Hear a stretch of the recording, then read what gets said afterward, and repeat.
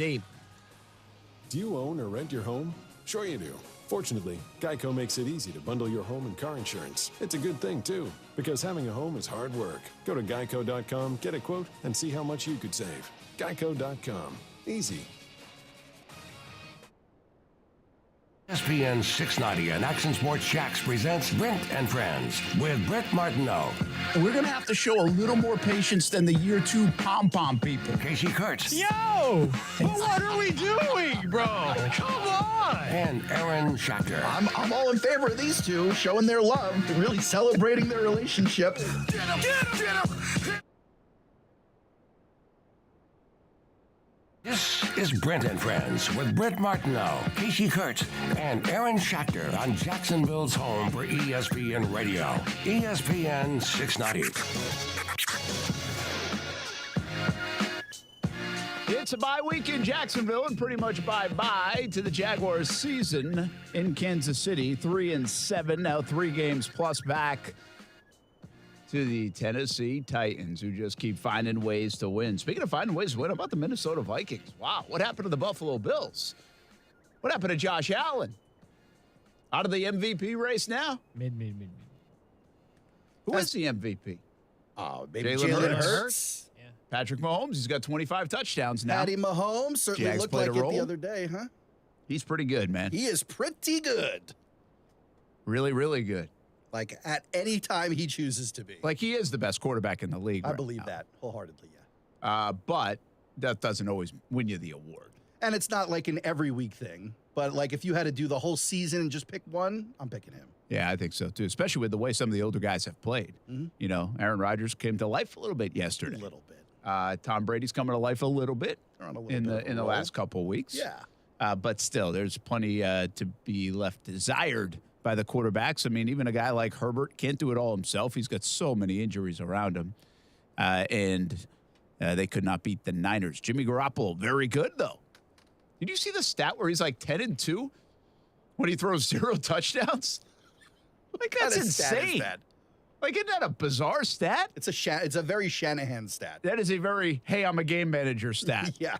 That is not a, I make $30 million a year stat. Yeah, the real stat there isn't 10-2 when he throws no touchdowns. It's 10-2 when he has no turnovers or whatever that number would be. And somehow the Arizona Cardinals are better without their $46 million quarterback. They're better with Colt McCoy and then Trace McSorley. This is nonsense. Where they can what get you're a doing. win. Nonsense. Bizarre. This NFL is crazy. Brent Martineau, Aaron Schachter, Kasey Kurtz. Happy Monday, everybody. Jags do go on the bye week. Jags lose 27-17. You know that by now. We had Monday Morning Madness earlier today. A lot of the reaction. We have Maurice Jones-Drew coming up at 3:20. A simple text from MOJO today was, what is going on? I said they played the Chiefs, man. Feel like you could have sent that text 7 or 8 different weeks by now.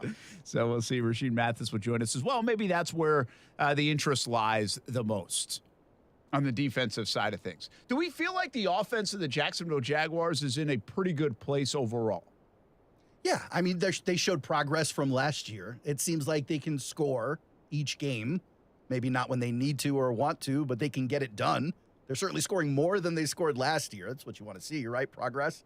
Yeah, I think the most concerning thing on the Jaguars offense would be throwing it downfield, being explosive. Yeah, that's pretty much because they can get it over the middle. You can see them move the chains in small ways.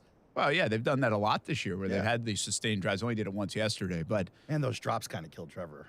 Well, the first one did, yeah. The Kirk one. I mean, there were especially. a few first down drops, too. Like, Yeah, I mean, I he's think. getting them the ball. I think, it's interesting. I was thinking coming in, it's like Christian Kirk makes play. I was thinking of the other people in the league. Like Green Bay's really been struggling, but then Christian Watson has a big game, right? Mm-hmm. Boy, he did. And so out of the blue, right? Somebody just says, boom, this huge game. And Justin Jefferson was a monster again. Tyreek Hill's been unbelievable. Waddle's been unbelievable. Kelsey usually is unbelievable. So I'm thinking, okay, the Jags, have they had anybody that's been unbelievable? Maybe outside of ETN. And I don't think I would say that, although I would give Christian Kirk some credit here. He had the drop, and he comes back, and he makes 8 catches for 100-something yards and 2 touchdowns. It didn't turn into a disaster of a day. He missed one. The one he missed was a big one. I mean, other than that, he really should have been 9 for 9 on targets to Christian Kirk. It was 8 of 9 instead. Yeah. But is that like basically what this offense is missing, Kasey? Like that performance? And I'm not saying like Watson's the answer in Green Bay. Like I don't know if he's going to do that week in, week out. But we really haven't had like that great performance from a player to make you win the game. And Kirk probably came as close yesterday, but still had a big drop. Yeah. Yeah, they need that guy that's just going to go get it to that point. Like, I don't know if it's like, because I think Kirk can do some of the things like Christian Watson did. Like, if we're making that comparison, like, I think that the one he just ran away from dudes, but he does have that element of, hey, he can go get it if you need to, and that's what they're missing. Marvin did that a little bit, but again, they tried it later in the game, and you're just not making that play. So, yeah, they're missing that guy right now on their offense. That's the biggest thing. And hopefully Calvin Ridley does that and can help that. And if he does that, well, then Christian Kirk, there's a lot of people that think, wow, he could take the next step. Again, we talk about this a lot.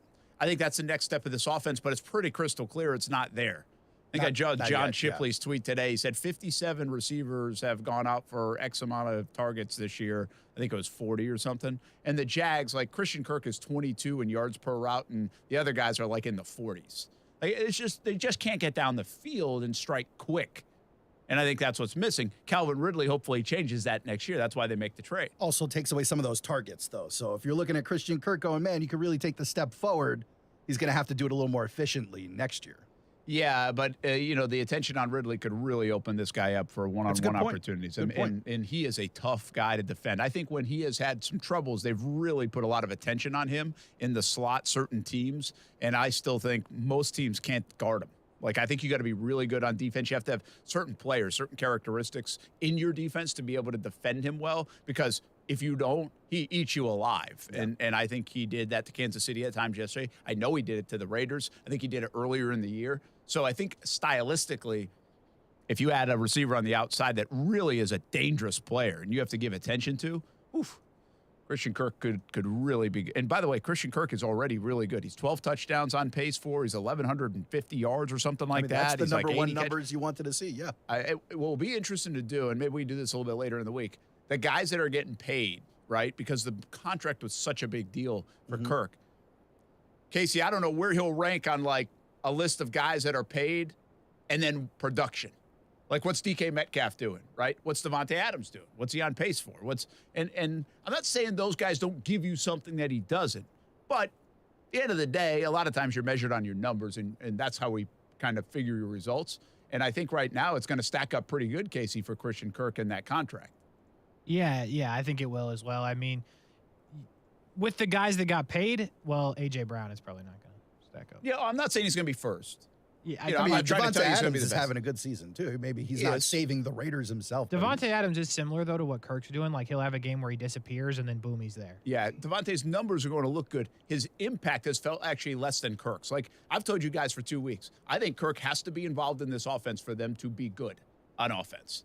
I don't think he can just go away with 1 catch, 2 catches. Like, he has to be targeted. And I'll tell you what, I think Doug Peterson and Trevor Lawrence feel similar, because they've been going at him now these last couple of weeks. They are getting him the football. Isn't it funny how it looked like Ingram was really the security blanket for a while, and now it's just kind of becoming Kirk by de facto? He's just open all the time. Yeah, I will say Zay Jones had a pretty big game, like quietly. It didn't feel big, but he made some big catches. And he went moments. to him on the 4th down. And that 4th down play. Yep. The thing about Zay is he just doesn't, like, it's 8 catches for, 68 yards? Yeah, it's not.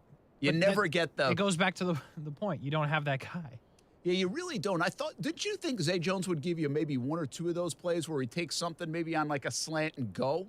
Because he can run. I thought that's what he was brought here to do. I actually didn't. I thought they'd try more of like run behind guys. Like I know he's not the fastest guy in the league, but I thought there'd be more of the vertical, and then you open up Kirk underneath. That's what I thought. Yeah, and we saw him on the one play where, again, I contend there was pass interference on the 3rd down, but not a lot of routes like that for Zay Jones. Now, listen, I will say this. I think he actually runs a lot of those routes, Kasey, as part of the plan to wipe somebody out of the equation, and then they throw it underneath. You mean take a defender downfield? Yeah. Okay. Like you will see that a lot with Zay Jones. He will be the guy sprinting. You know what always happens, like especially when you're looking up top and watching it from, if you're sitting up top or the press box or whatever.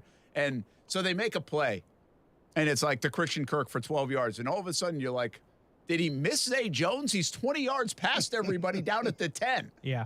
But the guy just kept running. Yeah. Like he was never probably going to be wasn't one of the first reads or anything like that. Well, then I guess I thought they'd hit it more. I They'd at thought least so too. throw I it thought there. they'd try it, right? I'm not sure what.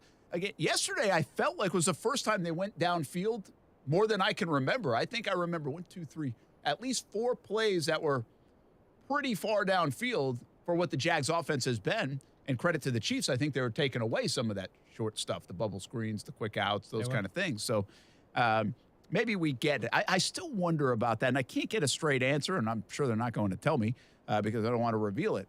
I still wonder if there's an evolution to this playbook, or if they're all comfortable with this, now coming out of the bye, you start to see more of that. Like, is that the next step, even in this offense? But then you can question, do they have the personnel? And I think that's what we're getting at here. Do they have the personnel to be able to beat you 25, 30, 35, 40 yards down the field? Because I think Trevor can throw it. I mean, like, I know he can throw the ball that far. I'm just saying, I think his deep ball's a good ball. It hasn't played that way much early in his career, but I think his throws yesterday showcased that he can super throw. on target. He was on target yesterday. I just don't think they have the personnel. I think it goes back to that. I don't think they're going to get the separation that they want down there, and then you're putting the ball in danger because it's pretty good coverage. And so I think that's why they've shied away from it. And you're seeing high completion percentages from Trevor. Something like 76% over the last couple of games. All right, before we get to Mojo and before we take a break, let me ask you the other side of it. I'm going to pose this question. Pose it. Balky or Peterson Or is more of a problem on the Balky or defense. Peterson or I'm sorry, Caldwell? Balky or Caldwell, sorry. Okay. And I got to really reference this. I'm not talking Dave Caldwell. I'm talking Mike Caldwell, the defensive coordinator. Yeah. So when Or you the put general manager, Trent Ball. Yeah, and Trent Baalke. But I just didn't want to – I'm not making this a GM conversation. The defense is not as good as it needs to be. Yeah, The that's fair. Jaguars spent a lot of money on defense and investment in draft capital. Mike Caldwell is a new defensive coordinator. Where do you guys come down on this being an issue here in Jacksonville right now? Do they just not have good enough players and they missed in spots? Or are we seeing a defense that hasn't made adjustments or is just not good enough from a scheme standpoint? Well, I definitely think you have some important players who are still new in the league, right? You got guys like Trayvon Walker and Devin Lloyd. Even some of your second-year guys, you'd like to see some more experience, some more good habits experience from good coaching staffs before you really make a call on it. But if I got to blame one, I'm blaming Caldwell before I blame Baalke. Just because you expected so much different kind of performances from some of these position groups that you're not seeing. For instance, dropping your number 1 pick back into coverage as much as you do, there's got to be a reason they think that they know they do that for. But certainly it hasn't been working out to what you'd like to see coming from Trayvon Walker. And he's not the only one. I mean, Josh Allen has got question marks all over him. That whole front has question marks all over it. But the linebackers, you saw Devin Lloyd's head spinning for a couple of weeks there, even though he kind of, he had a fumble recovery yesterday, I believe, right? No interception. Yeah, it was fumble recovery. Yeah. But, they're getting Muma in there a little bit, but, he's been slow to get on the field for whatever reason, whether that's because you got guys you want in there or because he just hasn't earned his way there. Aluakin started off slower than you would have wanted to see. So I don't know that you can put that on Baalke. Kasey? I would co-sign. I think that they spent the money. They did. The GM did the thing. What everybody wanted him to do. And I think it comes down to the guy making the calls, right? These players, I mean, they might not be good enough. They're not bad. This is not the worst defense in the league. They have athletes on the defense that should be making plays. I put it on the guy making the calls. Yeah, well, I think a lot of the answer falls on the players, but I think you do have to ask the question, are the players good enough? Like, they have made some adjustments. They have shuffled people in and out. Caldwell has done the things that they have asked, like fans asked, basically. Hey, all right, get him in then if this guy's not doing it. Well, when that's the case, if you're benching guys, then that means that guy's not good enough. And if that guy's not good enough, then why did you spend a first-round pick? Why did you spend $40 million? Like, that's concerning. And right now, they're not getting good enough play, probably even out of Trayvon Walker.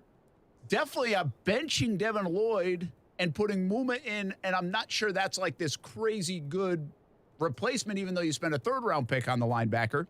So did that whole situation go awry? Foley Fatukasi, 3 years, $30 million. Not seeing it. not seeing the production. And then the Shaq Griffin investment goes back to last year. And while I thought he was pretty good last year, that obviously did not fire this year. And then you really don't have anything behind. Their depth was a concern going into the season in the secondary. Yep. Their depth is now kind of hurting them. Their depth is showing. bad. Yeah, it's but, showing. we're not going to – Shaq was okay last year. He was okay last year. So we're not going to – I'm not putting that on Balky this year. Well, I'm not putting it on Mike Caldwell either. He has to deal with him. He didn't go get the play. That's fair. I mean, maybe he fell off a cliff. Maybe this is it. I don't know. Yeah. But also, you weren't bringing J.C. Jackson here. He wasn't coming here. You weren't paying him $80 million. Yeah, and that actually would be a good move because that wouldn't have worked out either. Right. But, some of the guys, the big-name guys, were they coming here? Probably not. So you got what you could do, and you filled some, Oluwakin is good, or he should be good. He should be is better. Good. He will be better. He is good. Yeah, I don't mind Oluwakin. I think they made some good moves. It's just now, should they have drafted Sauce Gardner? Yes, but it's neither here nor there. Yeah, and should they have traded up for Devin Lloyd if you're benching him? That's fair. Because George Pickens is good. Brent and Friends on ESPN 690. Maurice Jones-Drew joins us right after this on ESPN 690.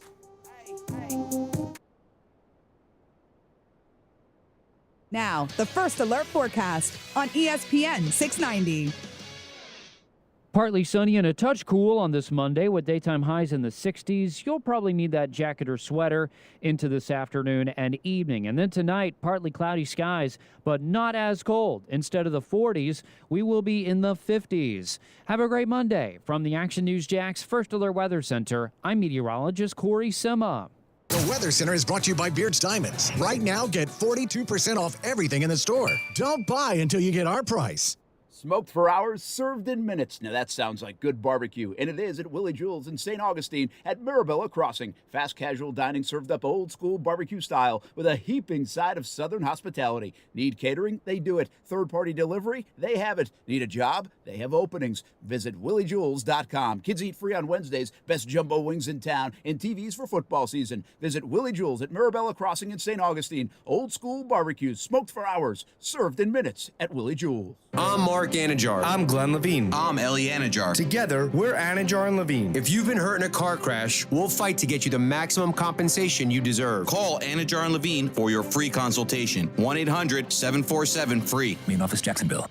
We're ready to deal at Best Bet St. Augustine, the only card room and sports bar in St. Augustine, Florida. With nonstop action, poker games of all limits, exciting table games, and a sports bar with the NFL ticket, Best Bet St. Augustine has you covered. Don't miss our delicious dining options, serving breakfast, lunch, and dinner, and our always popular freshly made sushi. Best Bet St. Augustine is located on 800 Marketplace Drive off exit 311, where I-95 and State Road 207 meet. Learn more at bestbetjax.com. Without the ones like you, who work tirelessly to keep things running, everything would suddenly stop. Hospitals, factories, schools, and power plants, they all depend on you. No matter the weather, emergency, or time of day, you're the ones who get it done. At Grainger, we're here for you 24/7, with supplies and solutions for every industry, and access to product specialists ready to help. Call, click Grainger.com, or just stop by. Grainger, for the ones who get it done. If you play a sport or coach a sport or watch a sport in Jacksonville, there's a really good chance that uniform was ordered through Baker Sports. Look good, feel good, play good. Custom sports apparel at Baker Sports since 1997, and a staff that wants to help you. They are experts in the business and make outfitting your team a seamless endeavor. The homegrown Jacksonville business is now the top choice for apparel all over the Southeast. Baker Sports, uniforms, hats, shoes, embroidery, screen printing, and 3D printing. They do it all at Baker Sports, helping make your team look good. ESPN 690 is home for the Florida Sportsman Fishing Show hosted by Captain Rick Riles. Tune in every Saturday morning from 7 to 9 a.m. to find out what's biting now. Fishing so fresh, you can almost smell it. Dell's Black Friday event has arrived with select deals on top tech to power any passion. The savings start now with up to $400 off on select XPS and Alienware PCs powered by 12th Gen Intel Core processors. Don't forget, special pricing on the latest monitors, docks, and accessories, including free shipping on everything. Just call 877-ASK-DELL for Black Friday deals. That's 877-ASK-DELL. COVID-19 moves fast, and now you can too. If you feel symptoms, even if they're mild, you should test fast. Test positive and at high risk for severe COVID-19? Then act fast with authorized oral treatments that can be taken at home and must be taken within 5 days from when symptoms begin. COVID-19 moves fast, and now you can too by asking your healthcare provider if an oral treatment is right for you. Learn about a treatment option at treatcv19.com. This message is sponsored by Pfizer. Hey everybody, it's Brent Martineau from Action Sports Jax. There's a good chance you have a smart speaker, so use it with ESPN690. Stay up to date on the Jags and all things sports by telling Alexa or Google to play ESPN690. It's as easy as that. Make sure you listen weekdays 3 until 6 p.m. on ESPN690.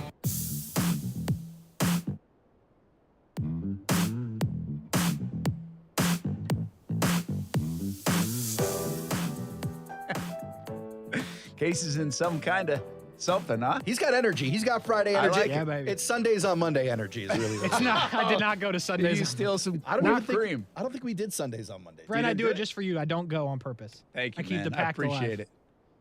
Let's ask Maurice Jones Drew. Hey, Come on, Maurice Mojo. Jones Drew, when you were in Jags, did you guys have like Sundays on Mondays in team headquarters? Little team building things to bring you guys together. What is Sundays on Mondays? It's when you have ice cream Sundays on a Monday. Oh no, we didn't do all of that. We didn't do none of that. No, you know what? This is the equivalent of you guys like breaking camp and going bowling or going to the movies or to Top Golf. Oh, okay. So we did that maybe my second year. We did that. I think we went. Jack might have told us like, hey, we're going to go to the movies, or, hey, here goes a see you Wednesday type of thing. But I don't remember, like, having ice cream. Whatever works for you, though. Yeah, well, it doesn't work for me. That's my point. It keeps our whole company together. It does Mojo. work for Aaron. It works. Ice cream works for everybody. Period. They don't do that at NFL Network or anything? You don't have to show up a little early and have a little team bonding? Oh, listen, don't talk so much, because in the press box that I've been in for multiple years, I've seen it. They fill you guys up with candy and ice cream. They do. Yeah. They do. We do it at NFL Network all the time. Yeah. Little socials like that to kind of get so everyone knows, and but Tell them, Mojo. Nothing like Rocky Road on a Monday. Come on.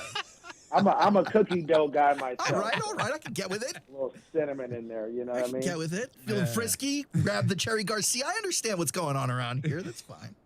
Maurice Jones, Drew Mojo on Monday. Glad to have you back, and another loss for the Jags. It's the same old story, man. How about this? If I told you the Jags going into Kansas City, and I know it's a really uphill battle, they're 10-point underdogs. They get an onside kick early. They're +3 in the turnover margin. They limit the Chiefs to 3 possessions in the second half, courtesy of a 9-minute drive by the offense, and they lose by 10. Like, would you believe that? Well, I mean, it's one of those things where you're dealing with, the top of the top, right? And I thought the defense really showed up and played exceptionally well against Patrick Mahomes, right? To hold the Chiefs to 27 points, to create 3 turnovers and like have some big hits and play with guys were flying around and all that was awesome.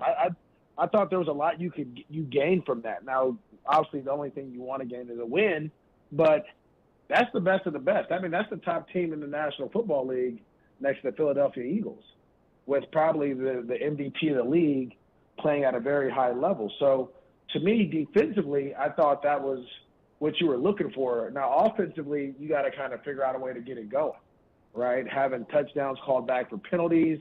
Those are things you can't do when you're playing the creme de la creme of the league.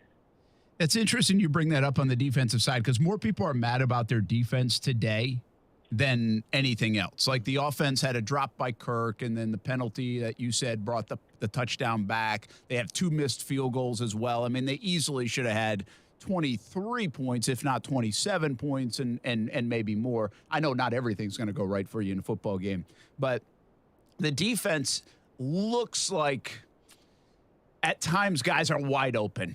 How much of that is Mahomes and Reed, and how much of that is this defense still trying to figure things out with a bunch of young players, do you think? Well, I think it's a little bit of both. I do think having Josh Allen cover a guy is never the best thing. And I know when you're in this 3-4 style defense, you don't want to always send them. You want to kind of do different blitzes. But why is he covering? Like, you don't pay him to drop back. And it's always been my issue with, like, 3-4 defenses because built in the scheme of things, yes, they're supposed to drop, right? It's like having the Denver Broncos having Von Miller drop. Like, why would you do that? Does it make sense to have Von Miller covering and not rushing the quarterback? Like, no. And so when you have top perennial pass rushers, you should always try to get them going forward as much as possible. And in that situation where they send 3, they flood the zone, they send 3 there, it's a common offensive scheme when you're playing a zone team, especially in the red zone, to send 3, 2 to the flat, 1 wheels up late with a post. That's hard on anybody to cover. And so I think in that situation, that's more schematics than anything else.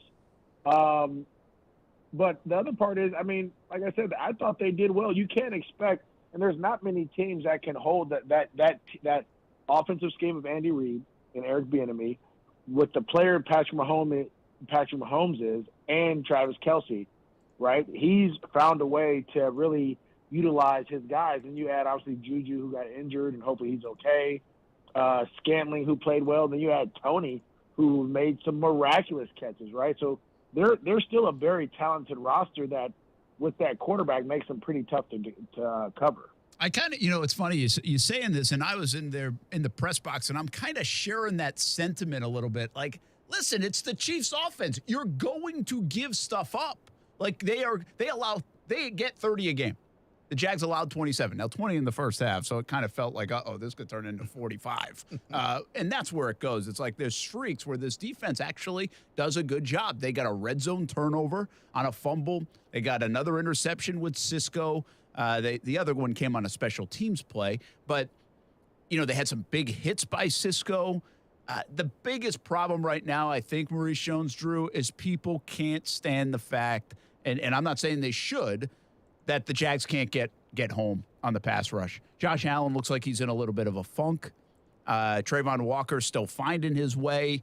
And if you don't get home with 4 against Patrick Mahomes, it's probably going to be a pretty long day. Yeah, yes and no. I think yes and no. I mean, you could blitz Patrick Mahomes and try to play tight man coverage behind it. You could try to confuse him in certain things, but you do want to find a way to and get creative with your pass rush. I watch all of the National Football League, and there's certain ways. Like, let's just say, again, I call the Rams games on radio, even though they're not playing the best offensively. Defensively, they're finding ways to get Aaron Donald singled up. So they'll put 3 guys on one side, and they'll put Aaron Donald singled up on as the defensive end on the opposite side against whoever the worst player is, right? If it's the right tackle, or if it's the left tackle, or if it's the left guard, they'll find ways to create and get him a single matchup to get him going. Josh Allen has to understand that, when we do get you on these one-on-ones, you have to win. You have to win. There is no stalemate. There is no almost there. And so a lot of times when you do watch the Jags game, they're sending backs and tight ends to chip sometimes. And then other times they're leaving you singled up. And so if you wear down a defense enough, especially a pass rush with running the ball, screens, different things, those pass rushers get tired, and then you are able to single them up with your tackles and not have to have as much help. So they got to find some creative ways. And so first of all, they got to get them into third down, and then find some creative ways then to get to the quarterback and get their guys some single blocks. Yeah, the Jags have to get more. They have to get home. You're right. They got to win those. And there were, I guess, 4 pressures for each of those guys, Trayvon Walker and Patrick Mahomes, but it just didn't get home enough to impact some of the plays they made. And they had drops, and they also had made a few poor throws early on for Patrick Mahomes. It took him a little bit to get in, but at the end of the day, it's 300 yards, it's 4 touchdowns, and the Kansas City Chiefs win the game. It's really interesting this year. We've seen flashes of brilliance from some of these guys, Maurice Jones-Drew. You played in the league for a long time, and I guess how do you remember or now looking back at it, how you judge guys and how long you have to, even on the defensive side? We talk about quarterbacks, it might take a while. But like Devin Lloyd, the first month of the year, he played excellent. Like, he looked really all over the field. He was getting interceptions. It didn't look like he was lost. The last few weeks, the last month, he looks kind of lost, and it's more noticeable. He's still getting a stat here or there, but they benched him the last 2 weeks, Mojo. Like, it's really hard to tell right now. Is he a good player or is he not a good player and he just had a good few weeks? No. I think if you show the ability to make plays, then you're a good player in the National Football League. But this is what people have to realize. Each week, they're scheming to your weakness, right? So if there is a chink in the armor, if there's a thing that if his eyes aren't right, if there's things that he's not doing correctly, there's teams that are going to exploit that, right? You have to understand there's people paid on these rosters and in these buildings to just watch tape, literally to watch tape and figure out what works. And that was back when I was there. We had guys breaking down film, 3rd and long. What do they like to do? What are their blitz packages? Who's vulnerable? How do you do it? And then as a player, you watch tape to specifically say, like, how can I attack this guy? All right, our offensive coordinators doing the same thing. Our running game coordinators doing the same thing. The passing game coordinators doing the same thing. So you have 5 and 6, 7 guys trying to figure out how to dissect you. And that's what makes great players really good in the national, or really good players. It turns them great when they can figure out how to disguise their weaknesses or some of the things they don't do well. And so for him, he's a rookie, right? He's probably having a lot of eye violations. Mm-hmm. He's probably, a step too late here or not hitting the right gap there. And that comes with understanding the scheme, understanding how people are going to try to attack you, and understanding that you got to put more time in the film and in your craft in order to play at a high level. And I think the Jags are getting a little bit of that, especially on the defensive side. They've had guys up and down, and some of that is youth and inexperience. And I think that exists. I do. But, once you get to week 10, week 11, they're going to come into week 12 off the bye. You got to fix some of those things too. And the Jags are shuffling some players around. They might just not be good enough in some spots at this point. On the other side Brent, of it, let me tell you a story real quick. I'll tell you a quick story. My rookie year, I played really well, but I had a tell. Whether it was run or pass. And what's crazy is Mark Duffner, the great coach that he was, he waited all the way until May for me to find out if it was a tell or not. Which our rookie year had a really good year. May comes around, things are going well, and I remember Mike Peterson in 2007 screaming in probably OTA number 3, saying, "Oh, it's a run, it's a run, it's a run." And I'm like, how did they know it was a run? Mark Duffner pulls me to the side. He's now the Cincinnati Bengals. He says, "Look, man, anytime it's a run, you move your head super fast, left to right, left to right, left to right.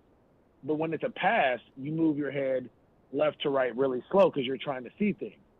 He was like, "That's a thing that we saw, and I saw it during the season. I didn't say anything to you because I didn't want to mess with you, but you were telling whether it was a run or pass." And something that small, right? Again, it goes back to how some coaches, players, personnel people can see things and gives you a tell. And so I don't know if there's a tell that he's giving. I don't know what's going on because I haven't got a chance, obviously, to dissect the tape. But it's things like that.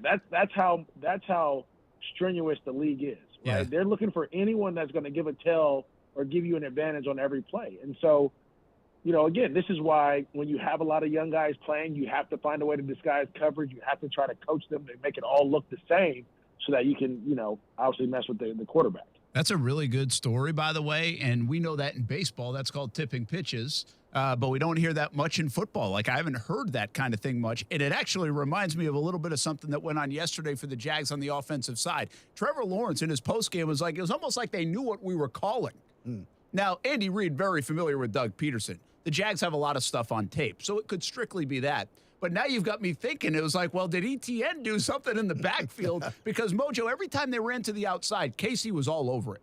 They absolutely dominated the Jags on the outside, anything there. And maybe it was just part of the plan. They knew the Jags were going to attack the outside. They've had a lot of success out there. But it just now you got me thinking a little bit. Maybe there's something to it because Trevor Lawrence, even in his postgame, said it was almost like they knew where we were going at times. Well, this is the thing.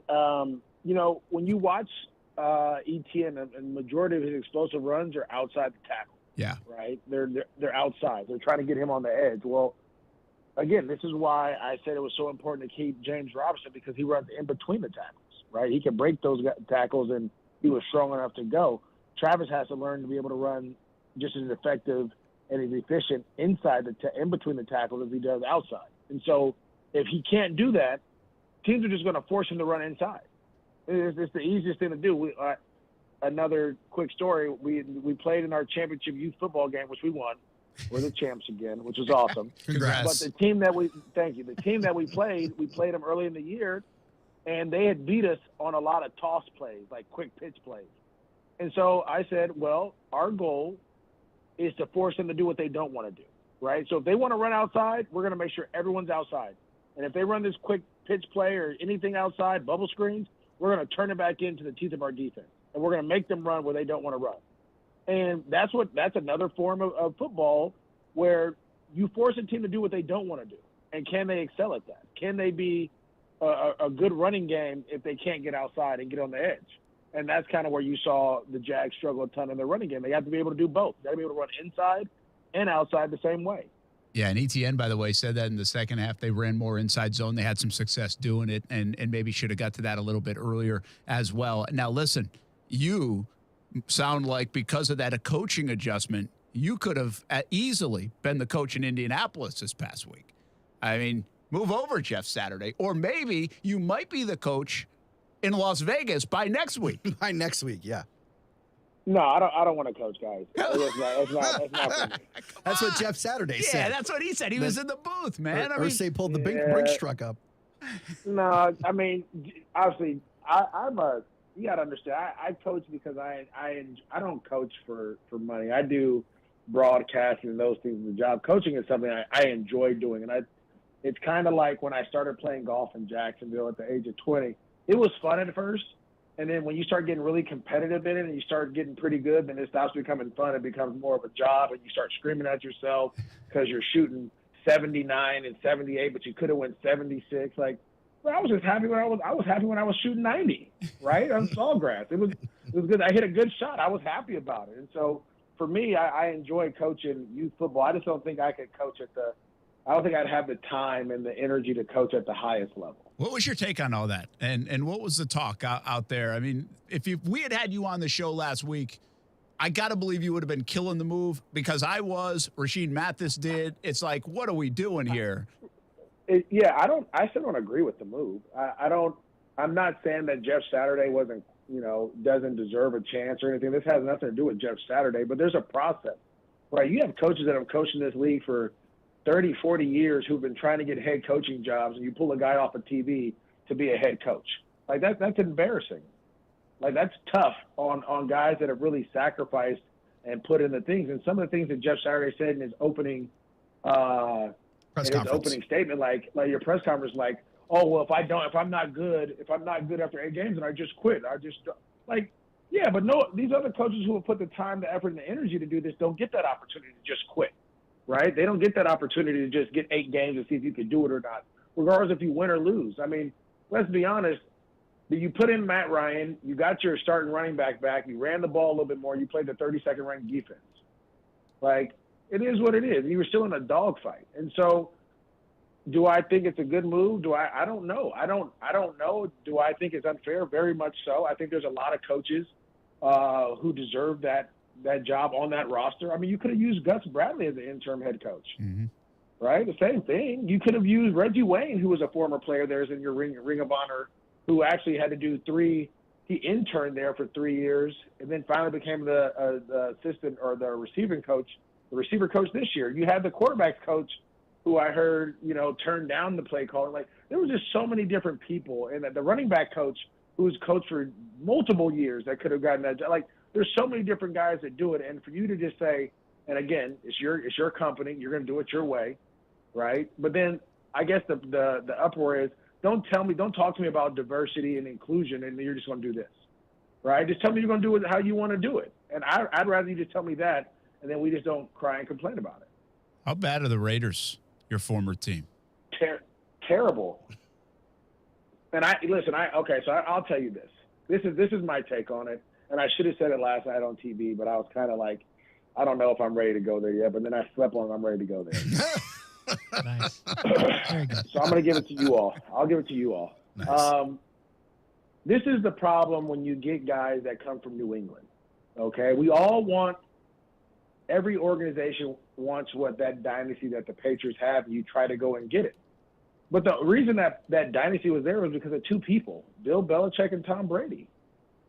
All those other guys were just pawns in the grand scheme of things. You saw Matt Patricia go to Detroit, destroy that organization. Mangini destroyed two organizations a while back. Yeah. Charlie Weiss.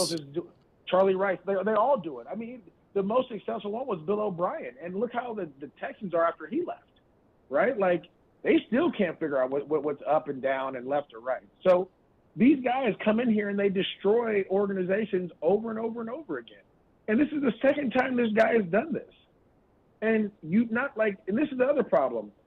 Rich Bisaccia took a team in the middle of your coach getting called a racist or saying some racist things, a player getting in a ton of trouble and killing someone for drinking and driving. And you had another player on social media, like threatening people with guns and all these different things. And yet he still finds a way to get them to the playoffs and almost beat the team that represented the AFC in the Super Bowl.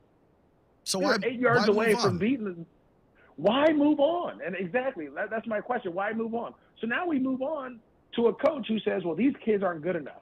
These players aren't good enough for me. So we're going to trade Yannick Ngakoue, and we're going to add Chandler Jones, who has a half a sack in 10 games, or how many ever games it is, right? We're going to trade. We're going to go cut this guy. We're going to cut all these players. We're going to cut John Abrams. We're going to cut all these guys, and we're going to do all this, and we're going to do all that. And you're 2-7. And it's like, we got to see the bigger picture. The bigger picture was for you to be able to take this team and push them forward. But every time a New England coach comes out of New England and they go to another place, they destroy that organization every time, because it's the way they talk to people, the way they treat people, the certain things that they do when things don't go their way. And then you have your quarterback on national television crying last night because they're doing everything they can and it's just not working. And so now you're just trying to figure out, how do you fix this mess, right? Do you stick with them? Because Denver stuck with them, right? Yeah, they did. It didn't work out. So I ask myself all the time, and I'm a big advocate, why does Josh McDaniels keep getting opportunities? You're not wrong. Especially after what he did to the Colts. I thought that was pretty dirty. What he did to the Colts, what he did to when he was the OC for the Rams at one point for a year or so, what he did to the Broncos, but he goes to New England, he wins some games back in the same system. Like, maybe he just should be a New England guy. Yeah, I thought he was going to be for a long time. By the way, I'll add one other thing. I think they would have cut Josh Jacobs if he wasn't under contract. I mean, they didn't give him a fifth-year option, and they probably should have picked that up. I get your sentiments a little bit. I wonder, because New England, and by the way, Belichick has found himself in this situation this year. Yeah. They didn't name an offensive coordinator. I think sometimes everybody labels Belichick the genius. We didn't even say Joe Judge. Yeah, Joe Judge, that's right. So and look at Brian Dable, what he's doing with the same roster. Yeah, that's true. Now, he was in New England for a little bit, but then he went to Buffalo first. But I think they try to outsmart everybody. Yeah. And Belichick has found himself in this situation with their offense this year. Their offense is terrible. They have not one voice in their offense. They don't know who's calling plays. They actually have Patricia's like a defensive guy, like doing it. Like, just go get an offensive coordinator. I think sometimes they outsmart, and then Josh McDaniels and other guys say, hey, we got to be the smartest guy in the room if we're going to be like the New England Patriots. I don't think it works that way all the time. And I'm no fan of Josh McDaniels, but I'm looking at the Raiders going, how much of this also falls on Mike Mayock, though? You're talking about, now you've got multiple draft picks from the Mayock era, first or second rounders that they've just cut during their rookie contract. They were like, no thanks. That's part of it. We're going to move on from you guys.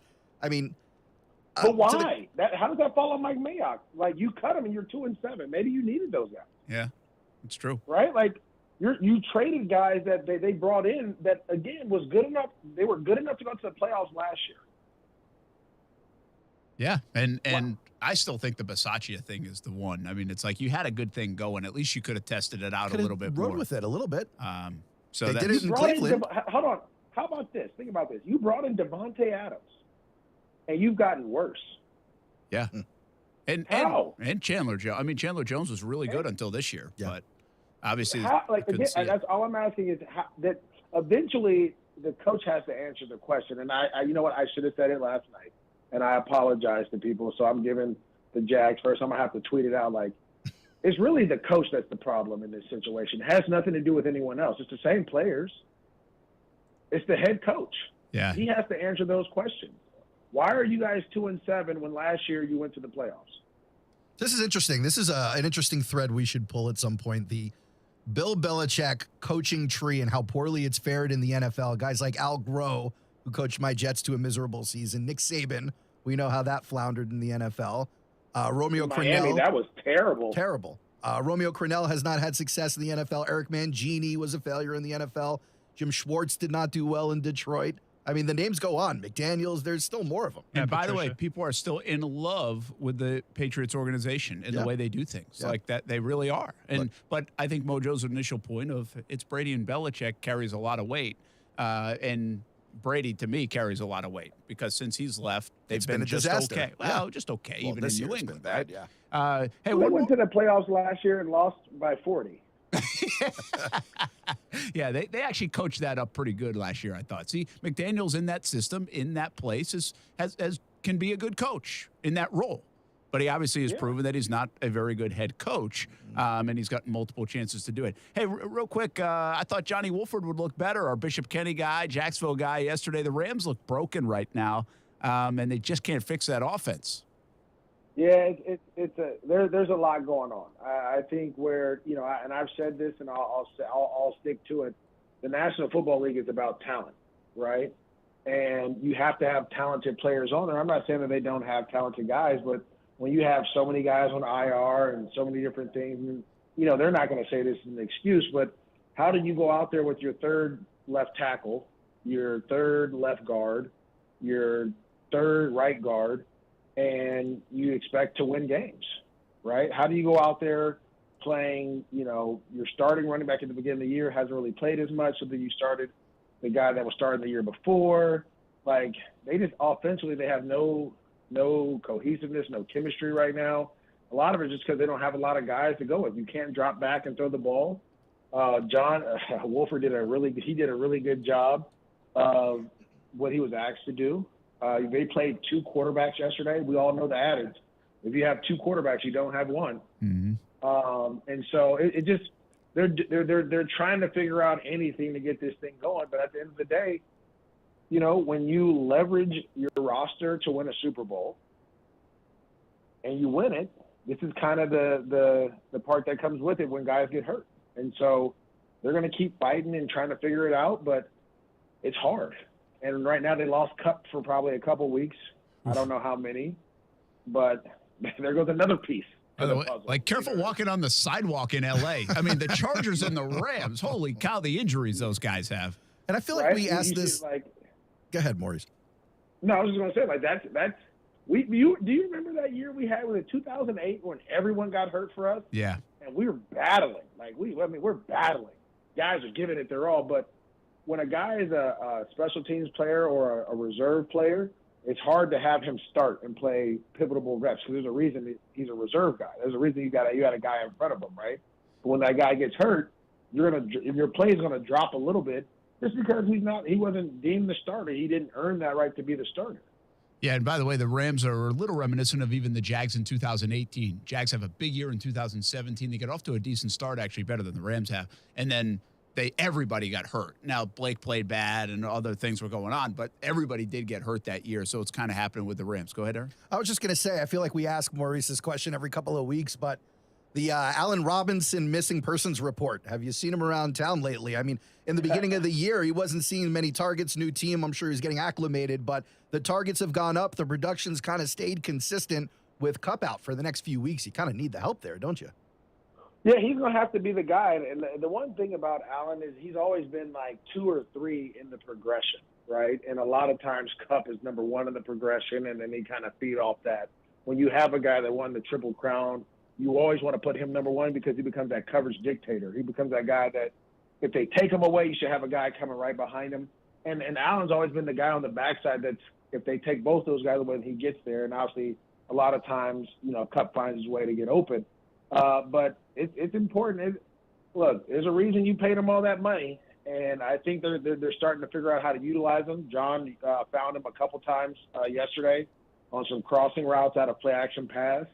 But again, like new system, new team, things don't click always the way they normally do, but it seems like Stafford should be back this week, hopefully. And if he's back from getting out of concussion protocol, that I want to be number one in those progression reads.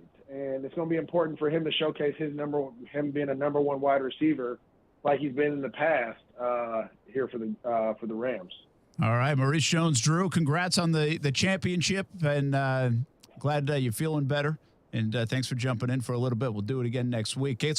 Actually, we probably won't do it again next week because the Jags don't even play. Maybe. We'll see. No, we if you want to talk to us. Do it. Okay, good. I always want to talk to you guys. I missed you guys. Right. I'm sorry. I was doing a lot of traveling and it was a lot. It kind of caught up with me, but I'm back now. That's all right. That's good. I'm happy to have this bye week and see how the Jags come out of this bye ready to roll. I told you, Trevor's playing well, man. Last 2 weeks, Trevor's playing well. That's a good news. Like, I'm really, to watch the next 7 games, I think are critical to see where he can take this thing because we'd feel pretty good about it, minus the wins, if Trevor continues on this track. Right. That's the big deal over the next 7 weeks. All right, go have a good week, and then we'll talk to you next Monday. All right, see you guys later. All right, that is Maurice Jones-Drew, and thanks for saving the good stuff on the Raiders for us instead of NFL Network. Giving us the scoop. Yeah, we definitely got to get that up quickly. Maurice Jones-Drew every Monday with us here on Brent and Friends on ESPN690. Then we go to Mathis on Mondays. We got to talk about this defense. You know, it's pretty interesting to, like, Mojo's in the middle of games and stuff, so he's not watching every play. But again, I'm not saying I'm not going to go as far as say they played well. But I wonder if the defensive effort against Kansas City, like in the building, was better than the outside the building reaction. 2 turnovers, 27 points against a team averaging 30. Like, can you live on that? But Kasey brought up a good point today. They also ran for like $150. I have an alternative take to you saying the defense needed to step it, or you were expecting to see the defense step it up a little bit more. I'm putting this one on the offense, and I'll tell you why. All right, we'll do that. Way to tease and not give it up. Good job. Good work. It's like he's done this before. Once we'll be or back twice. on ESPN 690.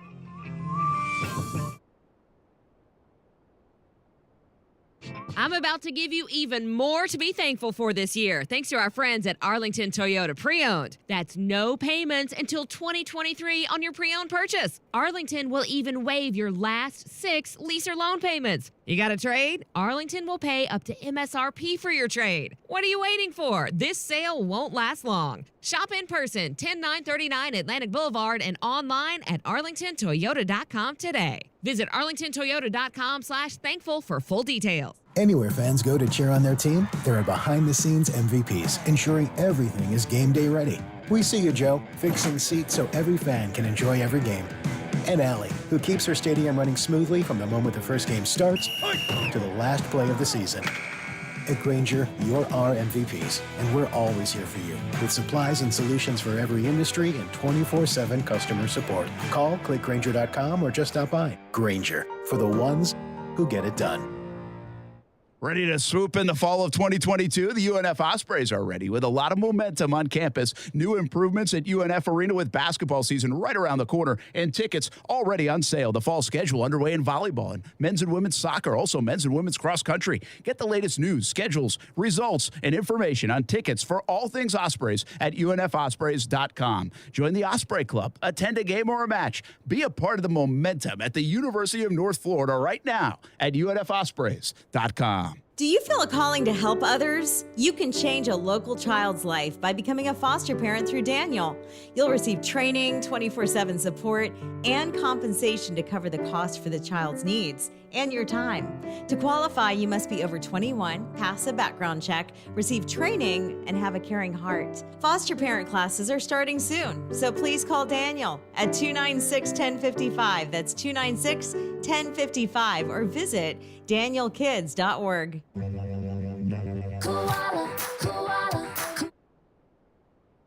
Hey, this is Bruce. And I'm Carrie. We're the owners of Koala Insulation. Fall is finally here, and hopefully so are milder temperatures. But don't wait to insulate your home. Take advantage of 20% savings off our summer rates and start saving on those utility bills now and all those hot summers to come.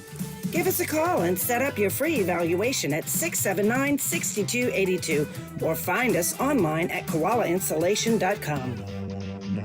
Need assistance with door and window projects? The Home Depot can help. From inspiration and materials to ordering and installation, our free Millwork virtual apron service can get you moving and doing. Plus, we speak Spanish too. Our associates can help you tackle complex jobs without you leaving the job site, saving you time and money. Call us at 1-833-HD-APRON or visit homedepot.com/MVA. The Home Depot, how doers get more done. The Wendy's $3 breakfast deal is here. Get a bacon or sausage, egg, and Swiss croissant, plus a small seasoned potatoes. That's a better breakfast for just $3 in 3 easy steps. 1, wake up. 2, get out of bed. And 3, head to Wendy's for your $3 breakfast deal. Choose wisely. Choose $3 breakfast deal. Limited time only. Participating U.S. Wendy's during breakfast hours. Select or request $3 breakfast deal in order to obtain discount. Not valid for a la carte or combos orders. Price and participation may vary in Alaska and Hawaii. Over the past few years, the COVID-19 pandemic has affected how we live our daily lives. Today, 1 in 5 Americans experience emotional and mental health challenges, but many of us do not understand what we are facing or how to ask for help. At the American Psychiatric Association Foundation, we work every day to eliminate stigma, combat mental illness and substance use disorders, and advance mental health. If you or someone you love needs help, you are not alone. Please visit mentallyhealthynation.org to learn more. Hey folks, Dave Benyon here with Zero Res. At Zero Res, we love rugs. We will treat your fine Oriental rugs with the tender and loving care they deserve. Gerard, the Zero Res rug manager, is one of the few certified master rug cleaners in Florida. If you want your rugs cleaned with tender loving care, call Zero Res.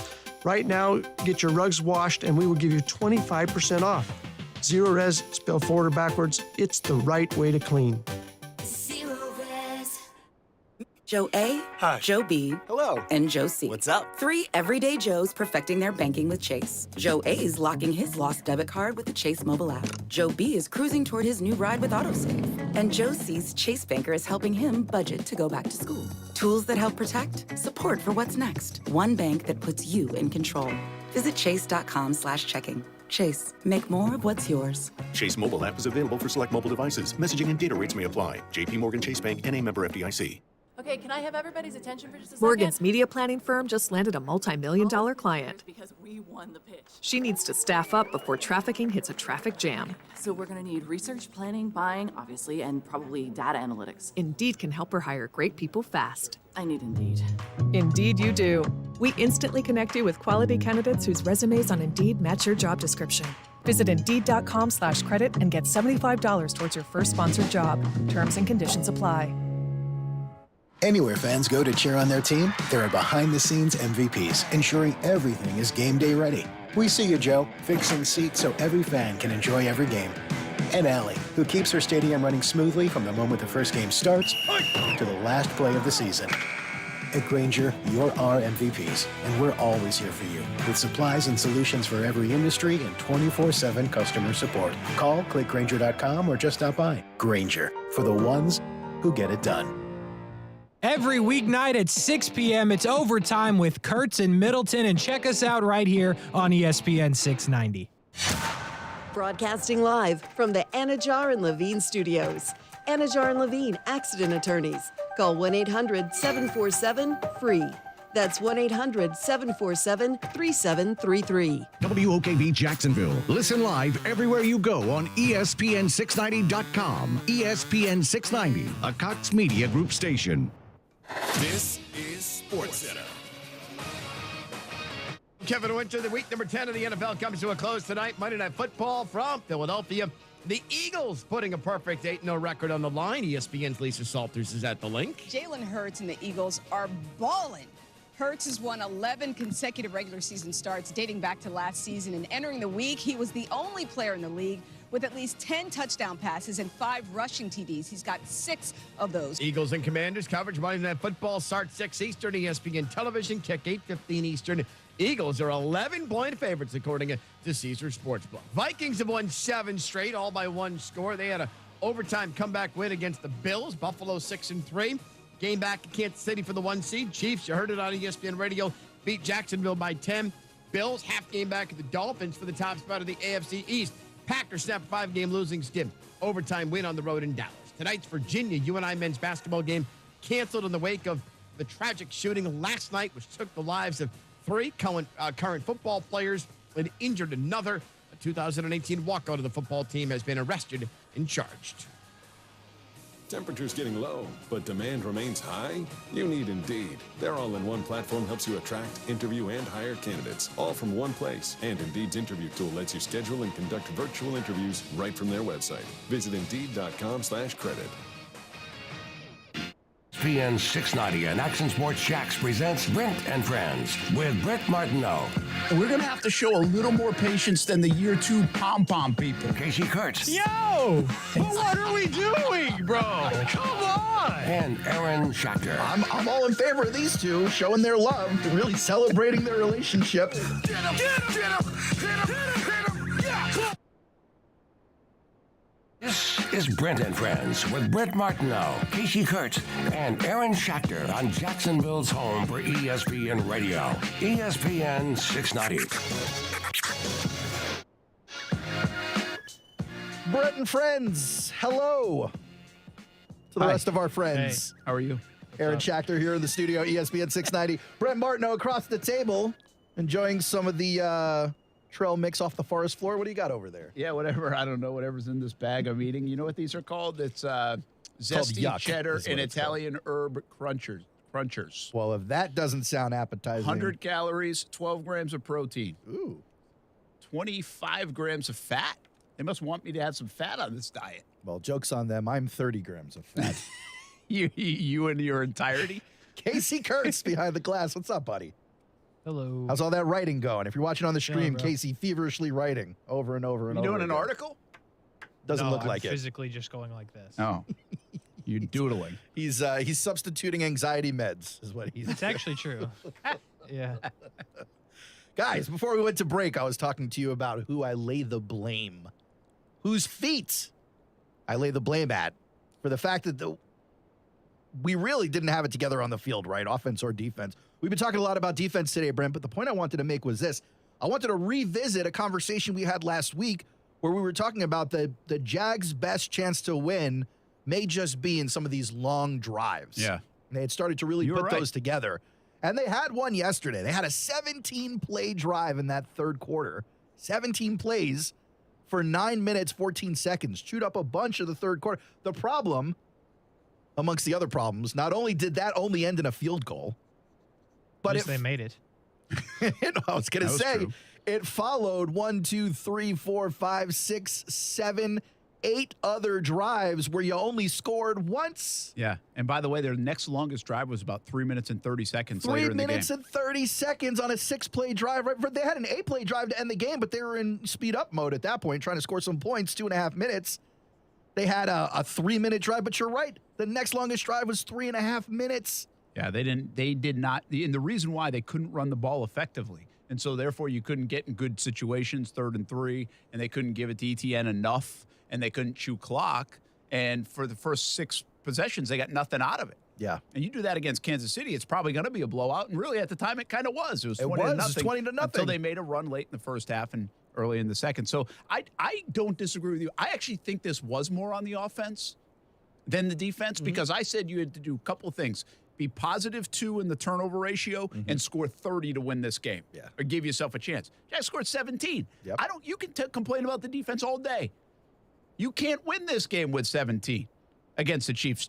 Very few people can beat the Chiefs with 17 points. Now, the kicker left 6 out there and 4 off the board because of the penalty. So, they were in position, but the other guys kind of let Trevor down and the offense down a bit. All right, let's bring in Rashean Mathis. He won't let us down. Mathis on Mondays. Sorry to keep you waiting. Everybody wants to blame the defense today, Rashean Mathis, because people are wide open when you play in the Chiefs.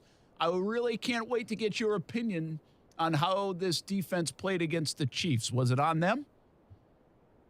I wouldn't say it was solely on them, but it was some wide open receivers that can't happen, and you have to give credit to the offense by mixing up play calling, but there is some late pickups that happens in zone coverage that if you're not getting to the quarterback, will bite you in the butt. You are our defensive coordinator. If you're playing the Chiefs, do you mix it up with man and zone? Do you play strictly zone? How do you play the Chiefs? Well, you can't play strictly zone because Mahomes is too good, and they have a very talented receiving core, and you can't just strictly play man either. So you definitely have to mix it up because the Chiefs is going to mix it up with timing routes and also flooding zones where they're going to have you pick up guys late. So when you're playing a talented quarterback, you just have to hope that your guys are spot on in zone pickups when you do pick up, and then you also have to make sure that your front is getting to him a little more often than we did. When we had Austin on the show for years before he left us for greener pastures, he was a defensive guy. So he would say, hey, if we do our job and we execute, we're going to win the play. See, I don't agree with that with Kansas City. Just based on the talent. No, they're so good. Yeah. They're so good. They're so in sync. Reed, Mahomes, Kasey. We were talking about this in the break. Like, Kasey and Mahomes have this thing, like, it's hard to describe. You don't even know if it's the route that they called, but it ends up being a backyard play, Rashean. Like, I just don't know if I'm not saying the entire game. I'm not saying the entire drive. I just think there's sometimes, if they execute it, you're probably not stopping it. Well, you're talking about two of the best players in the league, right? Like, these are probably the two of the top players, one or two players in their position. So when you have a duo like that, it's going to be hard to stop. You definitely have to have another monster on the other side of the ball to even isolate or try to contain someone like Kasey. And when you have Mahomes as poised as he is in the pocket, like, it's incredible to watch him play because his understanding of the game and understanding of their offensive concept. You can see how comfortable he is in the pocket and understanding where everyone is, understand what the defense is, and understanding what's there early and what's not there early. So he understands what his secondary and what his secondary reads are. Oh, you know what? And I want to go like 14 different directions here coming off what you just said, but I'm gonna stick with that. All right, because I watch it from the press box view, and you always respect Patrick Mahomes' games, but I'm always like, come on. I mean, is everybody good around him? Is Tyreek Hill? Is it Andy Reid? Is he put in a great situation? You're a Pat Mahomes truther is what you are. I just don't.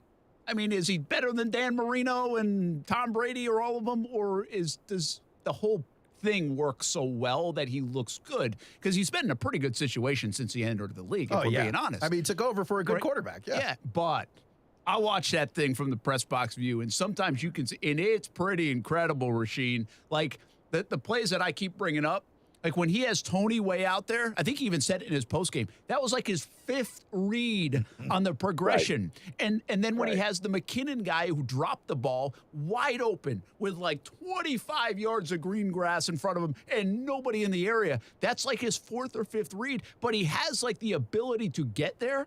And he also has the ability to get the ball there, Rashean. I mean, it is pretty remarkable to watch them in space. I think he spreads the field sideways almost more than he does the long way.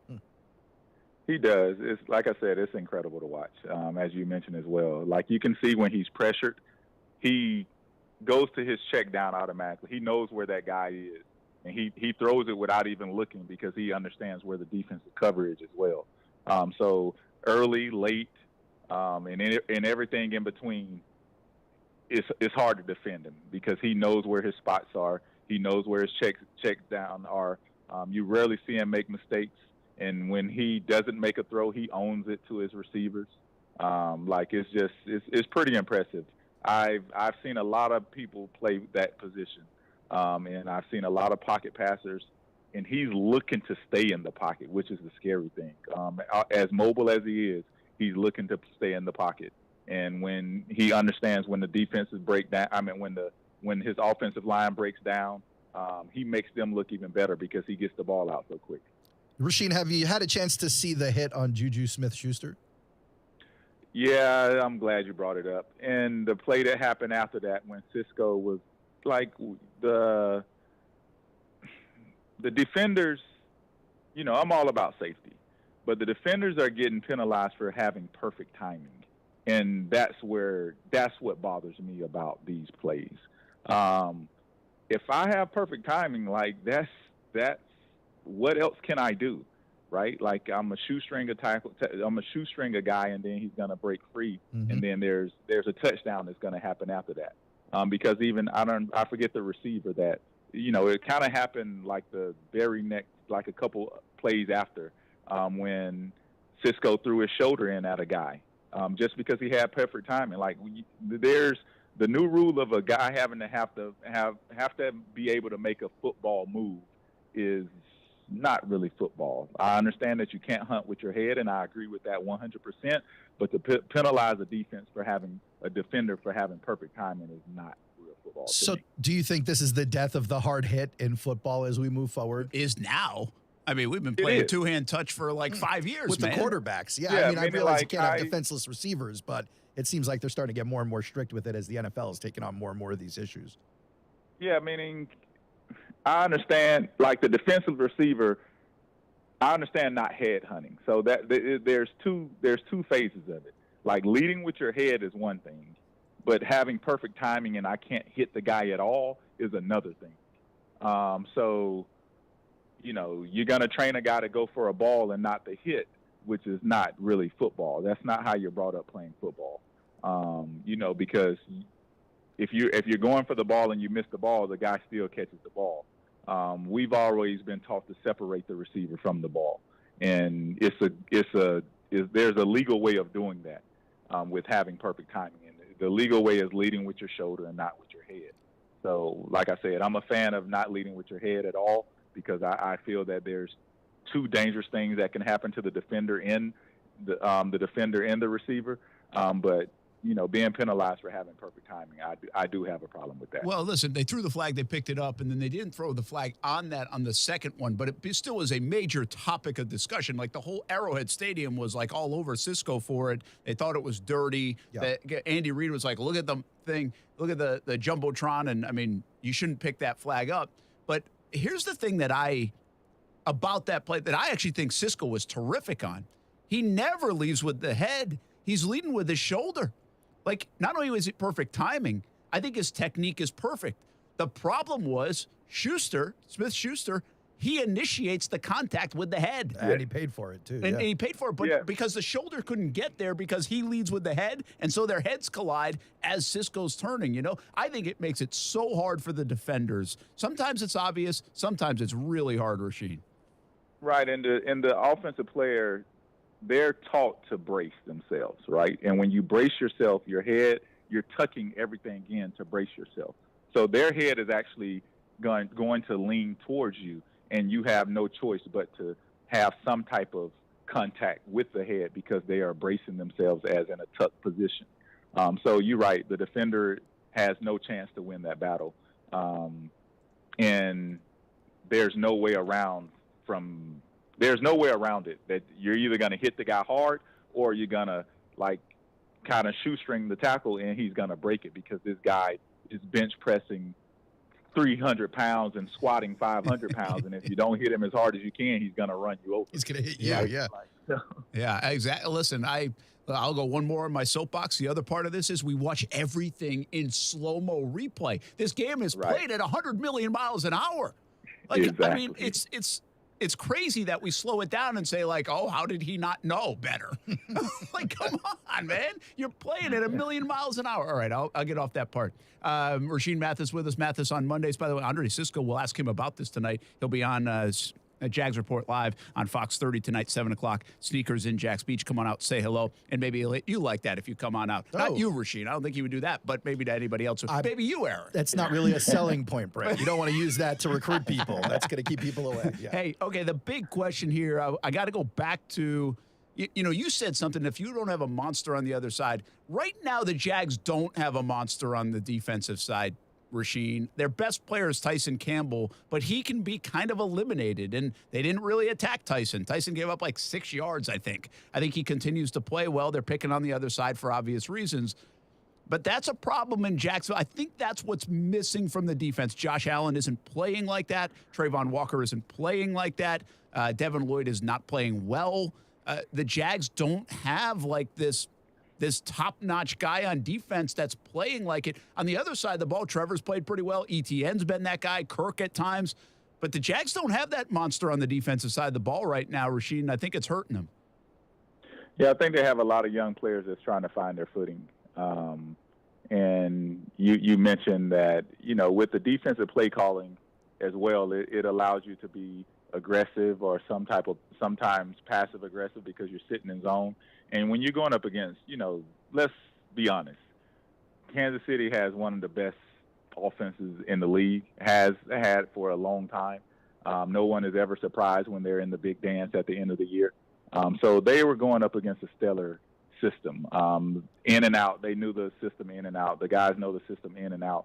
So, it was going to be a tough battle regardless of how well we played, but leaving guys wide open is going to, make it seem like we don't really know what we're doing. So that's the part of the problem, not really matching them pound for pound, but actually, being in the vicinity of when guys are making, when Mahomes are making throws and guys are making catches. That's another thing. But to have some busted coverages, you would never win against a good offense with busted coverages. So, like I said, we've always known that we were young in certain spots, and when those guys are playing good, it's good. When they're not playing so good, it's highlighted. Yeah, and this is highlighted right now, the play of Devin Lloyd. And this is maybe the most important thing I've got to ask you, because you're watching these games. You've seen him. He's been benched now the last 2 weeks in favor of Chad Muma because he's making mistakes. And this is a guy that he missed training camp, and we were wowed by his production in the first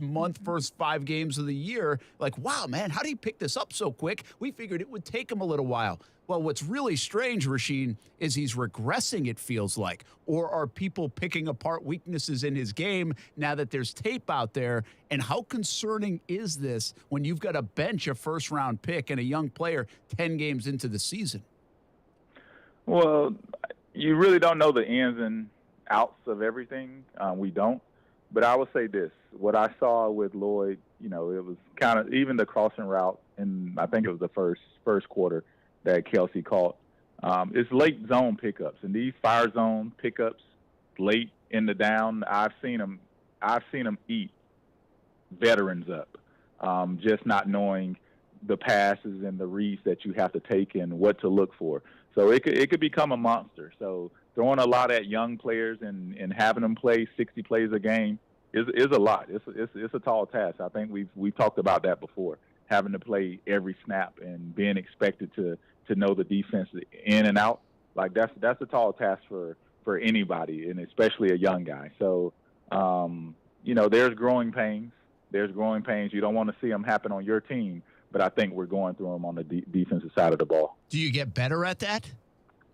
Yeah, you can get better at it. And it's kind of understanding what your defensive plan is going to be. And some coordinators have a decent defensive plan that they stick with the entire year, and they mix a couple other things in there. And then some coordinators have things where they figure out, okay, we might not can't play man-to-man as often, so we change up things in the middle of the season and try to complement the players that we do have, which also can be a tall task, like switching everything up in the middle of the season. Not saying Caldwell is doing this, but it looks as if we kind of sat back on our heels a little bit, because I think Mahomes was like 75% completion rating and has the most touchdowns when people are blitzing him. But if you're not getting to him with a four-man front, then you can't allow a quarterback that talented just to sit back there and pick you apart, because that's what he's going to do, pick you apart. Aaron, he put you in a tough spot, man. See, that's the thing that I'm always interested in. That Brady would do this, the Mannings would do that. If Rodgers does it, if you blitz them, good luck. Yeah. They'll make you pay. That he did yesterday. And by the way, Caldwell wants to blitz. Like, he's an aggressive guy. He's got a fast pass rush. Yeah. Well, he better. He doesn't have a fast enough one if he doesn't blitz. Well, they're not getting home. But these guys aren't like the big strong men. These are the fast guys. They're speed guys. So it's just I understand what Rashean's saying. Like, it's kind of okay, pick your poison, and hopefully they don't execute the best they can. But Patrick Mahomes is so good, Aaron. Yeah, and they did that yesterday. But Rashean, so you're looking at this defense, knowing what you know about it, knowing that the front is having a hard time getting home on a lot of these plays, knowing that the inexperience at linebacker is starting to hurt them on a regular basis, knowing that they're talent heavy, almost lopsided in that secondary. If you could add a star to that defense, where are you adding them? It would be it's getting to the quarterback because it solves everything. So whether it's a defensive end, a monster at defensive end, or someone up front that is demanding a double team, that's demanding 4 arms on him. So your pass rushers can be one-on-one and seeing what they can do, because someone has to win their one-on-one battle, and that's what football is all about, right? Winning your one-on-one battle. And if you can't win your one-on-one battle, it's going to be a long day in the secondary, on the second level with linebackers and DBs trying to pick up coverage. So it's a monster on the defensive side of a monster up front always eliminates a lot, because the quarterback is on a clock and he knows he's going to be on a clock. And I didn't see Mahomes on the clock at all during the game. Like, we blitzed him a little, we picked spots, but it wasn't the right spot. Yeah, he looked very comfortable. Yeah, I agree with what you're saying too. And we talked about this a little bit this morning. We talked about the disappointing players right now, like week 10, like who would you say? And I think Foley Fatukasi's in there. Is that in those guys in the middle? If they can wreak havoc, then it really allows things to open up on the outside and win those one-on-ones. Now, you can't just put it on the guys in the middle, but I don't think – you talk about complementary football, people love to throw that around. Well, I think that's how rushing works on the front. You got to complement each other a little bit with an interior rush and that exterior rush, okay, gotcha. you know? And I don't think the Jags are doing any of that right now. And before we take a timeout, I think Josh Allen is in a slump, Rashean. I mean, he's too good of a player and too talented, in my estimation, to just go away for a month. And he did it last year at the end of the year, and there's no bigger fan of Josh. But I don't know. Do you see something there? Is he just not winning? Are they doing more to prevent him from winning? Can you pick anything up when you watch the game? Yeah, and I like I said, I think someone has to demand 4 hands. And that's how we always won. Like, someone has to demand 4 hands on them, like 4 eyes, three hands. Like, someone has to demand a double team. And I don't think no one is demanding a double team. So that's going to be tough on all fronts, being that I can chip here and still get out in the open. You can allow a tight end to chip or a running back to chip your best pass rusher, and you don't have to worry about anyone else. But while, again, at the beginning of the season, I think we were, we saw some pass rushes. We saw some interceptions happen, and they work hand in hand, right? Like, coverage and pass rush definitely works together. So if the ball is coming out quick, it's on the DBs. If the ball is coming out late, it's on the front. Like, that's one-on-one when it comes to football. Absolutely. Rashean Mathis with us as we try to figure out the defense a little bit. Let's go back to the offense, what he saw from Trevor Lawrence, because we might be seeing that growth in front of our eyes these last couple of weeks. In my opinion, that doesn't mean it's in Rashean's opinion, nor your opinion, Aaron, as you smirkily smile over there. That's my normal face. He's better than Zach Wilson, all right? All right, Aaron? I'm not going to debate that at all. No, you're right. You're not a big – now, he's not better than Tua, though. Tua is unbelievable. He's nonsense. He might be better than Josh Allen these days. What's up with Josh Allen? I mean, 3 weeks in a row, he's making some mistakes. A week ago, he needed Tommy John surgery. He's on crazy. Brent and Friends on ESPN 690 is back right after this.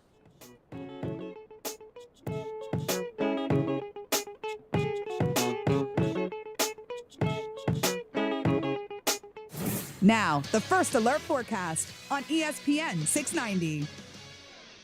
Partly sunny with below average temperatures continuing today, high around 68 in Jacksonville. And then partly cloudy skies linger tonight, but it won't be as cold with overnight temps in the 50s. Then we're mild on Tuesday.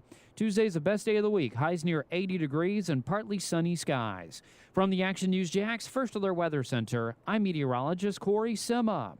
The Weather Center is brought to you by Beard's Diamonds. Right now, get 42% off everything in the store. Don't buy until you get our price. Win big at Best Bet St. Augustine. On November 24th and 25th, Best Bet St. Augustine will be giving away $20,000 in cash giveaways. Every 30 minutes from 6 p.m. to 11 p.m., a seated player at a table game will win $500. And a seated player at a poker game will also win $500. Best Bet St. Augustine is located on 800 Marketplace Drive off exit 311, where I-95 and State Road 207 meet. Learn more at bestbetjax.com.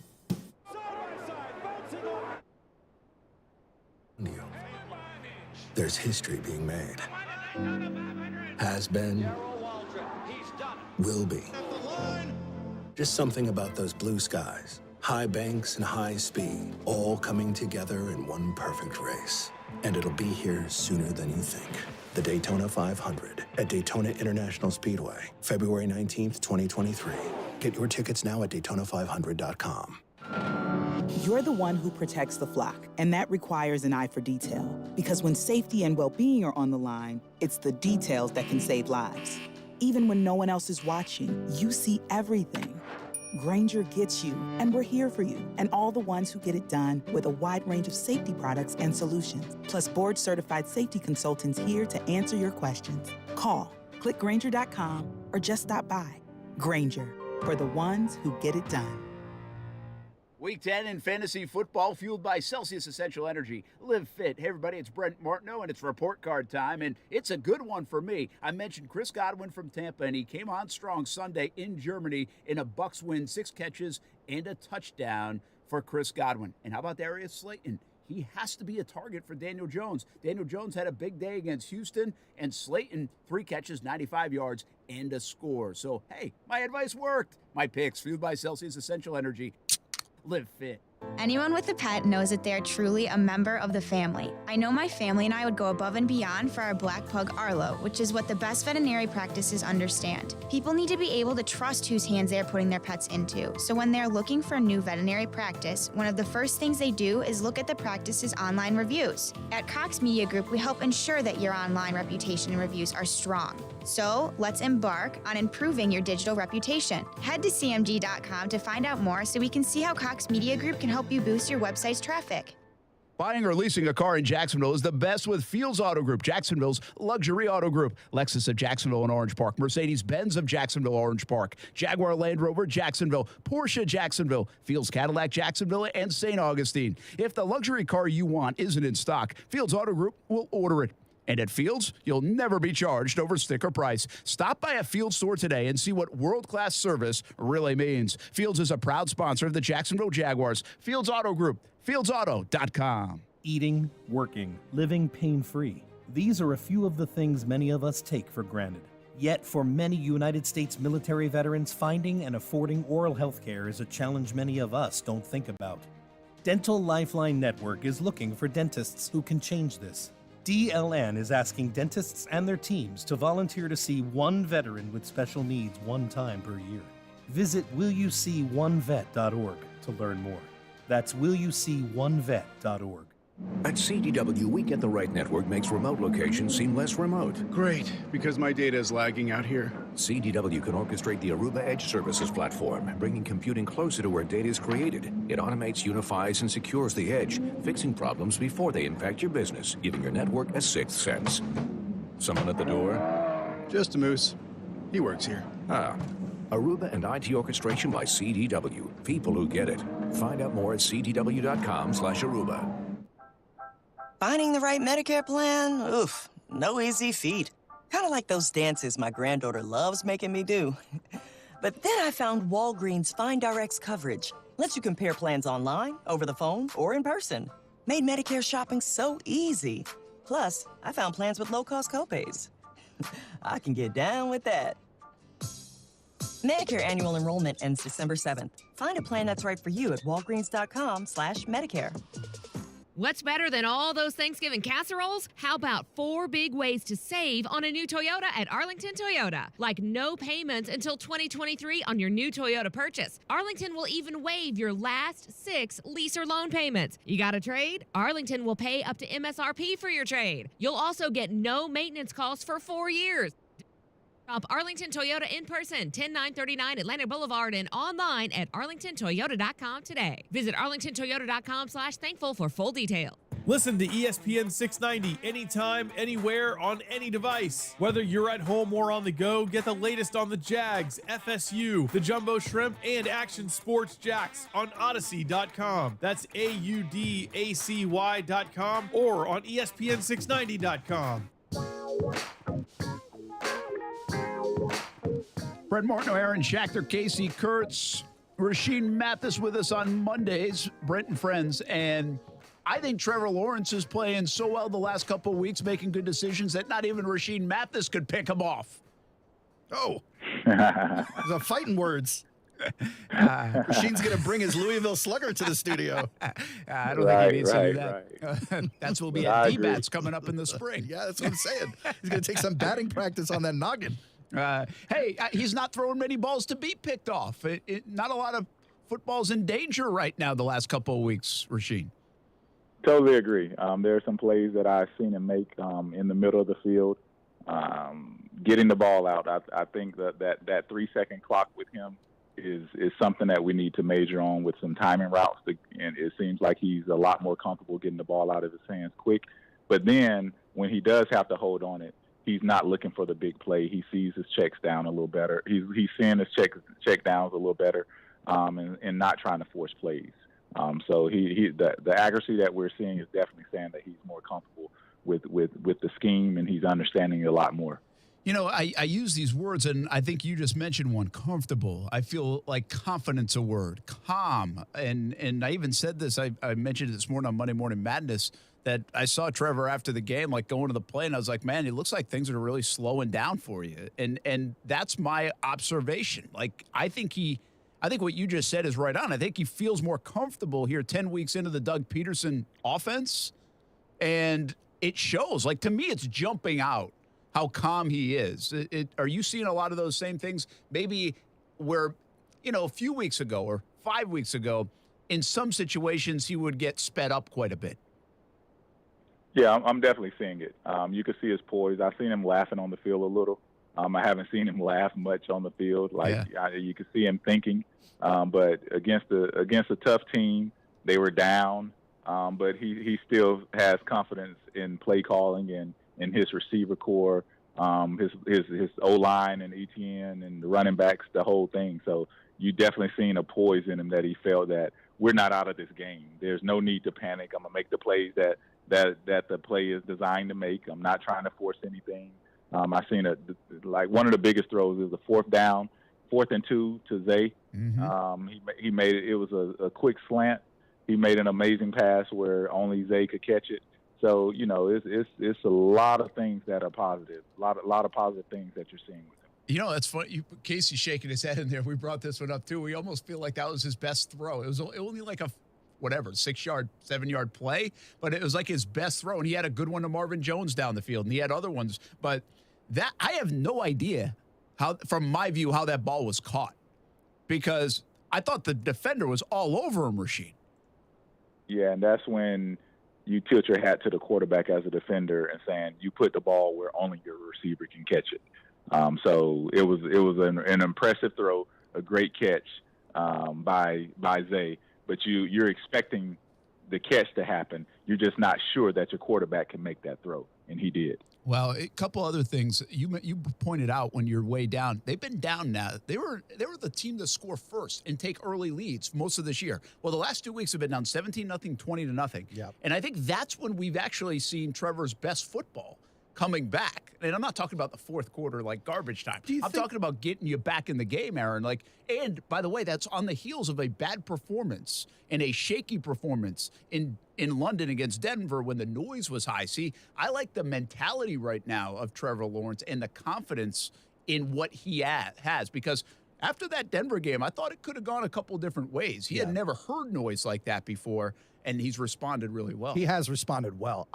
I look at him when he plays early in those games, and I'm not looking at it like he plays well from behind. I just think it still takes him a while to settle in there. Yeah, but less. I know what you're talking about, and we talked about that a bunch in the first 6 weeks. Like he'll sail a pass here or there. I don't think I've seen that. He's not really like, sailing them. The other day was not like yesterday. The slow start wasn't on him. No, Christian they Kirk would have scored. Go catch the ball. Oh yeah, right. So I also think that's part of it, Rashean. These guys have their favorite guys, right, or at least a rapport, and you can tell when Christian Kirk gets involved, Trevor feels better about it. It's pretty obvious, isn't it?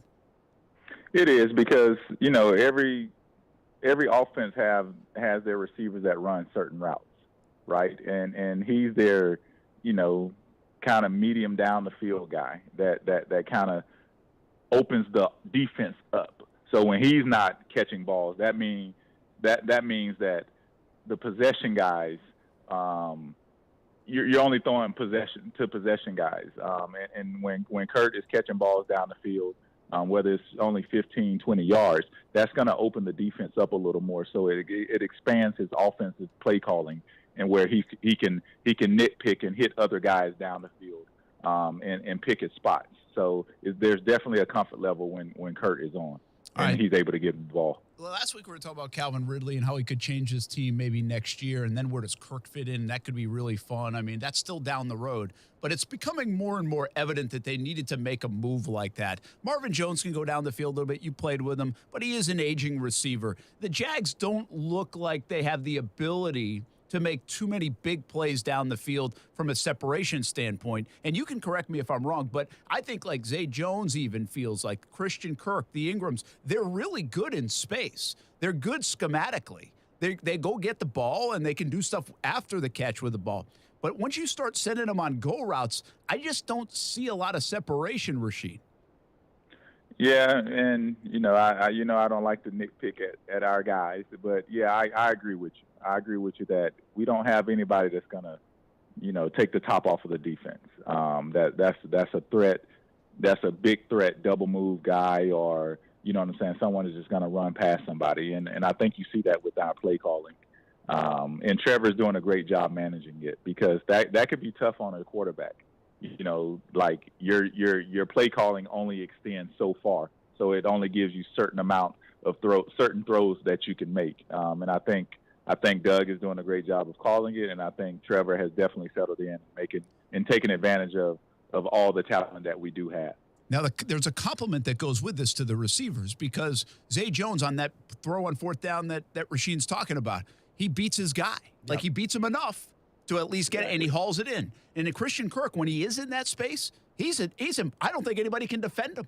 Like in that space, Evan Ingram in that conversation. And Ingram's as well. been good too. So like it's not all negative, but the bottom line is they don't have the capacity of, well, let's just say Miami, who just says, hey guys, go deep. Yeah, well, the difference is clear, especially when you look at it visualized on like next gen stats or something. If you look at the passing chart for Trevor, sub 15 to the line of scrimmage, he's hitting everything. Everything. Like barely any incompletions. Which shows his accuracy, which is great. No, it's great. Timing, accuracy, all of it. Ball's on the money. But the ball's on the money on those deep throws, too. We were just kind of talking about it on and off the air. But once you get past that 15-yard line, you're looking at 2 or 3 completions out of like 7 or 8 passes. Yeah. And that's every game for them. And I'm not even sure they're bad throws all the time. I think there's just nothing to throw it to. But they were tight windows. We were talking about that Kirk pass and that Zay Jones pass earlier in the break as well. Like, these are tight windows that Trevor is kind of hitting, but it's just not getting pulled in for whatever reason. All right, Rashean, one thing that I'm concerned about, because you're a defensive guy, and if you see these stats, and we know this offense, and I think we saw a little bit of this with Kansas City yesterday. They were all over those outside pass plays right at the line of scrimmage. Are we going to see more defenses do that and say, hey, see if you can beat our guys down the field? And are we going to get that in the last 7 games for Trevor and this offense? It definitely can be. I expect that you will see it, and that's when you have to change as an offensive coordinator to test. We're going to take a couple shots down the field, because as a defensive player, if you don't feel like they're taking shots, you don't feel as if they're a threat in certain areas, it allows you to be more aggressive on what they are calling. In those 15 and 20-yard routes, you can pretty much predict when they're coming, and you don't want that as an offense for your defense to just be sitting on your route. So I think we'll open it up a little more. because we have to, right? We have to give Trevor some other options down the field. And I think we do have the receivers to do it, whether we're taking tops off or not. I just need that safety to feel like he can't stop his feet. And right now, as you've seen in Kansas City, it seems like the safeties are not worried about us going over the top of him. Yeah, that's a good way to look at it, because I think you can still design, scheme stuff up, and run the routes if you can protect. And the Jags did get better protecting during the course of that game. And they actually took more shots down the field once Kansas City took some of that stuff away. So I would like to see that. To be honest with you, I wouldn't mind if they take some of that away so it forces Trevor to go down the field so we can see that part of his game. Yeah. We just don't have a lot of sample size of that, although the touchdown to Kirk in the end zone, Rashean, we finally got the touch throw. Everybody can stop talking about the touch throw. Well, he's talented. Like, Trevor's talented, so there's no question that he can make that throw. It's just feeling that you can make it and understanding that, because what happens to young quarterbacks, the game speeds up so fast that you're thinking that defenders can get to everything. Yeah. So it tests your ability to make that throw. So we're seeing that he's able to make it, and we know he's able to make it. It's just now he has to make it on a more consistent level. That's a great thing that you just said there, too. It's like, respect the opponent, but don't give him too much respect. Exactly. Like, I tell my kids that all the time. Like, so what if you have a good pitcher on the mound? I mean, don't respect them that much. Yeah, make him you prove beat it before you get in the box. Yeah. Right? Exactly. Make him prove it and swing that bat. That's Swing the right. bat. I tell that to Kasey every day. I'm like, Kasey, don't be intimidated by my broadcast prowess. You got to come bring it every day, man. Every day. That's why he's hardly talked in this segment. That's why he's so embarrassed, though, when he's around me. He gets very nervous. Hey, one last thing for you, Rashean. We'll let you go. You played actually with some really good kickers, so maybe you never got mad at the kicker. Not the kicker. But, like, I got to believe there were some looks at the kicker going into halftime yesterday. And all the momentum, you get a turnover on special teams, just make the 41-yarder, kid. And it didn't happen. It didn't, and I think I was, I played with Scooby, with Scobe, and he's, he was money. So we had a very good kicker in Detroit. So Who was that, Prater? Yeah, Prater was there in Detroit, right, with me. So there's definitely probably was some side-eye looks coming his way. But it's a tough spot. But you have to be able to capitalize on those, because we can't take points off the board, and we don't expect you to be perfect, but we expect you to be money. So that's a fine line, and they missed some tough kicks that could have definitely made them be in the ball game a little closer. Yeah, we really almost got a situation, and we'll let you go after this, but we almost got a situation like last week where they score late in the half, and then they come out of the gates and they score again, and they're, boom, right back in the game. I think it was 2017 at that time against the Raiders. Well, this one was 22-7. They get the turnover. They kick that. It's 20-10. They go on the monster drive, and they don't get the penalty. Boom, it's 20-17. And I'm not telling you they'd win, but it's a totally different game. Yeah. That same situation that did play out, like, they played good enough to make it 20-17, but the actual score at the end of that scenario I just gave you was really 20-10. But, at 2017, you're seeing a little more Travis Etienne as well, which you didn't get to see enough of yesterday. And, the whole game changes. Absolutely. So that's they've been good in that middle eight, as Doug Peterson would call it, the last couple of weeks. Just got to hit the layups if we're going to talk some college basketball. It's definitely a different ball game when the score could, there's a 3-point game, because it changes the other team's play calling as well. And it puts a little more pressure on those guys, right? So we definitely missed some spots.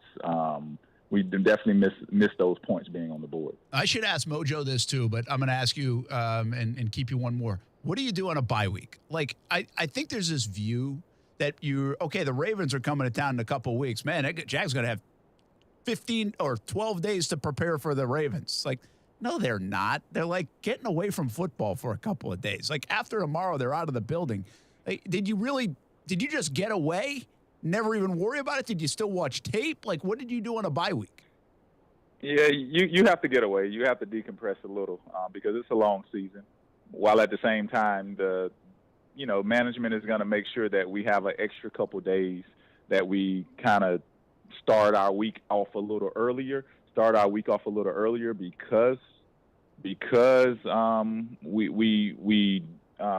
a little extra time to prepare for the opponent.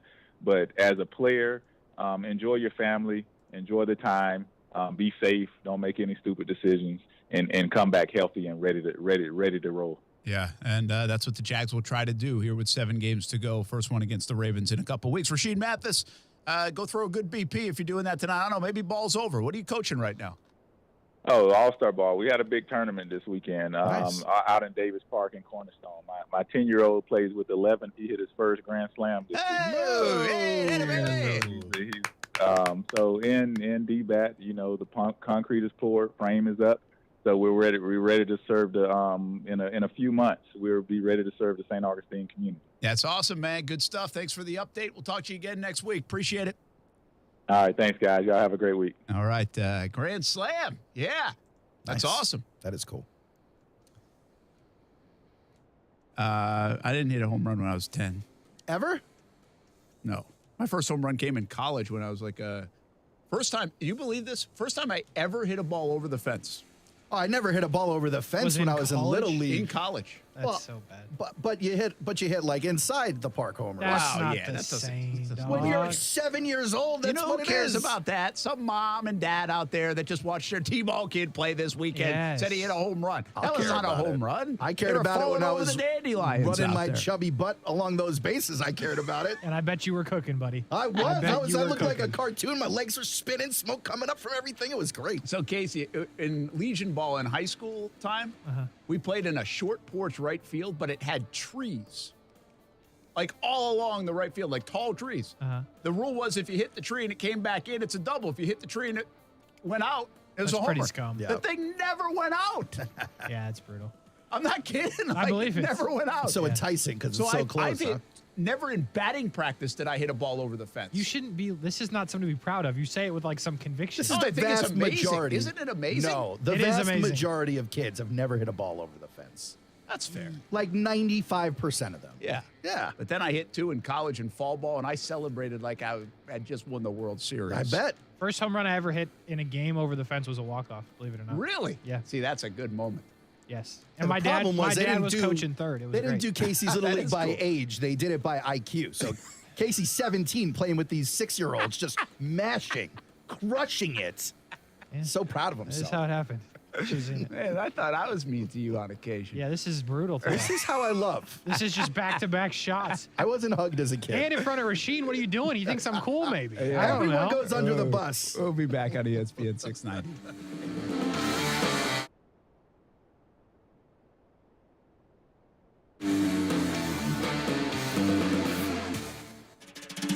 The Last Waltz Tour 2022 is coming to the St. Augustine Amphitheater on Friday, November 18th, and ESPN 690 has tickets to the show. Log on to ESPN690.com and get tickets to The Last Waltz 2022, featuring Warren Haynes, Jamie Johnson, Kathleen Edwards, Don Was, Dave Malone, Cyril Neville, and more on The Last Waltz Tour 2022.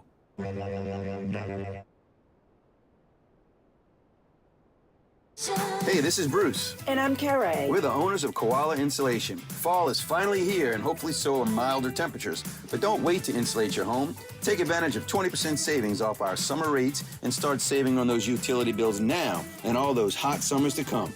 Give us a call and set up your free evaluation at 679-6282 or find us online at koalainsulation.com. Buying or leasing a car in Jacksonville is the best with Fields Auto Group, Jacksonville's luxury auto group. Lexus of Jacksonville and Orange Park, Mercedes-Benz of Jacksonville, Orange Park, Jaguar Land Rover, Jacksonville, Porsche, Jacksonville, Fields Cadillac, Jacksonville, and St. Augustine. If the luxury car you want isn't in stock, Fields Auto Group will order it. And at Fields, you'll never be charged over sticker price. Stop by a Fields store today and see what world-class service really means. Fields is a proud sponsor of the Jacksonville Jaguars. Fields Auto Group, fieldsauto.com. In Florida, it's not if the storms are coming, it's when the storms are coming. And that's why you need the Chief. Jacksonville's chief meteorologist, Mike Burrish, with a proven track record of keeping local families safe. Rain, heat, hurricanes, flooding, tornadoes. We get it all. Just more reasons why you need the Chief. Chief Meteorologist Mike Burrish, backed by the First Alert Weather Team. Only on CBS 47 and Fox 30 Action News Jax. Is your digital marketing strategy keeping you up at night? Do you have more questions than answers? CMG Local Solutions can help you take all the guesswork out of digital marketing. Let CMG Local Solutions create the best marketing plan for your global, regional, or local business. CMG Local Solutions has the right tools to fit your business's marketing needs. Learn more at cmglocalsolutions.com/Jacksonville. That's cmglocalsolutions.com/Jacksonville. It's where I take my family to play golf, and you can take yours as well. The Golf Club at Southampton. It's the home of the Action Sports Jax Dream 18, and it can be your golf destination. Enjoy your golf experience by calling 287-PLAY, 287-PLAY. Play some golf or maybe practice some golf at one of the newest facilities in the area. Grab some lunch or dinner, too. Southampton has it all. 287-PLAY for tee times and more. The Golf Club at Southampton, the home of the Dream 18. My home course. Make it your home course, too. The Northeast Florida Marlin Association announces the Don Combs Annual Wahoo Roundup. 2 kickoff events this year, Thursday, December 8th and Friday, December 9th, all at the NEFMA Clubhouse, Comanche Cove Marina. 2 Captain's Choice Fishing Days between Sunday, December 11th through Sunday, January 29th. Early entry fee is $400. Enter today. Visit the Northeast Marlin Association website at nefma.com. The Don Combs Annual Wahoo Roundup. You're the one who protects the flock, and that requires an eye for detail. Because when safety and well-being are on the line, it's the details that can save lives. When no one else is watching, you see everything. Grainger gets you, and we're here for you, and all the ones who get it done with a wide range of safety products and solutions, plus board-certified safety consultants here to answer your questions. Call, click Grainger.com, or just stop by. Grainger, for the ones who get it done. Meet Joe A, Hi. Joe B, Hello. and Joe C. What's up? 3 everyday Joes perfecting their banking with Chase. Joe A is locking his lost debit card with the Chase mobile app. Joe B is cruising toward his new ride with AutoSave. And Joe C's Chase banker is helping him budget to go back to school. Tools that help protect, support for what's next. One bank that puts you in control. Visit chase.com/checking. Chase, make more of what's yours. Chase mobile app is available for select mobile devices. Messaging and data rates may apply. JP Morgan Chase Bank, N.A. member FDIC. Okay, can I have everybody's attention for just a second? Morgan's media planning firm just landed a multi-million-dollar client. Because we won the pitch. She needs to staff up before trafficking hits a traffic jam. So we're going to need research, planning, buying, obviously, and probably data analytics. Indeed can help her hire great people fast. I need Indeed. Indeed you do. We instantly connect you with quality candidates whose resumes on Indeed match your job description. Visit Indeed.com/credit and get $75 towards your first sponsored job. Terms and conditions apply. Hey, it's Brent Mortno from Action Sports Jax. Did you know you can watch our radio show? Yeah, video of a radio show. Just search ESPN690 Jax on Facebook, YouTube, and Twitter. Or follow me on Twitter at BrentASJax. Watch the show live weekdays from 3 p.m. until 6 p.m. or listen on ESPN690.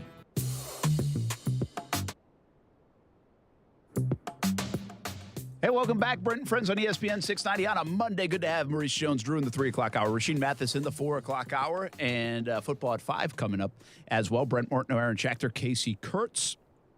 I want to remind you about the Turkey Bowl coming up this Saturday, and you can register your flag football team until Wednesday. So the registration deadline is Wednesday. Make sure you get in. You got an adult category, you got high school category, you got youth categories. Come on out to Atlantic Coast High School and play in the tournament all day long. We'll be out there as well.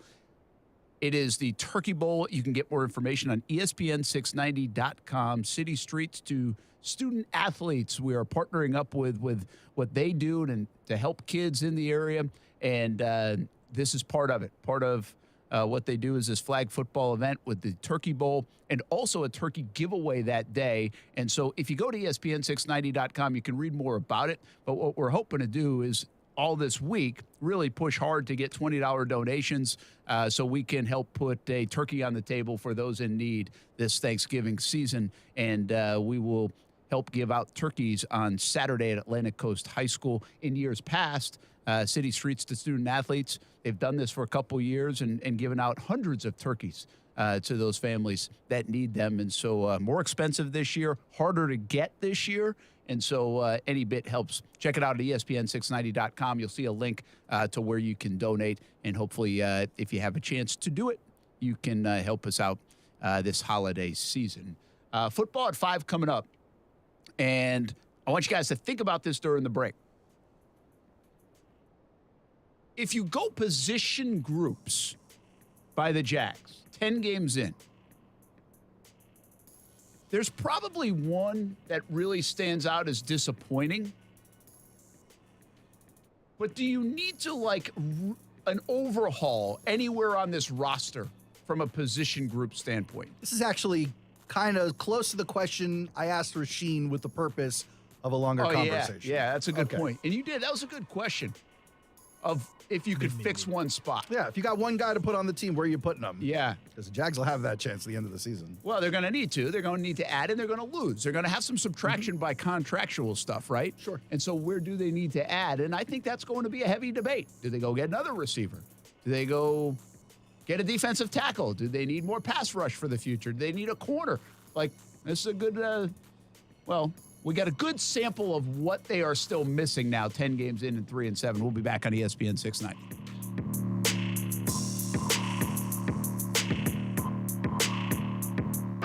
Hey everybody, it's Brent Mortno from Brent and Friends on ESPN 690. Tune into our high-energy, multi-platform show Monday through Friday from 3 p.m. until 6 p.m. on ESPN 690 and a variety of video streaming platforms as well. As the seasons change, so do the sports topics. It's football season now, and we're bringing you all things sports weekdays from 3 p.m. until 6 p.m. And you can tailgate with us at the Duval House for every Sunday home game this football season. Fueled by Celsius Essential Energy. Live fit. It's tournament time this month at Best Bet Jacksonville, Orange Park, and St. Augustine. The GOPO 500, a $500 no-limit hold'em tournament, will be on Saturday, November 19th at Best Bet Orange Park.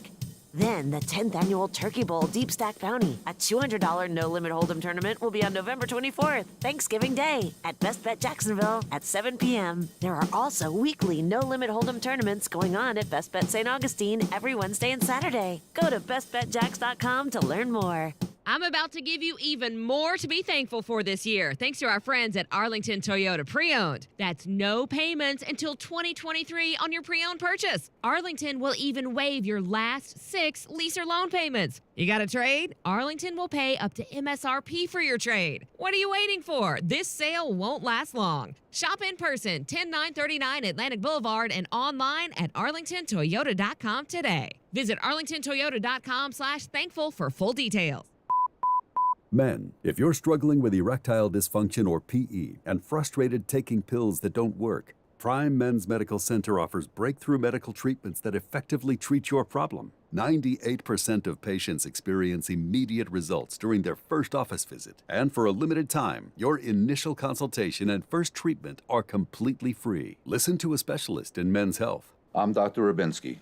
The physicians at Prime Men's Medical Center offer the most advanced treatments that eliminate ED and PE. Now men are lasting 30, 60, 90 minutes or longer, regardless of age or medical history. Guys, to eliminate your frustration in the bedroom, call Prime Men's Medical Center now to take advantage of this exclusive limited-time offer. Your initial consultation and first treatment are totally free, and you'll see instant results right in the office. Call now, 904-664-8214. 904-664-8214. That's 904-664-8214. Bono's Pit Barbecue. Yeah, it's good, and you know it's good. It's more than food. It's about the flavor, the tradition. It's barbecue, and it's who they are at Bono's. Locally smoked since 1949. Almost 20 locations around Jacksonville. And on the menu, smokehouse stackers, sandwiches, salads, sides, and Bono's family feasts. Authentic, traditional Southern barbecue. Feel the flavor. Feel the community. Bono's Pit Barbecue. If you don't see a pit, it ain't legit. You're invited to shop at the White Harvest Farms and Farmers Market every Saturday from 10 a.m. to 2 p.m. It's a market of fresh and affordable farm-to-table produce that comes from a 10.5-acre urban located at 4850 Moncrief Road. There's volunteering, classes, and farming demonstrations. Also, if you're interested in becoming a vendor or volunteer, call 904-354-4162 or visit the White Harvest Farms Eventbrite page. White Harvest Farms wants to be your favorite produce market. This initiative benefits the Clara White mission.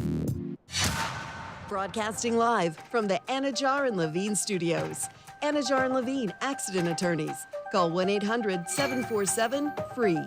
That's 1-800-747-3733. WOKV Jacksonville. Listen live everywhere you go on ESPN690.com. ESPN690, a Cox Media Group station. This is Sports. I'm Kevin Winter. Monday Night Football is going to close out week number 10 in the National Football League of the NFL season. The Eagles putting their perfect 8-0 record on the line against the 4-5 Washington Commanders. Former Washington football coach Jay Gruden, a guest earlier today on Canty and Carlin, on what makes Philadelphia so good and tough. The way the Eagles are playing on both sides of the football is exciting to me. They're physical up front on offense. They're physical up front on defense. And that's where I believe the games are won, especially late in the year and in the playoffs, is in the trenches. Physicality, running the football, stopping the run, rushing the passer, protecting your quarterback. And that's what the Eagles can do. And they have big play ability with A.J. Brown and obviously Jalen Hurts. Eagles and the Commanders coverage underway an hour from now. ESPN Television. They'll kick 8:15 Eastern Time. Caesars Sportsbook has Philly as an 11-point favorite. The University of Virginia campus is in mourning today. 3 members of the football team shot and killed last night on campus by a former walk-on player who was a freshman running back in 2018 but never played. 2 other students were injured, including another football player. The shooter has been arrested and charged with 3 counts of second-degree murder. Tonight's Hoops game has been canceled against UNI. Brought to you by Capital One Auto Navigator, where you can find a car, get pre-qualified instantly, and see your real monthly payment without impacting your credit score. Capital One, what's in your wallet? Terms and conditions apply. Find out more at CapitalOne.com/Auto Navigator. ESPN 690 and Action Sports Jax presents Brent and Friends with Brent Martineau. We're going to have to show a little more patience than the year 2 pom-pom people. Kasey Kurtz. Yo! What are we doing, bro? And Aaron Schachter. I'm all in favor of these two showing their love, really celebrating their relationship. Get him! Get him! Get him! Hit him! Hit him! Yeah! This is Brent and Friends with Brent Martineau, Kasey Kurtz, and Aaron Schachter on Jacksonville's home for ESPN Radio, ESPN 690.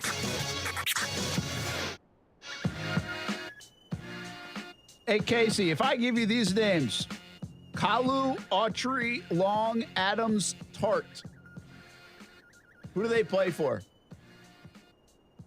What NFL team? What? Kalu or Kalu, Autry, Long, Adams, Tart. Defensive players for who? Seattle. I just read top 5 defensive grades in Week 10 per Pro Football Focus for the Tennessee Titans. There it is. They're winning with that. They win with. You know what's funny? The first time when you said it, I thought it was going to be soccer.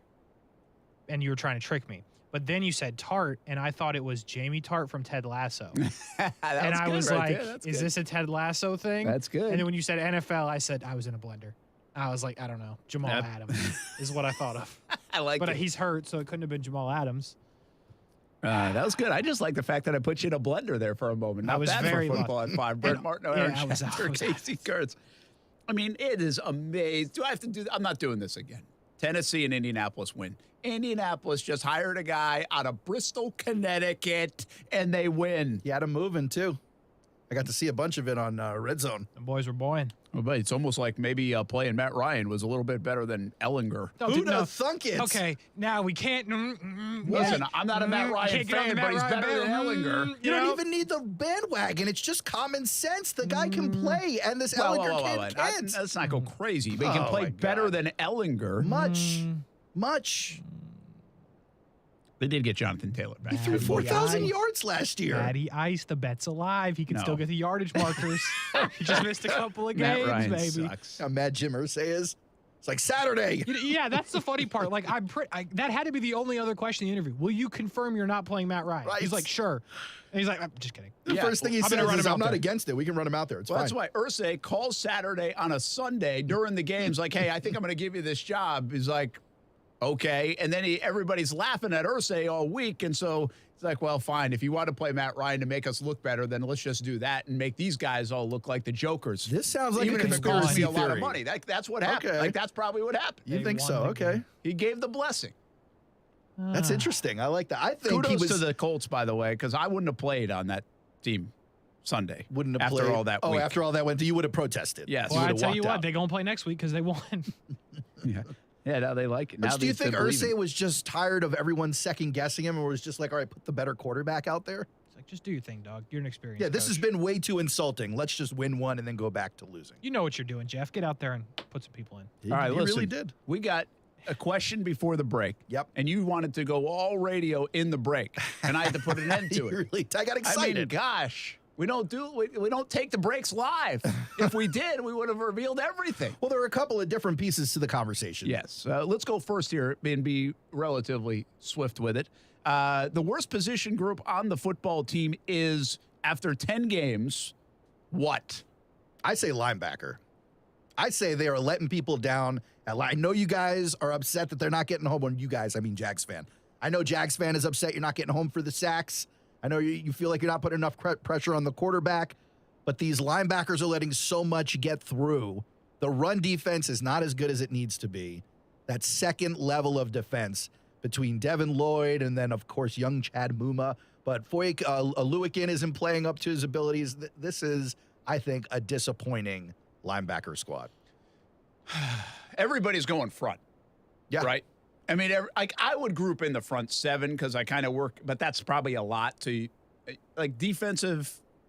The crazy thing about 3-4, too, is it's hard to just say the front four because it's not the front four. They're really linebackers. Yeah, like I'm Allen talking and about Trayvon that Walker. second level. But I understand what you're saying, and I think we're saying the same. I think most people would say, I mean, listen, the offensive line, I know they didn't have their greatest first half yesterday. They've been terrific. They've been really good. Running back room, James Early, ETN, fine. Been the only part Tight of the ends offense. Yeah. have been productive. They've been good. The receivers have been good. Overall, I know they've had moments, but they've been good. The safeties have been way better than expected. Way better than anybody. We thought the safeties were the weakest part of the football team. Yeah. And Andre Sisco might be coming to life, and Rashean Jenkins has rallied from a very disappointing year last year. The secondary, in terms of the corners, Shaq was really disappointing. And then you have nothing after that. Darius Williams has come on, in my opinion, and Tyson Campbell is Tyson Campbell. So that does leave the linebacking group in that front. And I would go toward those front guys. I think the combination of Kasey at $30 million on that contract and Josh Allen, where I think he needs to be a staple of this franchise. He needs to be one of the cornerstones. And then not enough consistency, although Trayvon, if you look inside the numbers, is coming on here a bit in the last couple of weeks with some of the pressures and pass rushes and win rate and all those things that you're going to tell us about in a second. Like, it still is, to me, it's that, although I think they've taken turns on defense. At times it's the linebackers. At times it's that other corner spot, right? And a lot of times it's the guys up front. I really have not heard Kasey's name as much as I thought I would. I definitely thought when he came in here, I told you guys, I was like, this guy's coming over from the Jets. He's a run stuffer. He's great. That's when we should have known. He hasn't really played up to that billing, that preview that I told you guys about. All right, give us these pro football. So the other part of this is you asked Rashean, like, so what do you need? Yeah, what would you replace? Who would you bring in? Like, if you're bringing in a stud, whether it's through the draft or through free agency, well, right like, where now, you going? I don't have a problem with the offense. I started the show today. We started the show today with saying, hey, what do you think about the offense? Where is it at? I think the offense is in an okay place. They need to get more help on the outside to be able to get the deep ball in play. But outside of that, this offense has executed pretty well. They've moved the ball. Trevor's numbers are up. ETN's numbers look good. Christian Kirk's numbers look good. Evan Ingram's numbers look good. The offensive line numbers look good. Like, there's a lot to like about the offense other than critical plays and critical mistakes at times, and that's why they haven't scored 26 a game instead of 21 a game. And you can see the progress, right? Absolutely. You see what they're building Crystal towards. Clear. It's the strength of the football team. Yeah. Wouldn't you say? The strength of the hope of the football team. Not only that, I guess I would say it's the more reliable part. I feel like they can move the ball. Yeah. Scoring is a little different sometimes. You feel like if things go according to plan, within 2 years, this will be one of the more potent offenses. I think you're right about that. Yeah. I would definitely sign up for that. Yeah. And some of those pieces will move in and out. Tight end room might be totally remade, right? So this really goes to the defensive side. Unless you want an extra receiver, but you got Calvin Ridley coming in, and we just talked about this. Where's he going to play? Like, where do you find the targets? If you have the number 7 pick and you draft the kid out of TCU, where's he playing? Or how are you getting him the ball is really what it is. I mean, like, even if you put him Zay anywhere. Jones, I guess. You have to. Yes. So then you have Ridley, this kid, and Kirk. Johnson, right? Yeah. And Kirk. Hey, maybe that's maybe that is the way to go. Okay, He but talked then you're himself looking into it. He's like, oh, It took me 45 you seconds. just have to sit Zay Jones? Oh, we can do this thing. All right. And we did it. Now you're also paying We did $80-something it. million to a guy you're getting 4 passes to every game. So, No, like, no, he's not necessarily efficient. He's You got those three it's receivers. $8 million a year. He's It's on fine. board. We waste $8 million a year like that's Like nothing. No here big in deal. Jacksonville. Okay, that's we'll fair. eat that contract. So where are you going on defense if you're adding somebody? Brent's like, wait, 1 Now- minus 1. Oh my God, we can play him. Listen, Brent is probably What a the moment. biggest math magician on this show, so I wouldn't doubt his Okay, math. so defensively, where do you need help? Rashean says pass rusher. Are you going back there again? Because the problem that happens then, let's say you're fortunate enough to get a Will Anderson in the draft or one of these big defensive end rushers, linebacker pass rushers in free agency. What are you doing with Josh Allen and Trayvon Walker? Well, Josh Allen, you already have the 5th year, right? Trayvon Walker is going to play, right? Those are your guys. Smoot will be interesting. Arden Key will be interesting here. Where again, Arden Key, where is it's in spots, but not a lot. Smoot, I think you're getting what you're paying for, and then some out of overall. I mean, he's not going to be Joey Bosa. Okay, Josh Allen's supposed to be Joey Bosa. Trayvon Walker eventually has to be Joey Bosa. Aaron, to answer your question, that's where you're playing that guy, where Josh Allen's currently playing. Well, that's what I'm saying. That's like you have to probably where you like. Are you going to bump him out? Yeah, well, do you're not do you bumping move Trayvon. him on the field or do you move him out of town? Well, it's going to be hard. I mean, you picked up the 5th-year option on him. And by the way, Josh Allen's coverage numbers, at least according to PFF, the biggest weak link in his game that they consider otherwise premier. Like All right, Josh give Allen, us the PFF stuff. Josh Allen has been catching a lot of Josh flack. Allen is better than you think he is. Here we go. That's what He's they're going saying. to Twitter. So if I Gonna get asked you, based on what PFF says, they're grading. And by the way they grade, if I could just nutshell it for you, based on what a friend of the show told us last week, and based on what PFF says about themselves, they rate and grade every player on every play. So if there's a play where Key or Smoot gets to the quarterback, sure, they're getting credit for the sack. But if someone got them there, if maybe Josh Allen had a double team that forced the open pass rusher, then Josh Allen is getting production points for that as well. Okay. So that's where they're coming from with this. If I asked you on this 2022 Jaguars team who the highest graded, and it's not Josh Allen, who the highest graded player is, you're likely telling me what? Like On a Tyson, defense? yeah, like a Tyson Campbell or somebody. I right? would say, although Tyson's given up some big plays, I would say Tyson Campbell. Or, you know who else I would lean toward, Kasey, here? Devon Hamilton. Not a bad idea, but I would say Rashean Jenkins. That's a good call. Is it one of those three? So I'll give credit to Kasey. Yes, you will. Because Devon Hamilton is number 4 on the list on the whole defense. He really has played well. 29th out of 124 defensive interior players. All right, he hasn't played that well. Well, hold on to your hats, According to Martino. PFF. The number 1 graded player on the team, not an overall grade, just in their position rankings, Andre Sisco. 16th out of 85 guys in the secondary, playing safety. Well, that's a good sign. Andre Sisco. Number 2 is Josh Allen. See, this is just 18 out of 119 edge rushers. And what they're saying, listen, what they're saying that got him the grade is the fact that he is opening up opportunities for some of these other guys. They gave him an 80.2 overall defense, 81.9 is rush defense, 74.3 They should in put his that pass back on the back defense. of his football card then, because they sure as hell can't put sacks. It's the coverage where he's struggling, which is what we were just talking about. If you're going to move Josh Allen on the field, where are you moving him to? But they're not paying him to cover. 62.1 on the coverage. Listen, everybody who plays linebacker on this team is covering people. I mean, they're dropping these guys back. Here's the interesting thing. That's the point. Here's the interesting thing about what you say in the explanation from PFF is that he's opening the opportunities potentially for others to make plays. Well, the problem is they're ranked like 120th out of 118 and not making plays. Not Arden Key, 29th out of 119. Devon Hamilton, 29th out of 124. Adam Gonsis, 43rd out of 123. Foley Fudakasi, 53 out of 124. That's not good enough. The list goes now. 53 is you're down in a third. But my point is, like, these guys. Where's Trayvon? Trayvon is a little bit further down there. Well, Trayvon's 75th out of 119. Okay, Why well, does that's everything my that point. they're That's not telling good. me is totally opposite of like what people are seeing? Well, because well, listen, man, I do say this. People Well, first of all, when you say people are seeing, you're saying what Twitter is saying. Or fans in general, but yeah. I'm mostly talking about myself. I just don't want to say myself. Because No, I know, but you're no one's Twitter. getting a sack. No one's I am getting an not interception. Twitter. No one's knocking somebody's head off the ball. But that's not necessarily what the grades are on. Well, like, so what you're saying is there's more, like, this is what I argue about Trevor a lot. I think Trevor makes a lot more good plays than people give him credit for. I think if you look inside stuff, their offense is better than their points per game or their outcome would be. That's what Pro Football Focus will look at. The question, I think the argument would be, and I don't know the answer to this, so I just pose the question. But if you're inside Jags headquarters now and you're scouting yourself through 10 games and you're going player by player like this and you're taking some of the metrics and the good and the bad and you're going through all the game tape and where can we get better and how's this? What are they saying about Josh Allen? Well, that's the difference, right? Did you expect a premier pass rusher? Because that's not what you're getting. Even 18 isn't good enough. This is a guy that wants to be a top. I know he said best, but when you say best, you're in the mix of the top 5. Sure. At times early in the year, he was a top 5 player from that position.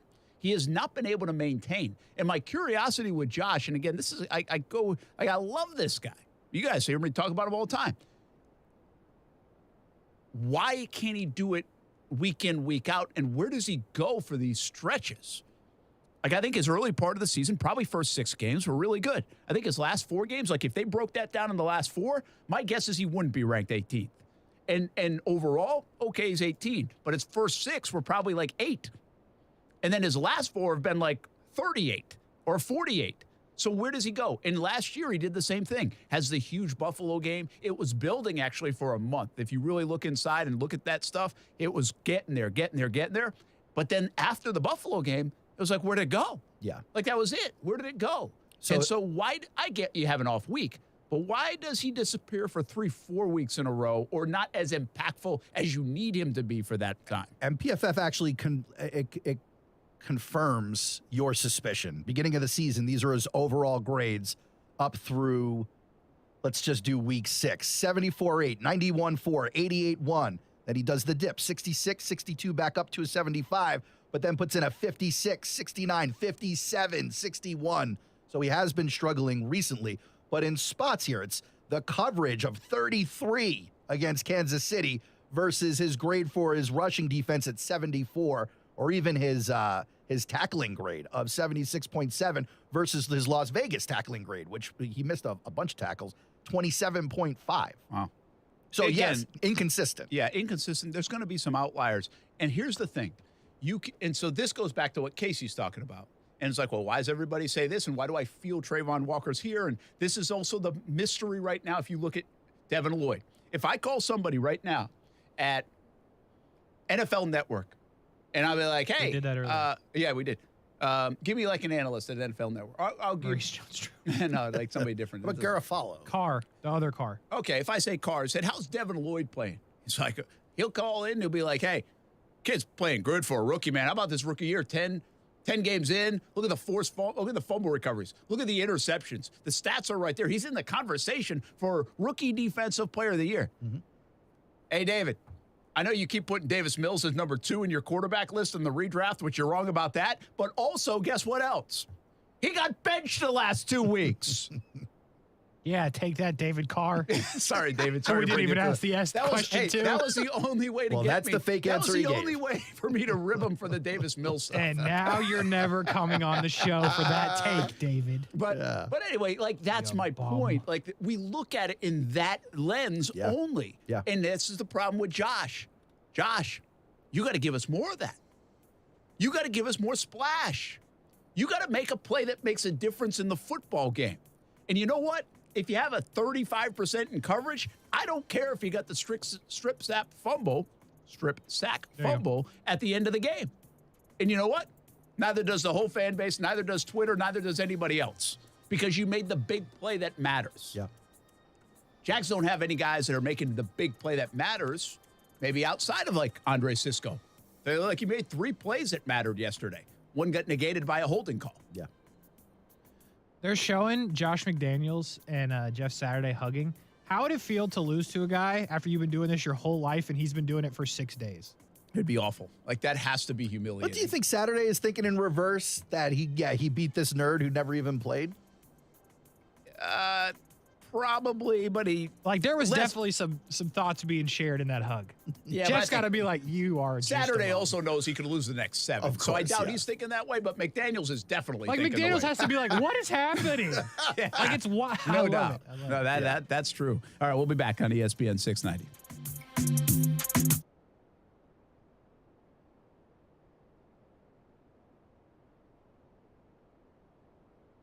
Now, the First Alert forecast on ESPN 690. Partly to mostly cloudy tonight. Temperatures dropping into the upper 50s to around 60 degrees. And then it'll be a very mild Tuesday as skies will become partly sunny tomorrow. There's the chance for a late day shower as temperatures reach the upper 70s. From the CBS 47 and Fox 30 Action News Jax First Alert Weather Center, I'm Chief Meteorologist Mike Burrish. The Weather Center is brought to you by Beards Diamonds. Right now, get 42% off everything in the store. Don't buy until you get our price. Around you, there's history being made. Has been, will be. Just something about those blue skies, high banks and high speed, all coming together in one perfect race. And it'll be here sooner than you think. The Daytona 500 at Daytona International Speedway, February 19th, 2023. Get your tickets now at Daytona500.com.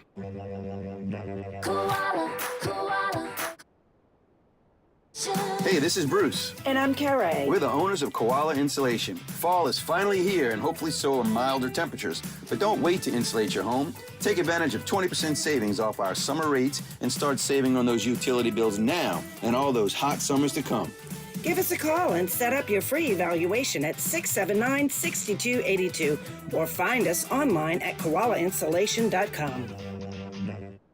Boss, wait till you hear this. Whoa, hang on. We just found 6 houses without Safe Touch security, so let me enjoy my good mood for a little bit, will ya? Sorry, boss, but Safe Touch is running a buy one, get one free special on their 24/7 recording perimeter guard cameras. A BOCO on cameras? Yeah. Listen, get 5-star security surveillance with Safe Touch's 2-way communicator, free installation, and lifetime warranty. Plus, add a doorbell camera for just $99. Do that, Lester Jackson! Why is he doing this to me? Boss, it's just another reason we have the Crooks and Us golden rule. Stay away from Safe Touch houses. Yeah. So much for my good mood. Crooks know to stay away from Safe Touch houses. Hi, I'm Lester Jackson, president of Safe Touch Security Systems. No one beats our technology or our price. Monitoring agreement required with approved credit. Beat the holiday rush. Cameras are going fast. Call 888-723-8682 or go to safetouch.com. State license number EF233.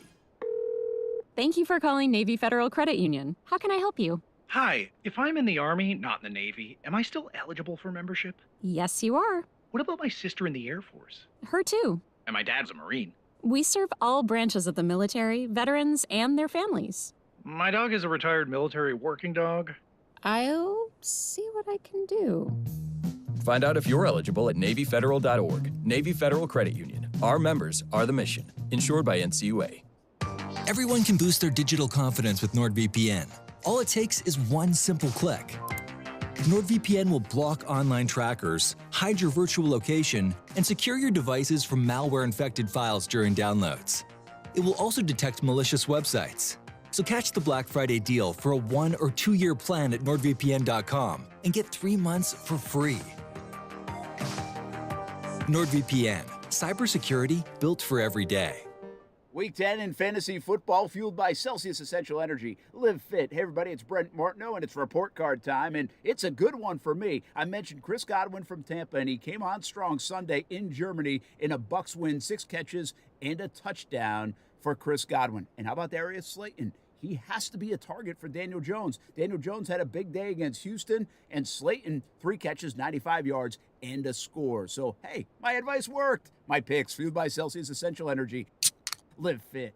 Every day, the men and women of the United States Marine Corps demonstrate their commitment to defend the American way of life. Since 1775, we have served our nation as a force in readiness. From combat operations to humanitarian assistance in every corner of the world. No matter where the mission takes us today or wherever our country needs us tomorrow, we always remember the land we call home. As Marines, we take a stand for each other, for our nation, for us all. The few, the proud, the Marines. Not on my watch, our military service members say, as they volunteer to serve. Not on my watch, they say, as they leave their families behind to keep the rest of ours safe. As they move out, stand firm, and take fire. So not on our watch, we say, to the severely ill or injured veterans who can't get the care they deserve, the therapists they need to walk again, the treatment they need to talk again, the lifetime of day-to-day help they need to live full and independent lives. When there's no more government funding, or a nursing home seems like the only option, or everyone says there's no hope for recovery, we won't leave one warrior behind. Not on our watch. Find out how you can do your part at findwwp.org. Everyone is talking about healthcare these days. America spends twice that of other developed countries on our healthcare system, yet our health ranks near the bottom. How can we stop spending so much and getting so little?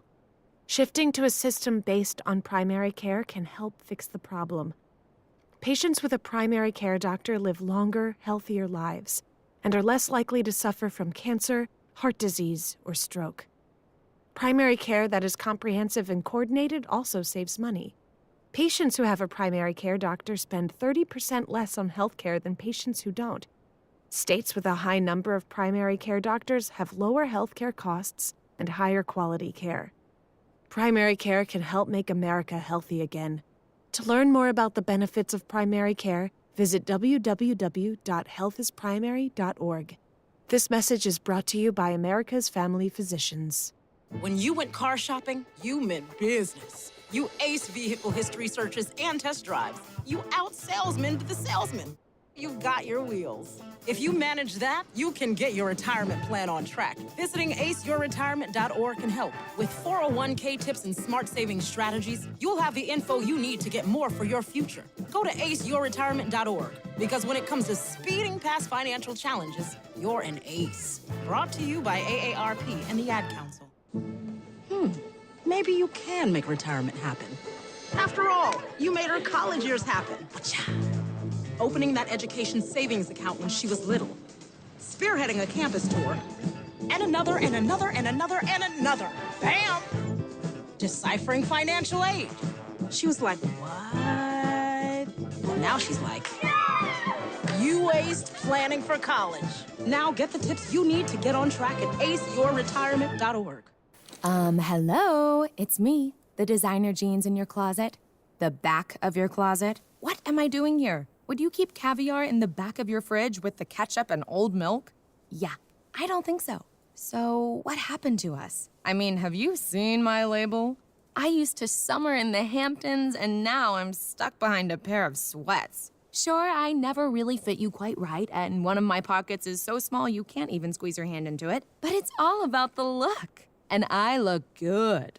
I need to get back out on the scene so I can be seen. You know, going to fancy parties, getting expensive iced coffees, Sunday fun days, okay? So take me to Goodwill, where I can really make a difference. Your donations to Goodwill create new jobs, training programs, and education assistance for people in your community. To find your nearest donation center, go to goodwill.org. Donate stuff. Create jobs. A message from Goodwill and the Ad Council. Action Sports Jax. Watch, listen, subscribe. You can watch us on CBS 47 and Fox 30. You can listen right here on ESPN 690. And you can subscribe to our YouTube and podcast, Action Sports Jax on ESPN 690. Action Sports Jax. Watch, listen, subscribe.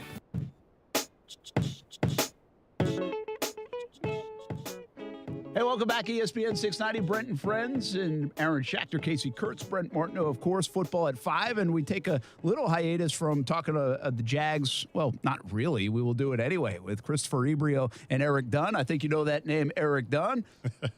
Got a show taping coming up, right? Yes. How you doing, man? Are you like competition? I don't want to say that. No? We talk about everything. It's not just the Jags. I know. By the way, I actually have before we get to the good stuff here, I mean, Austin Lane's been on the show. On your show? No, your show, yeah, hasn't he? A few times, actually. Yeah. No invite here, Kasey. Kasey, never had an invite. Unbelievable. Nope. Haven't made it yet. Yeah, they must talk about really some pop culture things, and they know they shouldn't even come near me. That's why. We do. He's on our show a lot, actually. Good friend of ours. He's a good dude. His office is right across the hall. You believe they gave that guy an office around here? You should. He deserves it. Hey, well, you guys, we're going to talk about Head-On Youth Impact and what you're doing. If you're on the digital feeds, Twitter, Facebook, YouTube, Twitch, you'll see some of these sneakers that we'll throw up there and what that's all about. But you guys were in Kansas City. Yeah, we flew yesterday morning. Yesterday morning, then back at night. Congratulations, by the way, for getting a flight out and in the same day to Kansas City. That's good. If we had any delays getting out of here, yesterday morning we said we weren't going to make it, so we just got lucky and didn't have any delays. So yeah, I was sitting at the Iceman game Saturday night, and Eric goes, "You should come to Kansas City," and so there you go. Yeah. How was it? He got his ticket the night before the game. Yeah. So how much did you pay? I didn't buy the game ticket till 30 minutes before, and I got it for like $170.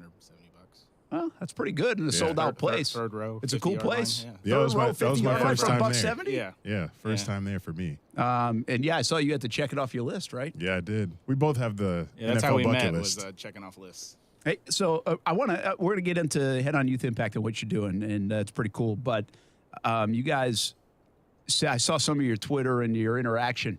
The one thing that I left Kansas City thinking is these people are happy people and nice people, and man, that's what winning does. Yeah, exactly. Like amazing. Aren't they like? Other than Andre Sisco probably doesn't feel the same way today. Right. They were pretty mad at him. But, Yeah. I mean, did you get that? You guys were out with all the people, all the Chiefs fans. Right. And they're pretty cool, right? Yeah, they were really cool. Honestly, the first nice fans that I ever saw was when I went to Indianapolis. Oh, okay. Yeah, So, they're pretty nice, too. This is my first time in Kansas City, and I'm walking through the tailgate, expecting some hostility, but it's all friendly, and they're smiling, and they're welcoming us. Like, you walk through the slab in the Jags game, and an opposing fan walks through, we're booing you. But we're walking through the parking lot in our Jags gear, and they're cheering for us, clapping like it's a parade. I'm like, what is this? Yeah. Where's the banter or anything? It was weird. All right, but- one other good story from your trip, Chris. Tracy Wolfson, in the airport, ordering pizza. Yeah. What's that story? So we got a ride back from our friend John, and we're sitting there, and one of them, John goes, "I think that's Tracy Wolfson," and they were ordering some beers. So I went up there and bought a round, and we just started talking. We have a habit of running into people at airports. It seems to be just a spot everybody's hanging out. And so we got to talking and told her about the charity. She connected us with somebody at CBS, and we're going to see where it goes. That's cool. Good for you. And really, that's what this is about for you. You guys, you go through great lengths, both of you, really, for Head-On Youth Impact, which just started last year. But give us the foundation of this for you, Chris, and now trying to spread the word and really help youth out. Yeah, so I started it, I guess, on my doing back in 2018 just to raise some money and get Christmas gifts for the kids in hospitals. And mainly Brooks Rehab was where I started. And then last year, I had an extra ticket to the Seattle game, so I reached out to Eric because we were both going. I was like, hey, do you want to just, raffle this off? And the proceeds, I told him what the proceeds would go to, and he hopped on board. And that game, we raised about $2,000 on that game. Yeah. And then we did it again to the Patriots game over New Year's Eve. Which was this year. Yeah. Wow. January. And raised another $4,000. So, a month later, I was sitting there talking to him. I was like, hey, we've made quite a bit of money. We should go official with this. And so we started it up. That was an interesting process, getting all that done. And then we just Eric's definitely kind of shined a light on the importance of networking and everything and just getting it out there. Yeah. And you guys have done it. What's the goal? I mean, what are you guys trying? I mean, just as much as you can do, every little bit helps type of thing? Or? Yeah, well, I just love the journey of it all. So I don't know if there ever really is an endpoint, but the definite goal is to help people in the moment with our platforms and just continue to grow and be able to do that on a larger scale.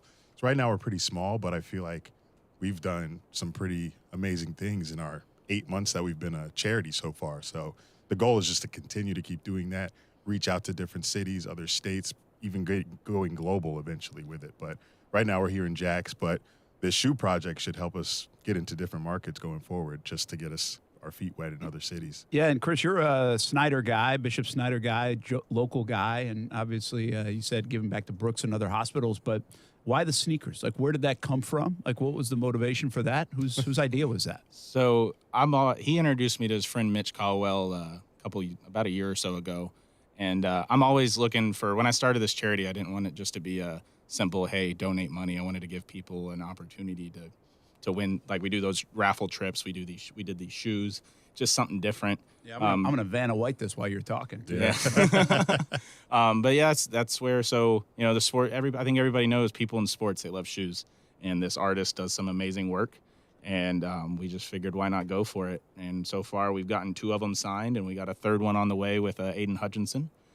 So we're just, we got 5 left that we're trying to get done, and we're going to see what happens. By the way, sauce right here. I mean, that's the way that thing's going right now. Yeah. Aaron, you might want to bid on this, baby. So at first we were going to do 32 pairs, 1 for each draft pick. But then we were like, let's dial it back and scale it back. Let's just choose 8 rookies. So I actually handpicked the 8 rookies. So I'm proud of myself for who I chose because they're looking pretty good so far this season. All right, so you got Sauce Gardner. You got yes. Jordan Davis. Yep. With the he's been a run stopper Eagles. for them. Yep. He's been good. You have Trayvon Walker. Yes. I'm going to show that one in a minute. Who else you got over there? We got Stingley. Okay. Yep. Texans. Yeah. Picked off Trevor in the end zone. Oh, easy. Easy. Not happy about it. That sneaker's going down. And then Cavante.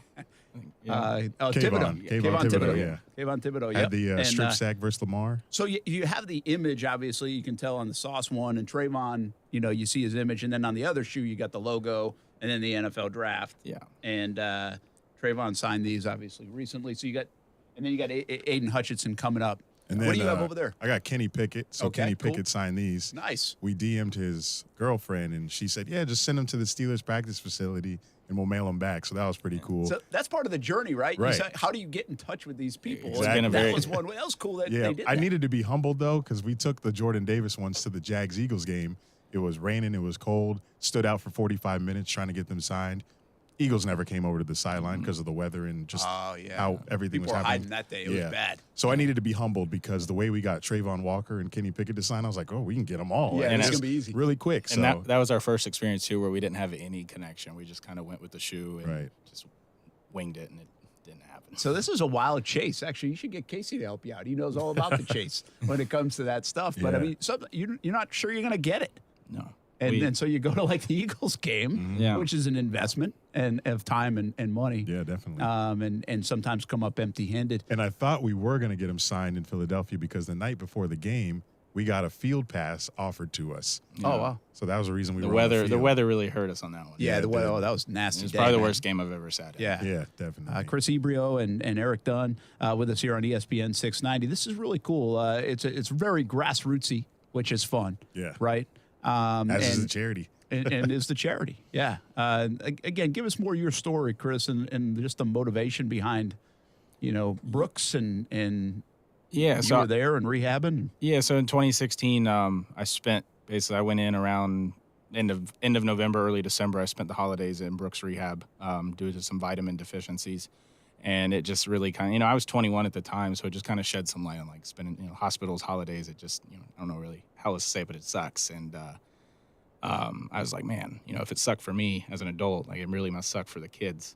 And that was just the basis behind it, like a way to give back to those kids that, probably need some kind of just hope or inspiration. Yeah, they do good work at Brooks Rehab and obviously many other hospitals across the area in the holiday season. Headonyouthimpact.org is more information and how you can find out and kind of get involved. And I guess the next step of this, you get these signed, and then you guys like to do raffles. And you mentioned a raffle with sending people to London, right? And sending people to games. And where else does it? Well, when does that part come out? Like, is there a timetable for it, or do you have to wait until you get them all signed? So we've given ourselves a time frame just because we don't end of the season. Yeah, we're going to give ourselves to the end of the season because we know a lot of them are busy right now and everything. But whatever we have at the end of the season, we're going to launch the raffles soon after that. Yeah. All right. And the raffles came last year when we started in Seattle and New England in January. So that's kind of our thing now, is to raffle things off. And that's how we do it all through social media. Yeah. Well, obviously you have a good influence on social media. And is the response good? I mean, we've seen it before. Jaguars Twitter, whether you're getting behind buying books for elementary schools or other things. And I think everybody tries to make an impact in a positive way. It works, right? Yes. It can really work. This year was a little tougher. I think we did a lot of raffles this year. Yeah, Like we pretty put out a lot, and I think everything else going on in the world probably didn't help with the raffles either. Yeah. But we got some dialing back. We're not sure if we're going to do the London one again next year. Just we'll see if we can get the following up a little more before we launch that one. Yeah. Stick with the in-state games, stuff like that. Yeah. And it's about transparency and people letting people know that, hey, this is legit. You know, That's been a part too, is trying to let people know, like, hey, this isn't just some random like. Yeah, I could see that. Yeah. And I mean, Aaron thought it was. Yeah.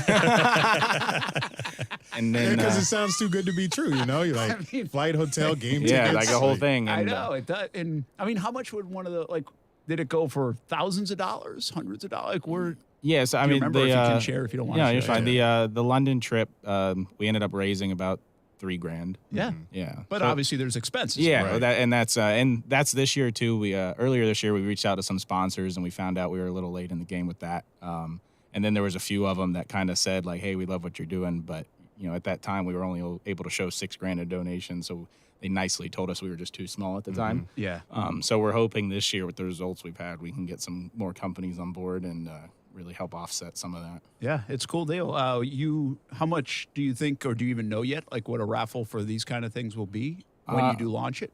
So generally all of our game raffles, even the London one, we kept at $20 to enter. Oh, So wow. we'll probably Okay. do the same thing with the shoes. Yeah. So good stuff. And Yeah, we want to make it Yeah, it's fair like- for everybody. Yeah, keep yeah, it and that's affordable what you for the guys said. everyday Not just fan. get the Yeah. biggest donation, Yeah. but Right. everybody has a chance, right? Because we did do a Tony Baselli Hall of Fame That's where it custom got started. shoe at the NFL draft. So those were auctioned because we were doing an auction at the draft. Yeah, yeah. But we don't want to do that for these. We want fans of every team to be able to participate in this. Are sneakers the thing? Like people love sneakers, so that was a good idea. I think collectibles are a thing. Yeah, People true. love collecting. Memorabilia. Yeah. Right. But there's definitely a large group out there that just love sneakers, custom sneakers. Well, and- this is sneakers, artwork, and collectibles. Yeah. All in one. Yeah, exactly. Right? I mean, if you could like any of the three. But do you think this is where is the avenue you're going to keep going with games and experiences, but also memorabilia type things? Yeah, we're definitely as we go. It's definitely been a learning curve. We actually just had a board meeting the other day, and we approved it. So next year our raffles are going to be just a winner's. This last raffle we did, it was a winner's choice. So rather than say, hey, you could win the trip to this game, the winner can choose any regular season game they want to go to. That's cool. Yeah, so I think that leaves up more options too for their schedule and everything like that. And I think we're also going to make it where it can be any professional sport. Yeah. So that'd be good. Gonna open it up to I mean, all you the can really professional branch leagues. out as long as you guys can handle it. Eric Dunn, Chris Ebrio with us here on ESPN 690. And I will say this, even though it probably is too good to be true at times, I think it's really neat, and I'll just share this story, just the hustle you guys have right now to get it done. I mean, to chase from Philadelphia to go up there, right? You guys really weren't chasing in Kansas City. I guess you didn't have a Kansas City shoe. No, we're just there for the experience. But you still got to go around and get this stuff and get it done, and it costs to be able to do that. And heck, even coming in here. And I know you guys are pounding the pavement pretty good to kind of reach out, and you got lucky with Tracy Wolfson. Yeah, we did. You should have bought the pizza. Nah, actually, they should buy the pizza. they It's bought- CBS. I They bought- got plenty of money. CBS money. I bought Still expensive. I bought all the drinks. She bought the pizza. Okay. But yeah, you did cover their tab. Yeah. Big time, so. But yeah, it's true. Like the randomness of Tracy Wolfson and the NFL and CBS crew being in the airport with us was perfect timing. Yeah. Chris did all the talking there because I was beat from the game and traveling. So. I think my first experience with the randomness was Las Vegas when we were out there for the draft, and just the people that were flowing in and out of the airport. Like coming back through Atlanta, I met Charles Woodson for a minute. Just the randomness. Atlanta too. That's like a hot spot connection. That's a good spot. Yeah. Casey, you should team up with Chris here. You can find you know where everybody is. That's true. He's he can chase. We went out to California. He knew exactly what actors were flying into Los Angeles. He knows where everybody is. He collects memorabilia too, and did that on the side. So he might be able to help you out. All right, you got Dunn and Drew coming up Tonight? You we tape do. tonight, or does it come out tonight? We tape tonight. We usually upload the same night. Depends on if my co-host wants to or not, but we All usually right, do. give him a shameless plug. Yeah, I won't say you compete with us. So Mondays and Thursdays we record now. He was sick last week, so we didn't have a second episode last week, but we're doing twice a week now. We upped it. We're focusing mostly on our YouTube page. Yeah. We want to get our subscribers up, TikTok page, Me the too. social media game. Us too. Yeah. Y'all should do a show together. Yeah, well, maybe we'll get you on more often. Chris Ebrio as well. Hey, continued success. Good luck with it. Thanks for stopping in. It's a cool little project. And here's what you got to do. Make sure, like, when are you, one last part of this. I know you're not going to do the shoes until February, but are you dropping gifts off in December? Yeah, we do actually have a toy drive coming up. Okay. We partner with Phillips and Hunt, the lawyers firm downtown, and so we got a big toy drive we just launched today. And then a lot of the money we've already raised is going to go towards more gifts. Well, by the way, we might be a part of that as well at the Duval House. So we do our ESPN690. Yeah, he did tell me ESPN ESPN was involved in that. Yeah, So. he'd tell you to mention that probably, right? Yeah. No, that's good. And The so tailgate on the therefore 18th. you can then give the gifts to where you want to do as well in that toy drive. Right. So that we'll keep an eye on that. We'll spread some information coming up. Eric Dunn, Chris Ebrio, good work. Thanks for man. stopping in. Thanks for having us. Appreciate All right, you. we'll be back. Brent and Friends on ESPN 690 wraps up Overtime with Kurtz and Middleton coming up at 6. And don't forget Andre Cisco at Sneakers in Jax Beach tonight on Fox 30. It's at 7 o'clock. We'll see you out there at Sneakers with Andre Cisco. We'll be right back. The only place to hear Maurice Jones-Drew in Jacksonville is on ESPN 690 every single Monday. I believe that you can't continue to get rid of talented players in Jacksonville. How many times do we have to go through this?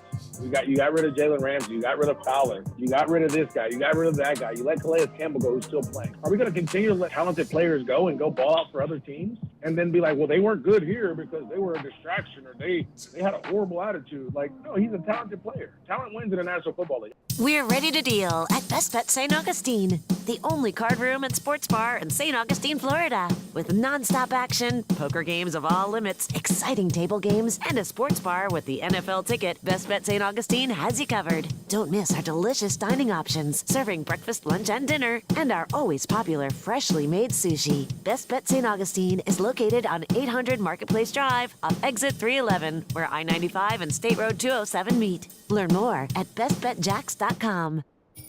Sparkly and shiny and bold and bright. And this holiday season, Ulta Beauty has something for everyone on your list, even you.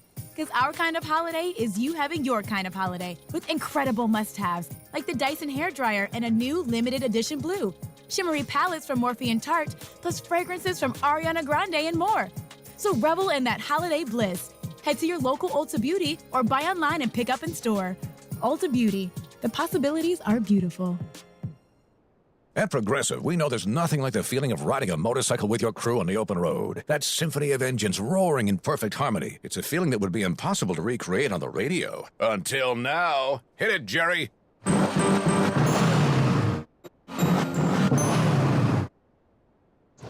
Oh, my word. Really, really terrible. Is that a glockenspiel, Jerry? Quote with Progressive and see if you could save with America's #1 motorcycle insurer. Progressive Casualty Insurance Company and Affiliates. No, Jerry. It's over. It's a sale so big, it's been over 40 years in the making. It's Beards Diamond's incredible 42nd anniversary sale, going on now until November 30th. All GIA certified loose diamonds, all designer settings, pendants, bracelets, earrings, engagement rings. Everything store-wide is on sale up to 42% off. We brought in extra inventory for this sale. For over 4 decades, families have been shopping at Beards Diamonds for the absolute lowest prices. Now to say thank you, everything in the store is discounted up to 42% off. Nobody beats Beards Diamonds prices. If you're popping the question soon, celebrating a big anniversary, or even shopping early for the holidays, now you can go even bigger and save thousands. Beards Diamonds will never be beat on price. Shop the largest inventory in North Florida at Never Seen Savings. Everything store-wide is on sale up to 40%. But hurry, these savings will only last until November 30th. Don't buy until you get our price. Beards Diamonds at the St. John's Town Center or at beardsdiamonds.com. Over 60,000 Americans learn they have Parkinson's disease each year. It can leave them and their families feeling alone, confused, and treading into unknown territory. But this journey doesn't need to be traveled alone. Jags Hope Inc. is here to help with guidance and support. Whatever you need to continue your fight with Parkinson's disease, Jags Hope is here to make it a little easier by providing a comprehensive network of support for those with Parkinson's. For more information, visit jagshopeinc.org. Do you feel a calling to help others? You can change a local child's life by becoming a foster parent through Daniel.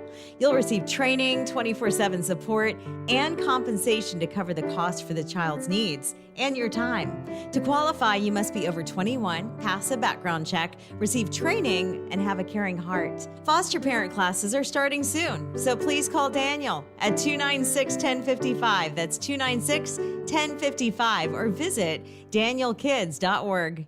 Okay, smile naturally. Perfect. Cam's Photography knows wedding season ramps up in a flash.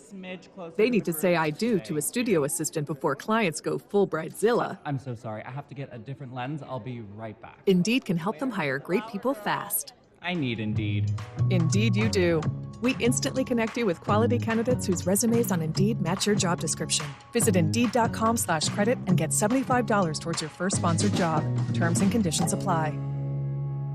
Dell's Black Friday event has arrived with select deals on top tech to power any passion. The savings start now with up to $400 off on select XPS and Alienware PCs powered by 12th Gen Intel Core processors. Don't forget, special pricing on the latest monitors, docks, and accessories, including free shipping on everything. Just call 877-ASK-DELL for Black Friday deals. That's 877-ASK-DELL. Every day, the men and women of the United States Marine Corps demonstrate their commitment to defend the American way of life. Since 1775, we have served our nation as a force in readiness. From combat operations to humanitarian assistance in every corner of the world. No matter where the mission takes us today, or wherever our country needs us tomorrow, we always remember the land we call home. As Marines, we take a stand for each other, for our nation, for us all. The few, the proud, the Marines. Get in zone, AutoZone. Welcome to AutoZone. Thinking about gas mileage? If your check engine light is on, it may be affecting your MPGs, but the free AutoZone Fix Finder service can help. With the most complete free warning light report backed by technician-verified fixes, you'll know what's affecting your gas mileage and more. And you don't have to drive too far to find the fix. The free AutoZone Fix Finder service is available at all 6,200 stores. Get in zone, AutoZone. See details at AutoZone.com. Everyone can boost their digital confidence with NordVPN. All it takes is one simple click. NordVPN will block online trackers, hide your virtual location, and secure your devices from malware-infected files during downloads. It will also detect malicious websites. So catch the Black Friday deal for a 1 or 2 year plan at NordVPN.com and get 3 months for free. NordVPN, cybersecurity built for every day. This moment of uncontrollable laughter was made possible by a 32-year-old man with little to no coordination attempting to execute a simple cartwheel. His name is Sergeant Warner, but young James, our laughing friend here, simply calls him Dad. The smallest moments can have the biggest impact on a child's life. Take time to be a dad today. Call 877-4DAD-411 or visit fatherhood.gov. Brought to you by the U.S. Department of Health and Human Services and the Ad Council. If a fire breaks out in your home while you're asleep, how will you know? Smoke and heat build quickly, making every second count. A working smoke alarm can alert you to the danger and make the difference between life and death. Install and maintain a smoke alarm on every level of your home. Replace the battery every year. This message is brought to you by the United States Fire Administration, your local fire department, and this radio station. It's the Blitz Scoreboard Show every Friday night at 9 p.m. on ESPN 690. Join Brent Martineau, Kasey Kurtz, and the Hall of Famer Kevin Sullivan for scores, analysis, interviews, and live video of games on the ESPN 690 social media platforms. Hey, we're getting ready for overtime with Kurtz and Middleton. And then, of course, Jags Report Live. For us, we got the Monday Night Football game as well. If you're in the market for a luxury car, you got to go to Jacksonville's premier luxury auto group. It is Fields Auto Group, Lexus at Jacksonville and Orange Park, Mercedes-Benz at Jacksonville, Orange Park, Jaguar Land Rover, Jacksonville, Porsche, Jacksonville, Fields Cadillac, Jacksonville, and St. Augustine. Fields, proud sponsor of the Jacksonville Jaguars. FieldsAuto.com. Brent Martineau, Aaron Schachter, Kasey Kurtz on a busy Monday, from Monday Morning Madness to MOJO on Monday to Mathis on Monday. And good to have the guys in, Chris Ebrio and Eric Dunn. They're doing good work with that initiative. Be fun to follow and see how they do. You're going to be doing a lot of yelling and screaming on overtime with Kurtz and Milton. You got anything left in you? It's been a long day. Yeah, I haven't decided yet. We'll see. Stay tuned to find out. It's good to talk to Middleton yesterday on ESPN 690 Game Day Live. Yeah, how did that go? It was good. Good. You have to ask him. I good will. on my end. I will ask him as soon as he gets here. It was cold out there. That's what I've heard.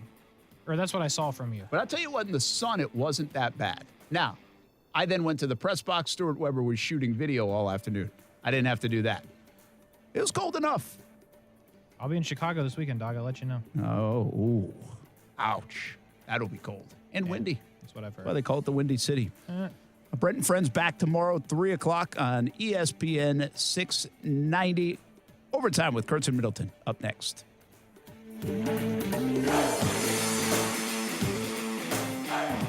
Ready to swoop in the fall of 2022? The UNF Ospreys are ready with a lot of momentum on campus. New improvements at UNF Arena with basketball season right around the corner and tickets already on sale. The fall schedule underway in volleyball and men's and women's soccer, also men's and women's cross country. Get the latest news, schedules, results, and information on tickets for all things Ospreys at UNFospreys.com. Join the Osprey Club, attend a game or a match. Be a part of the momentum at the University of North Florida right now at UNFospreys.com. What's better than all those Thanksgiving casseroles? How about 4 big ways to save on a new Toyota at Arlington Toyota? Like no payments until 2023 on your new Toyota purchase. Arlington will even waive your last 6 lease or loan payments. You got a trade? Arlington will pay up to MSRP for your trade. You'll also get no maintenance costs for 4 years. Shop Arlington Toyota in person, 10939 Atlantic Boulevard, and online at arlingtontoyota.com today. Visit arlingtontoyota.com/thankful for full details. Hello, you have reached the Crooks Arrest Training Center tip line, where we give expert advice for crooks. You may have recently heard that SafeTouch Security is running an insane special for business owners. A 2-for-1 deal on 24/7 perimeter guard cameras. Yeah, these cameras are game changers. Correct. They are compatible with a SafeTouch system, a different system, or no system at all, giving business owners a lot of flexibility. Plus, SafeTouch offers free installation, free storage, and a lifetime warranty, all for less than $1 a day. So, don't be surprised when you see more and more SafeTouch signs at businesses. And if you're a crook, be afraid. Be very afraid. Only one security system is truly the best. Hi, I'm Lester Jackson, president of SafeTouch Security Systems. Nobody beats SafeTouch. Buy one, get one free cameras are limited and going fast. Beat the holiday rush. Call 888-723-8682 or go to safetouch.com. State license number EF233.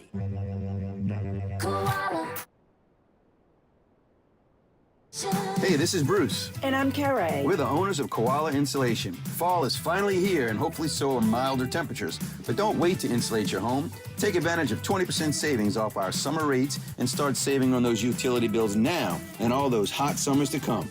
Give us a call and set up your free evaluation at 679-6282 or find us online at koalainsulation.com. If you play a sport or coach a sport or watch a sport in Jacksonville, there's a really good chance that uniform was ordered through Baker Sports. Look good, feel good, play good. Custom sports apparel at Baker Sports since 1997 and a staff that wants to help you. They are experts in the business and make outfitting your team a seamless endeavor. The homegrown Jacksonville business is now the top choice for apparel all over the Southeast. Baker Sports, uniforms, hats, shoes, embroidery, screen printing, and 3D printing. They do it all at Baker Sports, helping make your team look good. Dell Technologies Black Friday event has arrived with select deals on top tech to power business productivity. The savings start now with up to 50% off select performance business PCs powered by 12th Gen Intel Core processors. Don't forget special pricing on the latest monitors, docks, and accessories, including free shipping on everything. Call a Dell Technologies advisor at 877-ASK-DELL for Black Friday deals. That's 877-ASK-DELL. Broadcasting live from the Anajar and Levine studios. Anajar and Levine Accident Attorneys. Call 1-800-747-FREE. That's 1-800-747-3733. WOKV Jacksonville. Listen live everywhere you go on ESPN690.com. ESPN690, a Cox Media Group station. Hey, it's Brent Martineau. Check out Action Sports Jax weekdays from 3 until 6 on ESPN 690. This is Sports. I'm Kevin Winter. Week number 10 of the NFL coming to a close tonight. Monday Night Football takes place from the city of brotherly love, Philadelphia. The Eagles putting their perfect 8-0 record on the line. ESPN's Lisa Salters is there and has this report. Jalen Hurts and the Eagles are balling. Hurts has won 11 consecutive regular season starts dating back to last season, and entering the week, he was the only player in the league with at least 10 touchdown passes and 5 rushing TDs. He's got 6 of those. Eagles and Commanders coverage is starting right now on ESPN television with Monday Night Countdown. They'll kick at 8:15 Eastern. Eagles are sitting as 11-point favorites, according to Caesars Sportsbook. The Vikings have won 7 consecutive games, all by 1 score. They had an overtime victory at the Bills. Buffalo 6-3. Game back of the Chiefs in the race for the number 1 seed.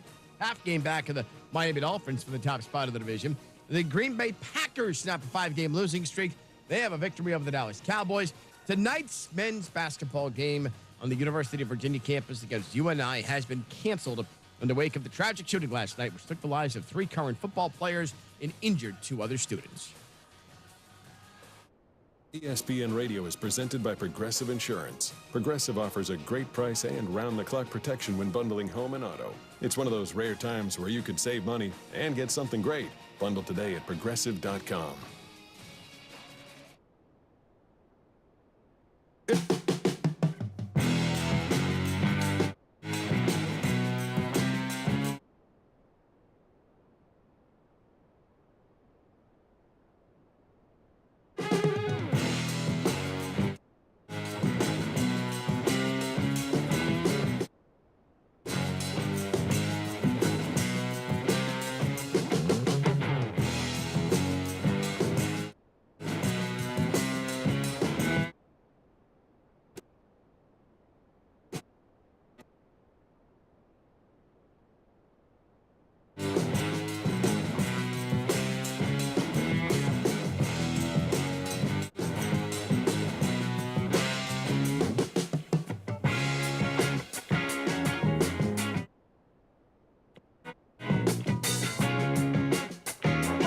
Here we go. Music blaring. What does Kasey say?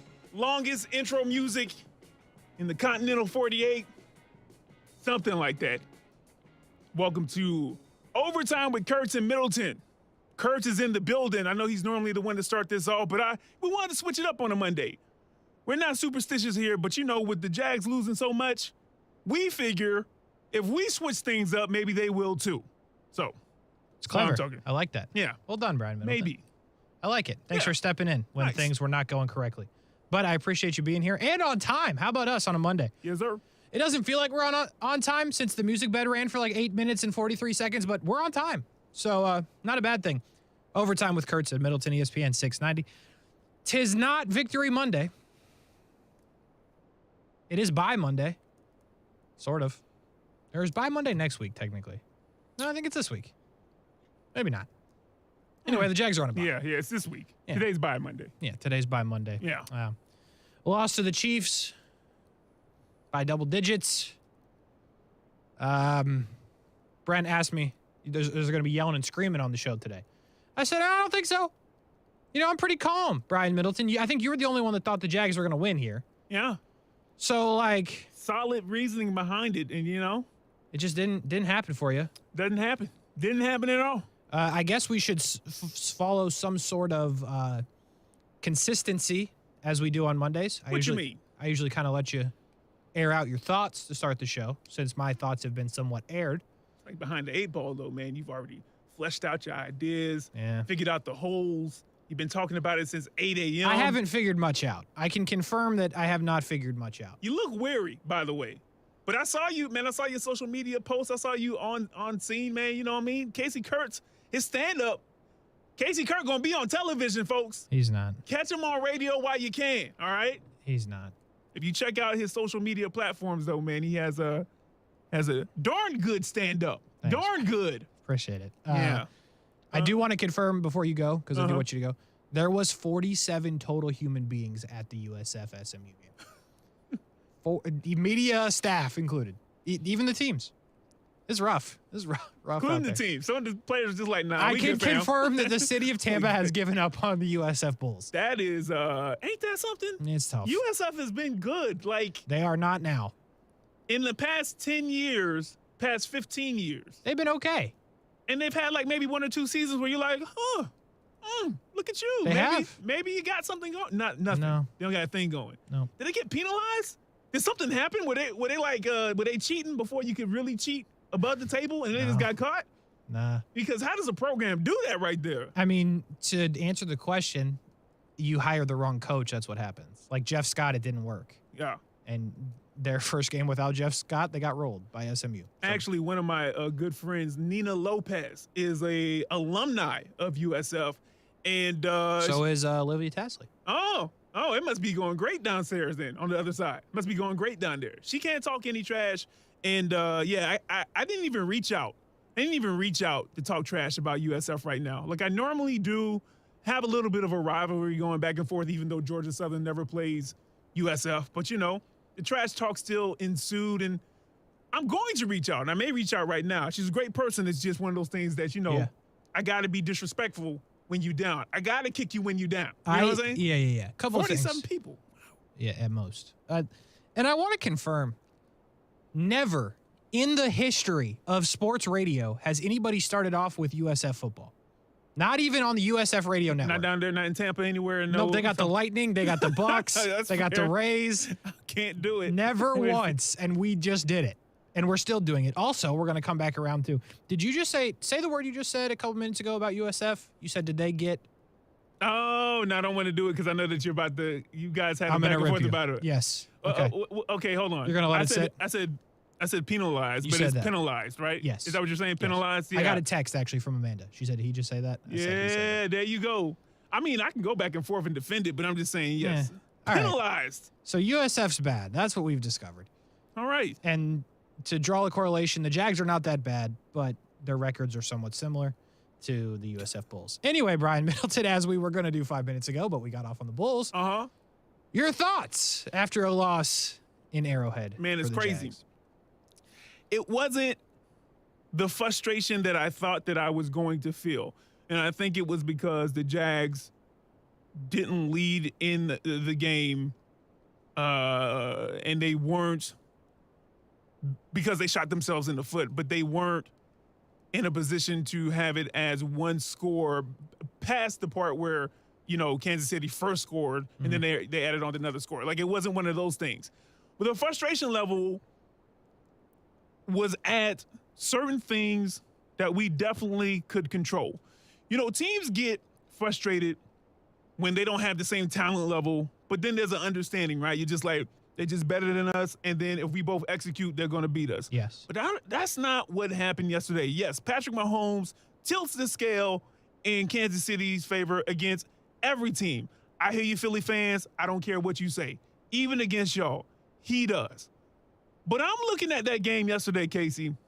Texted you a couple of times. You did. But I got to be real with you, man. The frustration lies with Matthew Wright's replacement. Yeah, that wasn't good. Because this should have been 20 to at least 13 going into halftime. And then, Cam, listen, man. Yeah, that was not Listen, that's the wrong time. I don't mind the penalty per se in the grand scheme of things, right? If it's in the middle of the field, you never want to get that kind of penalty. But, man, it's compounded by the fact that you get a touchdown on it. Yeah, You're scored. celebrating, And this is what the Jags do. I thought I was getting fantasy points because he was Evan Ingram. Ooh, yeah. I didn't. Yeah, you didn't. They took that right back. Right back immediately. And the point, being, Kasey, is that, listen, man, the Jags, interesting fact, I mean, they technically kept this improvement going coming out of the half, 5 of the last 9 games before this game right here. So I guess it's 6 out of 10 on that first drive, they get points, right? Whether it be 3 or 7.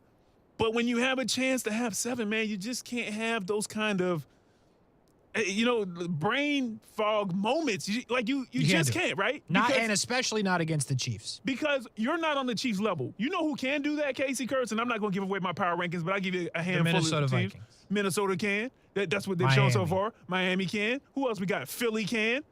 Buffalo can. You feel what I'm saying? These are the kind of teams that can do that. And, maybe one team in 6-10, but probably not. I mean, I would say the Jets, but Casey's probably like, so we'll leave them off. But those 4 teams, they can do that against the Chiefs, and they have enough in their tank, whether it be talent-wise or whatever you want to call it, to still be in the game. For my money, barely. Like, you shouldn't. You probably can still compete, but, maybe not, because the Chiefs are legit. Yeah, no, absolutely.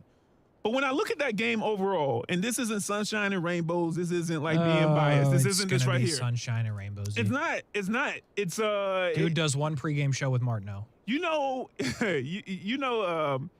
How we used to have the "What's on Your Mind" segment when we were first starting out. Yes.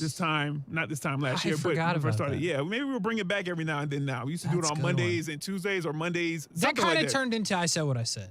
It did. So, like evolutions of the show, folks. And I think I like that actually better, but it was more long form. But I used to bring up some stuff that my cousin would say. Most of the things that I had in there, it wasn't a joke. Some of my cousins would say those exact things. I know Casey thought I was joking. I thought you were kidding. I know, right? But then there's also another phrase that, a couple of my cousins use, and I don't know if that was just a South Carolina thing, but I think most people say this, like, that cake ain't baked. I've never heard that. That cake ain't baked.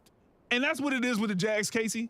The cake ain't baked. You know the cake good. You've seen that kind of cake before. You may have been a fan of you're a Gator fan, so you've seen a great team before. You know what that's like. You've been a Jags fan when they've been pretty good, 2017. You know what it's like. But this version of that cake ain't baked. And no matter how much you want to rush it, it's not going to be ready till it is ready. But I tell you what, you got the right baker in there, Doug Peterson. You got the right sous chefs in there. I know you don't want to say Trent Baalke is the right guy, but you got the right guy in there. I defended him earlier, actually. And you got, the right ingredients for the most part. Okay? You got the right ingredients for the most part. I know we're probably going to talk about, stuff on the defensive side like Devin Lloyd and whatnot, later on. We'll probably talk about, Travis Etienne and what that kind of looked like. But when we start looking at these actual players and how the team continues to battle, that game last year, not a moral victory. Oh, my goodness. But that game last year. They'd lose by 65. You know what I'm saying? If not more. Kansas City would still be scoring. Still. They'll be like right now. They'd be using their timeouts just to run it up. Yeah, they'd be like, listen, man, 100? Can we do 100? Wilt Chamberlain style. So there's obvious growth. If you're a Jags fan, we should be frustrated. We shouldn't be happy with the loss. But you can see the difference. You can see the difference in this team and in the players, most of the players that you want to see the difference in. Guys like Trevor Lawrence, because that's 2 weeks in a row. You can't put it on him. You can't put this on him. No, absolutely not. Andre Cisco bouncing back. I said, is that Ronnie Lott? Why is he knocking people out the game? Looks like a good What is going on around here? Cisco looks good. I kind of, I really bigged up Travis Etienne because I had this whole big old Rocky thing on Game Day Live yesterday, Kasey. But how'd that go? I think it went well. There was interaction in the chat, not necessarily. I about heard you that. couldn't see the chat. Yeah, I can't see it from right here, and I didn't know how to pull it up on the left right here. So I didn't know if it was like, Brent's Chrome or Google. We'll talk about it in the break. But I didn't know which one to pull up, so I was trying to see it, and then in the break I would get up, and then I would just write down like some cliff notes. Because I was like, I can't read it, guys. But there was some good, back and forth interaction. I guess my overall point is this. I think they got the right people there, Kasey Kurtz. That was an astute point. They'll add some more ingredients because in this particular type of cake, when you're building a team, you can add ingredients while it's in the oven, while it's being You just baked. throw stuff in. Yeah, you do. yeah. Just mix it in. And you can see what this thing is going to be. Not what you hope to be. I can see what this thing is going to be. So I am still taking some positives away from it. But, man, listen, Riley Patterson, you want to hear what I didn't say yesterday, Kasey Kurtz? And I think I've been off him now for about 5-6 weeks. I was like, listen, guy, okay, well, you know what? We all miss one. Then he missed another one? I was like, all right. Yep, okay. All right. Not good. So I think you've had some long-winded answers on how the Jags are getting better, right? Remember you did the thing from elementary school to like high school? Remember that one? Yeah. I did both of those. Yeah. I haven't done my middle school one yet. You did Cobra Kai. That was great. Yep. Cobra Kai one was amazing. This one was the best one. Okay. Because I see it. I think you're right. For like the first time ever, I think you're right. Because, last year's Jags, don't even get me started on the 2020 Jags. The 2020 Jags with like Mike Glennon and the boys. Do you remember that? That happened. Glennon. They would have lost by 78, if not more. Mike Glennon. So, yeah, I know, right? Long-necked Mike Glennon. Yes. Yeah. Yes. Very long. Rich, though. Yeah, you know what I mean? If we all could have. I tell you what. Next that If we could all just be backup quarterback. You tell me what? I feel like I've been lied to. Get on the line. Go rush the passer. Like, no, I want to be the backup quarterback. I want to be the third-string quarterback in the NFL. Yes. Okay? You want the goal. Now, I know Nick Foles won a Super Bowl, but the goal is to be Nick Foles. Play a bit. Do okay. Get your money. Not work I'll back you up out. some more. Yeah, I'll back you up some more. Yeah, you know what I'm saying? a little bit. Like, hey, man. But not super bad. You know just what I mean? enough. No yes. CTE. CTE is not there. Like, nah, I'm good, fam. Shoulder and arm only. Yeah, stuff I can fix. I can get replaced. I can replace that. I can't replace a brain, Kasey. I like that. So, with that being said, the Chiefs are just better. Now, there are some things we're going to have to address throughout the show, but here's where we're going to start.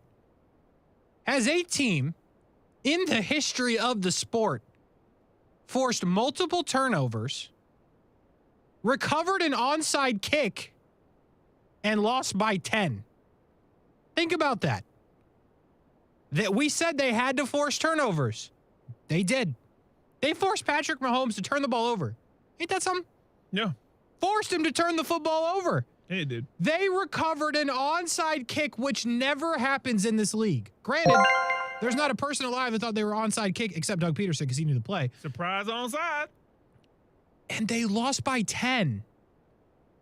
Like, there were moments I was super impressed with the Chiefs, but there were other moments I was like, no, they can get got. They can get got. Yes, that's exactly it. I feel like that's never happened in the league. If you force turnovers, you recover an onside kick, and you get 0 points from it, it's not good. Now, dude missed a field goal from like 5 yards away, okay? He missed another one. And another one. That was a problem. The one at the end of the half was just, when he missed the kick at the end of the half, the game was over. They get the turnover.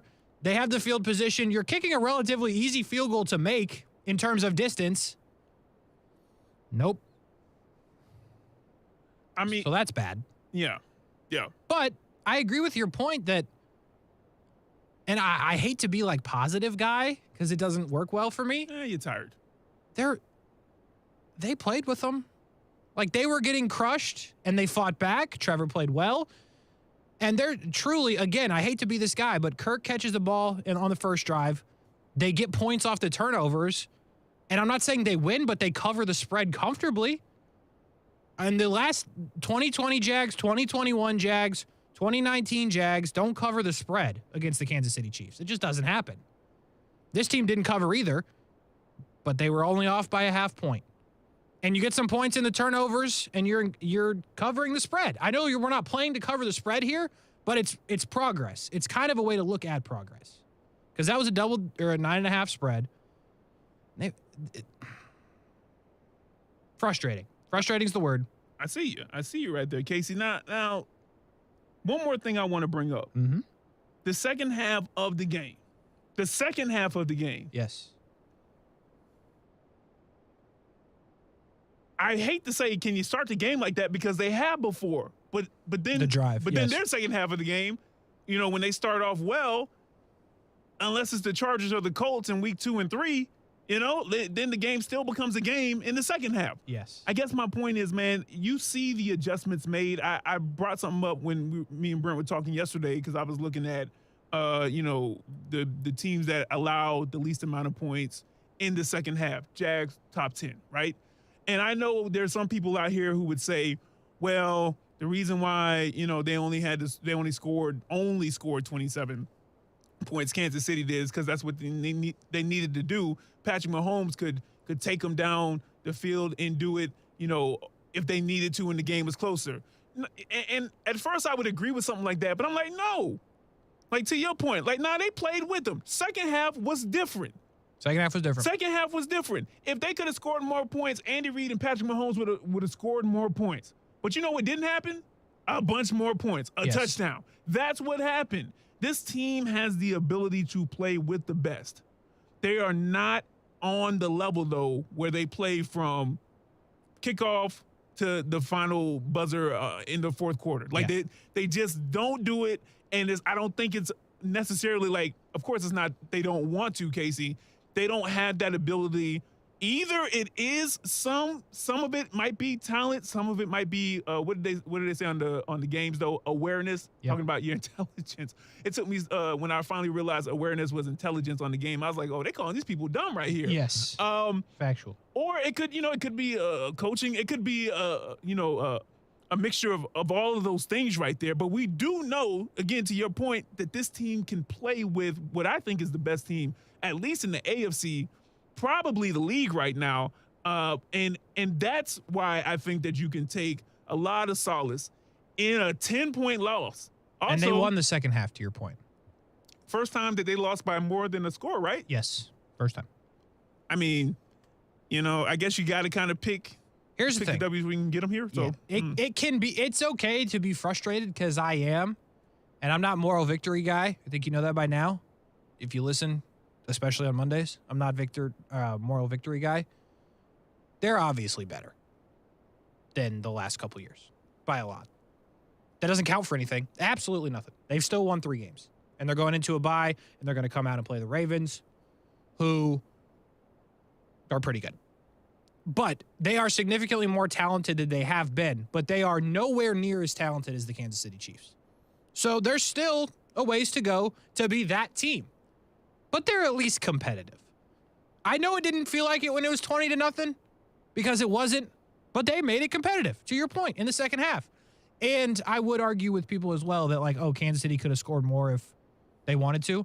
Well, they were trying to score, and Cisco picked them off. Yeah, they want to. They were trying to score. They were getting paid, and they were going down the field, and they got picked off. And unbelievably, they only had the ball 3 times in the second half: touchdown, interception, knee out. Isn't that crazy? Yeah. But to your point, the Jags didn't have their big drive until the first drive of the second quarter where they go down the field, get the field goal, 17 plays, 9 minutes.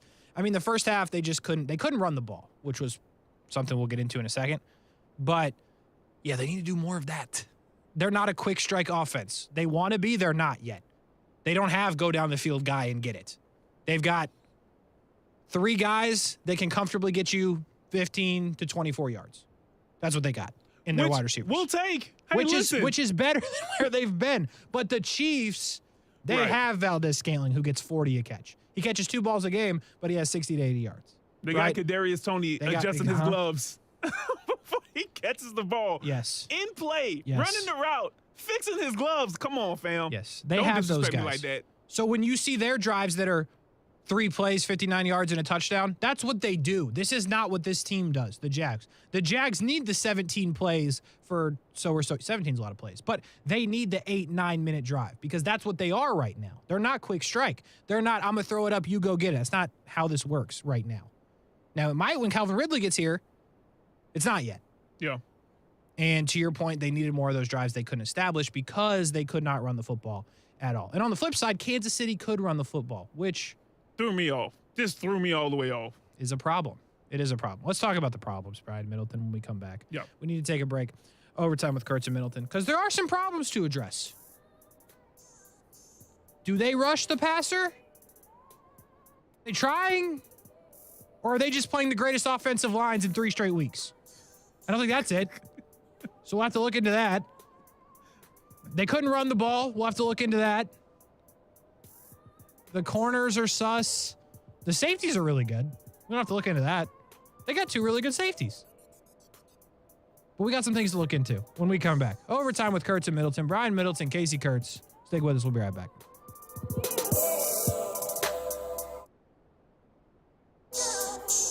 Thanksgiving is up next, and ESPN 690 is partnering with City Streets to Student Athletes for Turkey Bowl 2022.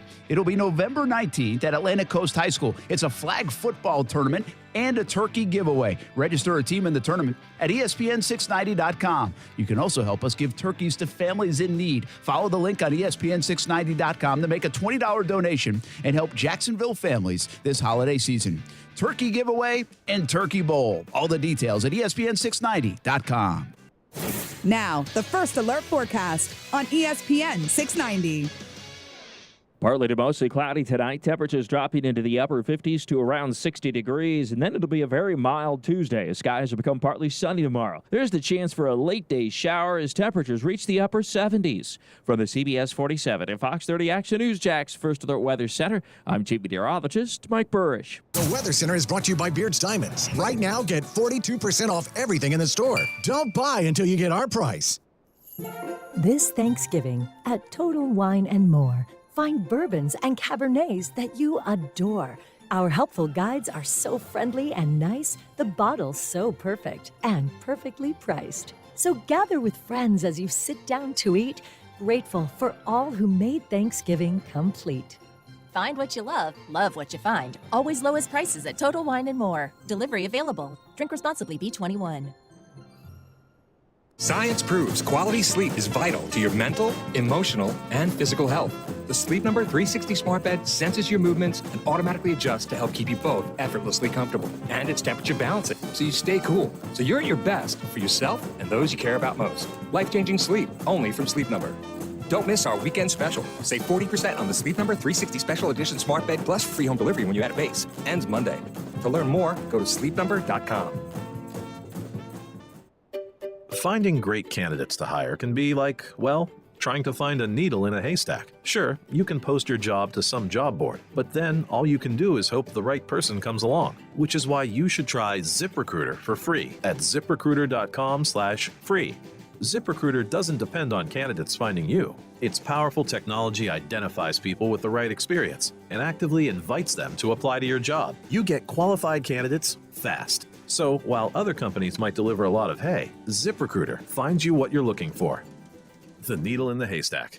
4 out of 5 employers who post a job on ZipRecruiter get a quality candidate through the site within the first day. ZipRecruiter, the smartest way to hire. And right now, you can try ZipRecruiter for free. That's right, free. Just go to this exclusive web address, ZipRecruiter.com/free. That's ZipRecruiter.com/free. ZipRecruiter.com/free. Victim of a slip and fall? It takes one phone call to take back control of your life. Anajar and Levine will fight to get you the compensation you deserve. Call me, Mark Anajar, for a free consultation. 1-800-747-FREE. That's 1-800-747-3733. Main office, Jacksonville. Bank how and when you want to with Community First. Get free checking with rewards and free digital tools that make managing your money simple and life simply better. Add an account at justbeyourself.com. Community First Credit Union, federally insured by NCUA. Koala Insulation. Hey, this is Bruce. And I'm Carrie. We're the owners of Koala Insulation. Fall is finally here, and hopefully so are milder temperatures. But don't wait to insulate your home. Take advantage of 20% savings off our summer rates and start saving on those utility bills now and all those hot summers to come. Give us a call and set up your free evaluation at 679-6282 or find us online at koalainsulation.com. I'm about to give you even more to be thankful for this year, thanks to our friends at Arlington Toyota Pre-Owned. That's no payments until 2023 on your pre-owned purchase. Arlington will even waive your last 6 lease or loan payments. You got a trade? Arlington will pay up to MSRP for your trade. What are you waiting for? This sale won't last long. Shop in person, 10939 Atlantic Boulevard, and online at arlingtontoyota.com today. Toyota.com/thankful for full details. Hey, everybody, it's Brent Morton from Action Sports Jax. There's a good chance you have a smart speaker, so use it with ESPN690. Stay up to date on the Jags and all things sports by telling Alexa or Google to play ESPN690. It's as easy as that. Make sure you listen weekdays 3 until 6 p.m. on ESPN690.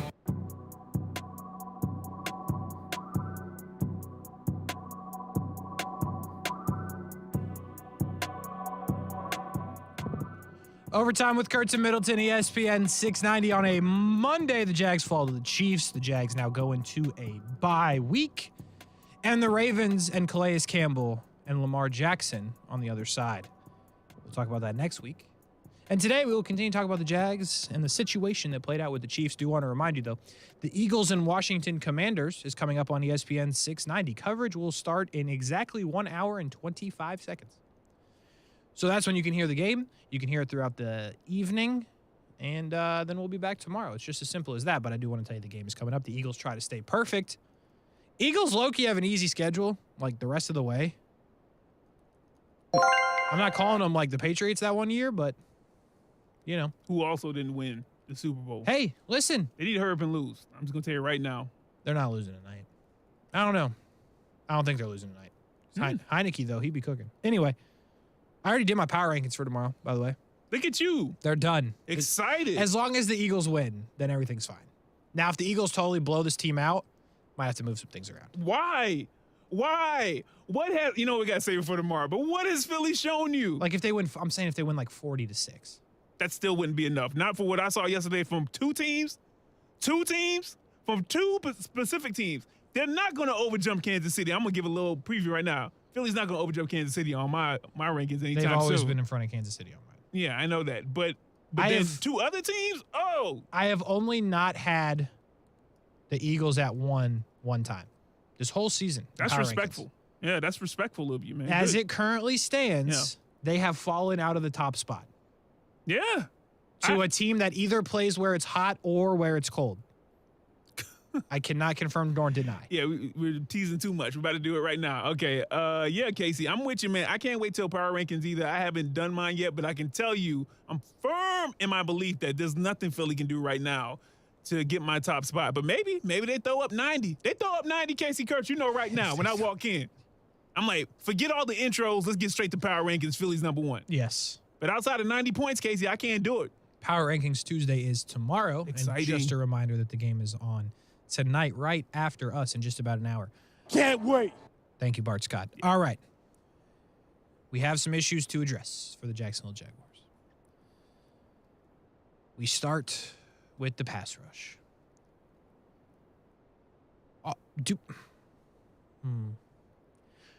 Do they still rush the passer? Like, is that still in the defensive playbook? Because as far as I'm seeing it, like, they're not dropping 11, but it feels like they might as well try. Because they ain't getting there. Yesterday, it did not matter who. They weren't getting there. That's the answer. And, you know, Josh Allen, we did this thing earlier today. PFF says he's not that bad. My eyes tell me, like, here's the thing. I love the pressures. I get it. I understand. I wrote a whole article about it. Don't get me wrong. But they're not putting pressures on the back of your football card. They're putting sacks on the back of your football card. And that's why Chandler Jones's football card sucks this year, because he only has a half. And he's getting paid a lot of money, right? That's why people like Max Crosby. That's why his football card is valuable, because he gets a lot of them. TJ Watt, look what happens when TJ Watt plays and when he doesn't. Like, that's what I'm getting at. And so the question that we have to answer as a collective, as a fan base, as a media, as a people, is Josh Allen that guy? Is Josh Allen him? Or do they still need a number one? Brian, if I made you answer that right now, I know we got a long way to go in the season. But at the bye week, how would you answer that question? At the bye week, I'm going to try to keep this under 2 minutes, all right? Yeah, it's fine. So I don't bore people. So at the bye week, 10 games in, we look at Josh Allen, and I don't know his stats off the top of my head. I know in the game yesterday he had 4 tackles, I believe, or 4 tackles, 3 assists, something like that. which surprised me, but I think that he has 3 sacks. To media. 1, 2, 3. To individuals who watch the game not just casually, but might not have that next level of understanding from football, playing at that level, right? And this is just being completely honest. I think it would be easier to lean towards he's not the number one. We need to go get one. Mm-hmm. Now, I think I'm going to push back just a bit. Go ahead. In this sense. It ain't thinging the way we want it to thing right now as a number one. But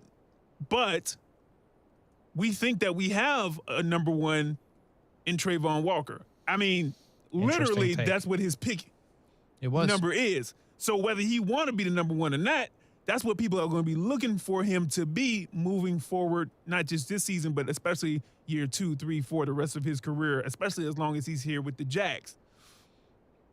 Josh Allen, on the other hand, there's a time when you can really put up certain amount of numbers and you can be a good cog in the wheel for a defense, but it doesn't show out in the kind of ways that the casual observer or just the rest of the public kind of understands it. Like, oh, tackles for losses, sacks.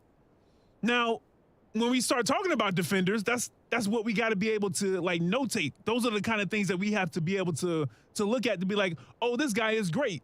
You have to get very nuanced when guys don't have those kind of numbers and you still look at them like, oh, okay, they're still affecting the game. They're still that great, but this is why. Maybe because they always attract a double team. Maybe because you're right, they have a lot of pressures. Maybe they force sacks to the other players. Maybe there's somebody who the team always has to account for, the offense always has to account for, and because of that, yeah, they break through sometimes, but they can't hit the heights of the numbers that they would hit if on the other side they had maybe someone almost as nice as them, or at least somebody else that worried the offense. Now, is that how offenses look at Josh Allen? I gotta be real with you. No. I don't think so. But do I think he still has the ability to be the guy for this defense? I think that clock is ticking, but I do think so. I think we're getting into the second half of this season. And I don't know, again, what Mike called, I don't know what they're saying in the room. I don't know when they're breaking down film. It's very detailed, and they may be asking him to do some other things. But I tell you what, man, sometimes you got to go over and above that. Sometimes you just got to be able to figure out, hey, listen, I know you're asking me to do this. My instincts are telling me that. I'm going to take a chance. Or maybe you just got to be able to say, listen, I'm just going to flat out beat this guy because everybody's questioning my name. I don't know what you have to do, but that clock is ticking. I think that he still has the ability to be that guy. I'm not even talking about being re-signed or anything like that. I'm talking about, hey, we drafted him since he's been out of Kentucky. I know he started off hot, and listen, he went through the painful years, and hopefully we're coming out on the other side. And I think he's going to be the leader of this defense, an integral part of this defense. You're pairing him up with other guys like Walker and Campbell and Cisco and maybe Lloyd, depending on I know we're going to talk about that a little bit later on. But man, if the second half looks like the first half, you just can't. It's going to be like, how much you want? And like you were saying, Kasey. That's the thing. How much you want again? So that's what I think about it. Look, he's going to play on the tag next year, or the fifth-year option, not the tag, the fifth-year option. And that's fine. But, well, let's start with the fact that when you look at who's a free agent this year, barring somebody getting cut, cap casualty, right? Ain't none of these dudes any good. This is what you got. What you got is better. And you don't got much right now, right? You bring Smoot back, not much. Now, in fairness to Josh, they're getting no push from the inside, and to be honest, Trayvon's not doing a whole lot either. But I think this just comes down to the bigger part of this, where they're 3-7 right now. They're not going to the playoffs. Could they steal a win and beat somebody that could go there, like the Jets, like the Titans? Yes, they could. The Ravens, potentially. Who knows? So there is still stuff to play for. Don't get me wrong. But I think these next couple games are huge for Josh Allen the rest of the season. I did my breakdown of it. $10 million, if that's what you're paying him, 10 to 13, okay. I'm with it. You do what you got to do. Price of doing business. But if they're like in the Bradley Chubb area or some of these high-level guys, no. No, because he goes missing for weeks, months. He's missing in action right now. And people are crucifying him for the coverage where the dude scored a touchdown right over him and he was like not even in the zip code. Like, I know it's part of his job description, but it's the part of your job description that, you know, you don't really take seriously. And I'm not saying he doesn't take it serious, but he's out there to rush the passer. So he gets burned in coverage. Like, I'm not mad at him for that. It's annoying, but, you know, I'm not crucifying him for that today. I'm crucifying him for not being able to bring the quarterback down when he still has the football. I'm crucifying him for not being able to win one-on-ones consistently. Number one, pass rushers win consistently. Not occasionally, half the time. All the time. Yep. TJ Watt wins all the time. And I know that's an extreme, so you got to temper it. I get it. But if you want to pay this guy, if you want this guy to be your one, if you keep this guy and not bring in other human beings to do that job, then he needs to be as good as these other top flight guys. And I'm not seeing that right now. But judging by this free agent class and on the possibility that they do not get Will Anderson, because if they are able to draft Will Anderson, I have news, folks. Will Anderson will play alongside Trayvon Walker. And that'll be that. So we'll see if that plays itself out. But I think it's interesting what you said there, like looking at Trayvon as the one. And, you know, to be honest with you, you're right, and I had never really done it that way because he's a rookie. But that is the goal. They drafted him as the first pick in the draft. You're right. It's a good call. He's not there yet. He's a rookie, and I'm not mad at him for it. I think at times he's winning the battles. I think he's doing his part as a rookie. And if he gets better off of this, then you got to feel pretty good about that. The other side is what I wonder about, and the interior. Like, you know, they're paying like Fadakasi like $33 million. It's a good job if you can do it. If you can find it, man. Shout out to him. I ain't going to hate on him for that, but boy. Like, I know they brought him into stuff to run as well, but like they need something interior there. Devon Hamilton does his job. It's not a sexy job. He does his job. But they're so inconsistent. And that's pretty much just the team in general. The inconsistencies that they have. Devin Lloyd benched again. Yikes. Not good.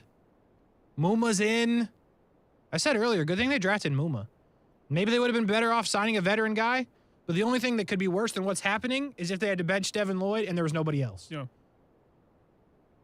You're not fond of what's going on with Devin Lloyd right now. I can tell. Well, listen, because the wide open receivers that's a problem. Is an issue. So I'm not going to knock anybody for being like, try something, get somebody in there. But listen, Devin Lloyd wasn't the only one to lose a receiver who scored yesterday.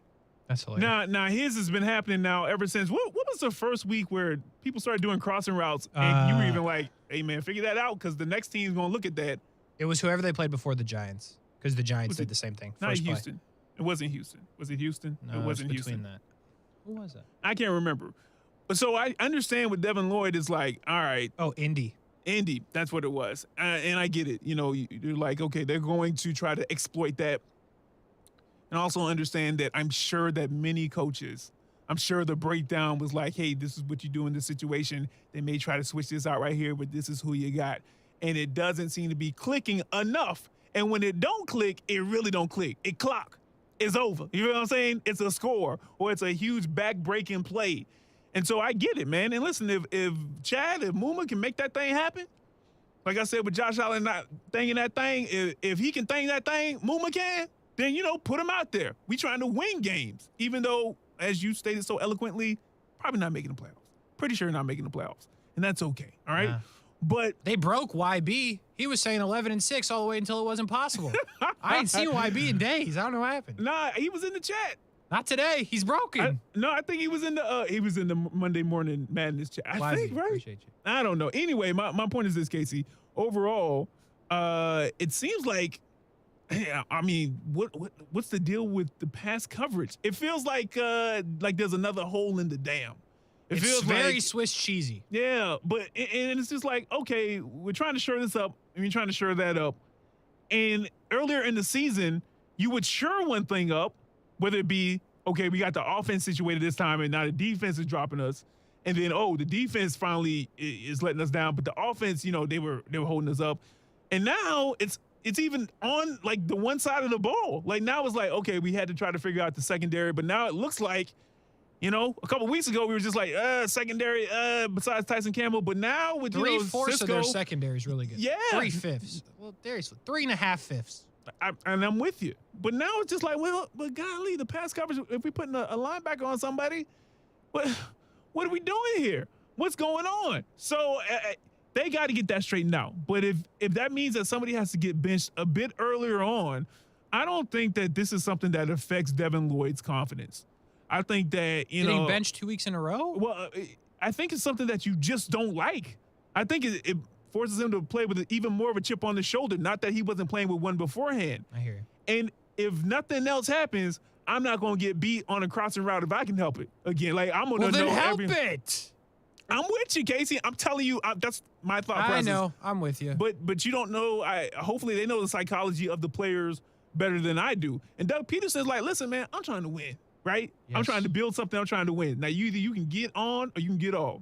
You can give it up or you can lay it down. They cannot afford for Devin Lloyd to be bad. They traded up to get him. Yeah. In the first round. I'm with you. And here's the thing. This is exactly what happened. He was balling. They saw it on tape. And he got exploited for it. Yeah, and someone was like, yeah, let's try this right here. I don't know if the Colts picked up on it when they were getting shut out. I don't know if they saw it in film in other games. But since then, it has not been good for Devin Lloyd. I'd actually venture to say it's been a pretty horrible experience. He is not having a good time. And I was happy for him when he got that fumble recovery. Yeah, because you're thinking, hopefully this will turn it. I'm like, here we go. And then here came Muma. Because it did not turn it. Yeah, because they were like, nah, let's go back to what we know. What we know can work around here. So, and again, I'm not done with him, right? Talented guy. There is no doubt. Not, Kasey. It's 10 games. It's his but career. Here's the thing. I mean, if we all can see it, 4 games in a row, however it's long it's been since they played the Colts again, the second time. Fix it. Like, I know easier said than done, but like, it's the same thing every week. The middle of the field is open. They're in the zone. They can't hand off. They're made to play man, and they don't have the corners to play man. Yeah. Yeah.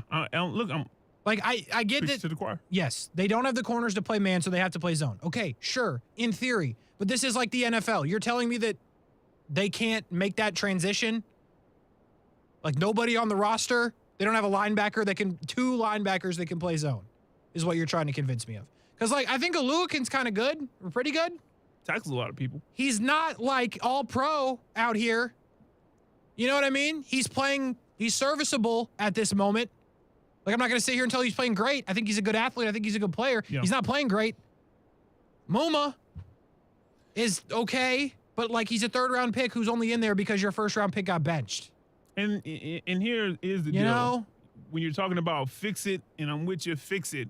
Actually, let me get this started right here. When you talk about fix it, good call. The deal is this. Now that it's not just the other opponents that are going to exploit it, I mean, when he gets out in front of media, yeah. I mean, every time someone catches a pass over there, like that's going to be magnified until he just says, I'm going to figure this out. Or he gets with the coaching staff. I don't know how much you put on the coaching staff. And how much you put on the player? I put a good amount. Okay. So, yeah, it's going to be magnified, Kasey, until that does get ironed out. The more he gets on the field. I think Mike Caldwell's in a whirlwind right now.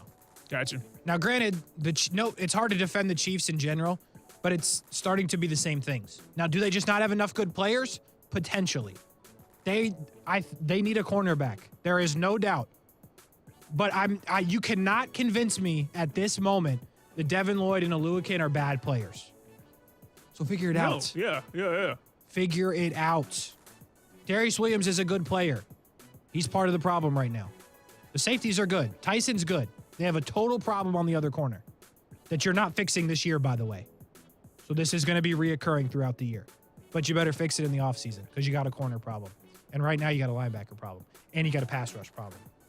You know where you don't have a problem? Is safety. The boys at safety, Jenkins and Cisco are doing their thing, man. Tell you what, at least somebody's doing something on the defensive side. Holy cow. We got to get a break. We are way late. We'll be back right after this.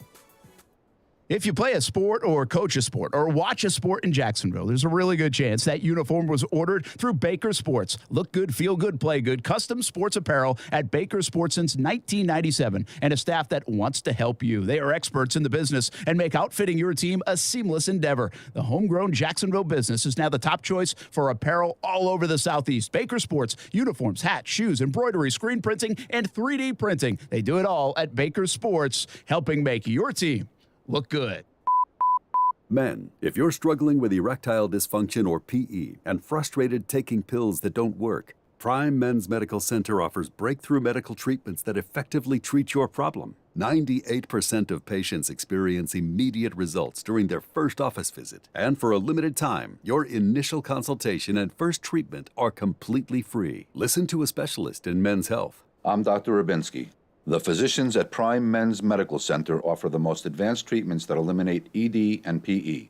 Now men are lasting 30, 60, 90 minutes or longer, regardless of age or medical history. Guys, to eliminate your frustration in the bedroom, call Prime Men's Medical Center now to take advantage of this exclusive limited-time offer. Your initial consultation and first treatment are totally free, and you'll see instant results right in the office. Call now, 904-664-8214.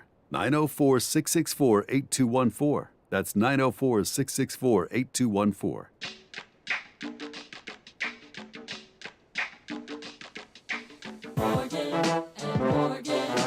All you gotta do is tell Paolo.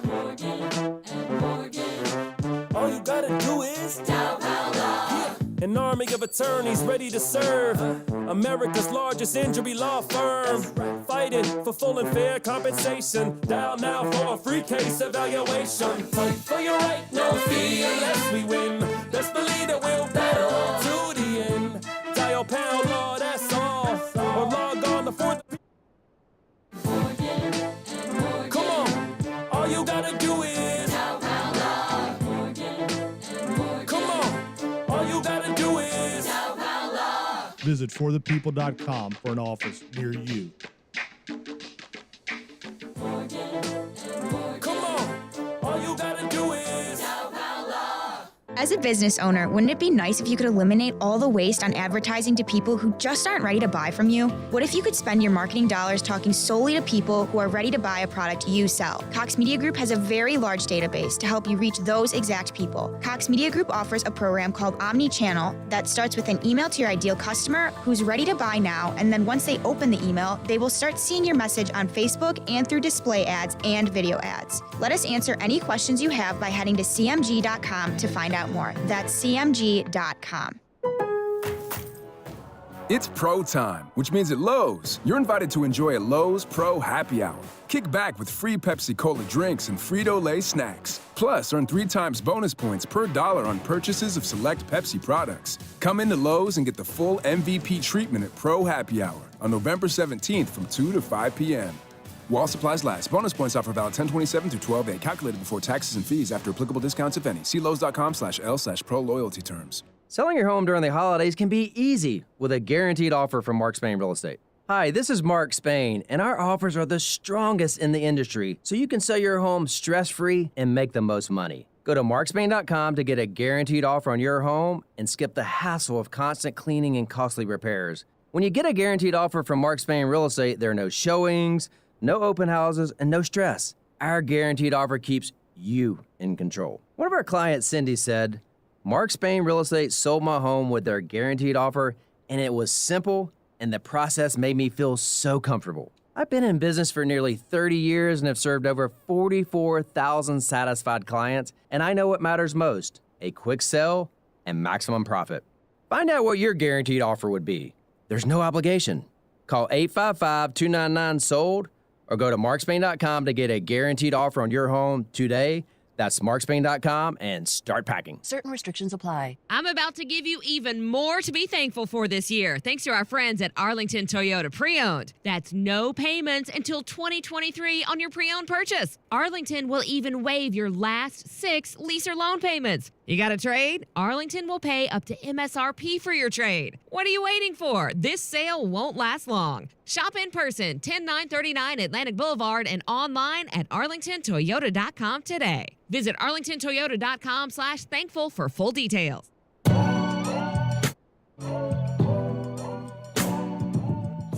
Overtime with Kurtz and Middleton. We have another half hour to go. We call it the Power Half Hour as we take you up to Monday Night Football, which will be the Commanders and the Eagles. The Eagles will try to stay perfect. We do have to hit another break, though, hit the Sports Center at the top of the hour. But we were talking to the break, Brian Middleton. How are they going to contain Lamar Jackson? I don't know. I'm not answering that question. But you brought up an interesting point. Who are the Jags going to put on scout team for this defense to practice with as Lamar Jackson? Because, listen, Trevor's a good player. He ain't Lamar Jackson. Sure ain't. Not yet. I mean, ETN, maybe, for the speed part of it. Injury risk too high. Put two red jerseys on him. What you red got? pants. Who I'm would you going go? with Jamal Agnew. I like Agnew. You know what I mean? Future friend of the show. Friend of the show. Friend of the show. Friend of the station. Friend of Kasey. Him and Kasey, have had conversation. The boys. That's a good call. We'll have to watch that, by the way. Left the game with the injury, never came back in. So hopefully he's healthy because he is explosive. They can do some things with Agnew, and you can see that they're trying more and more out as they get comfortable. The Power Half Hour up next on ESPN 690. Boss, wait till you hear this. Whoa, hang on. We just found 6 houses without Safe Touch security, so let me enjoy my good mood for a little bit, will ya? Sorry, boss, but Safe Touch is running a buy one, get one free special on their 24/7 recording perimeter guard cameras. A BOCO on cameras? Yeah, listen, get 5-star security surveillance with Safe Touch's 2-way communicator, free installation, and lifetime warranty. Plus, add a doorbell camera for just $99. Oh, that Lester Jackson! Why is he doing this to me? Boss, it's just another reason we have the Crooksmas Golden Rule. Stay away from Safe Touch houses. Yeah, so much for my good mood. Crooks know to stay away from Safe Touch houses. Hi, I'm Lester Jackson, president of Safe Touch Security Systems. No one beats our technology or our price. Monitoring agreement required with approved credit. Beat the holiday rush. Cameras are going fast. Call 888-723-8682 or go to safetouch.com. State license number EF233. In Florida, it's not if the storms are coming, it's when the storms are coming. And that's why you need the Chief. Jacksonville's chief meteorologist, Mike Burrish, with a proven track record of keeping local families safe. Rain, heat, hurricanes, flooding, tornadoes. We get it all. Just more reasons why you need the Chief. Chief Meteorologist Mike Burrish, backed by the First Alert Weather Team. Only on CBS 47 and Fox 30 Action News Jax. People often ask me, how much money do I have to pay you up front to be my personal lawyer? The answer is nothing. It's free unless we win. What about a slip and fall or car crash case? Free unless we win. Morgan & Morgan. Visit forthepeople.com for an office near you. When Smart Tools give you control, you own it. When you're confident in your decisions, you own it. When you're sure someone's got your back, you own it. At Community First Credit Union, you can own it all. With free digital banking, fewer fees, and a team that's ready to help, you're in control of your money so you can live your life your way. Go ahead and own it. Add an account today at justbeyourself.com. Community First Credit Union, federally insured by NCUA. Men, if you're struggling with erectile dysfunction or PE and frustrated taking pills that don't work, Prime Men's Medical Center offers breakthrough medical treatments that effectively treat your problem. 98% of patients experience immediate results during their first office visit. And for a limited time, your initial consultation and first treatment are completely free. Listen to a specialist in men's health. I'm Dr. Rubinsky. The physicians at Prime Men's Medical Center offer the most advanced treatments that eliminate ED and PE. Now men are lasting 30, 60, 90 minutes or longer, regardless of age or medical history. Guys, to eliminate your frustration in the bedroom, call Prime Men's Medical Center now to take advantage of this exclusive limited-time offer. Your initial consultation and first treatment are totally free, and you'll see instant results right in the office. Call now, 904-664-8214. 904-664-8214. That's 904-664-8214.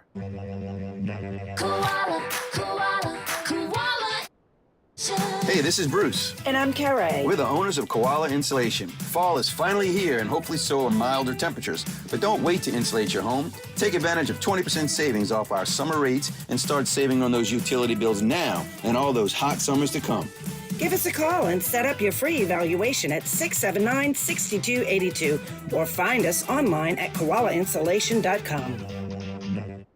If you play a sport or coach a sport or watch a sport in Jacksonville, there's a really good chance that uniform was ordered through Baker Sports. Look good, feel good, play good. Custom sports apparel at Baker Sports since 1997 and a staff that wants to help you. They are experts in the business and make outfitting your team a seamless endeavor. The homegrown Jacksonville business is now the top choice for apparel all over the Southeast. Baker Sports, uniforms, hats, shoes, embroidery, screen printing, and 3D printing. They do it all at Baker Sports, helping make your team look good.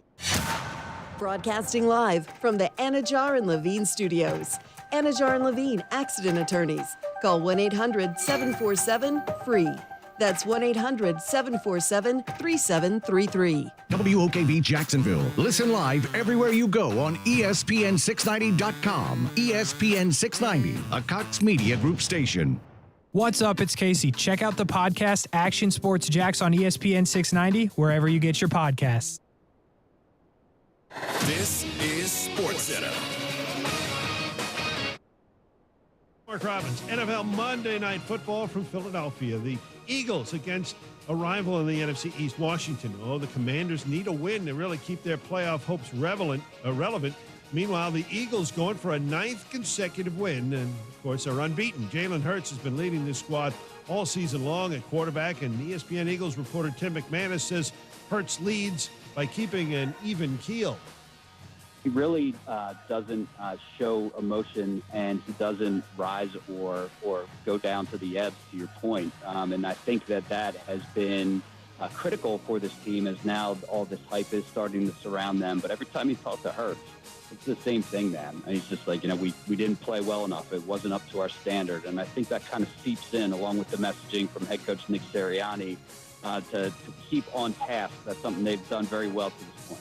That is Tim McManus on Spain and Fitz here on ESPN Radio. You can hear the entire interview coming up at 8 p.m. Eastern. Monday Night Football on ESPN and the app underway with coverage. Monday Night Countdown right now with the kickoff at 8:15 Eastern. NBA tonight, Chris Paul of the Suns going to miss the game in Miami against the Heat. That is 3 straight that he has missed with a heel injury. Tyler Hero out tonight from Miami with an ankle injury. 3 University of Virginia football players were shot and killed on campus late Sunday night. 2 more students were shot, including a football player, and hospitalized. The suspect, 22-year-old Christopher Jones Jr., has been apprehended. Coming up Tuesday, we will have a full breakdown of Monday Night Football. Plus, what's the biggest question remaining we have for the title contenders? Keyshawn, J. Will, and Max, Tuesday, 6 a.m. Eastern on ESPN Radio, ESPN2, and ESPNU.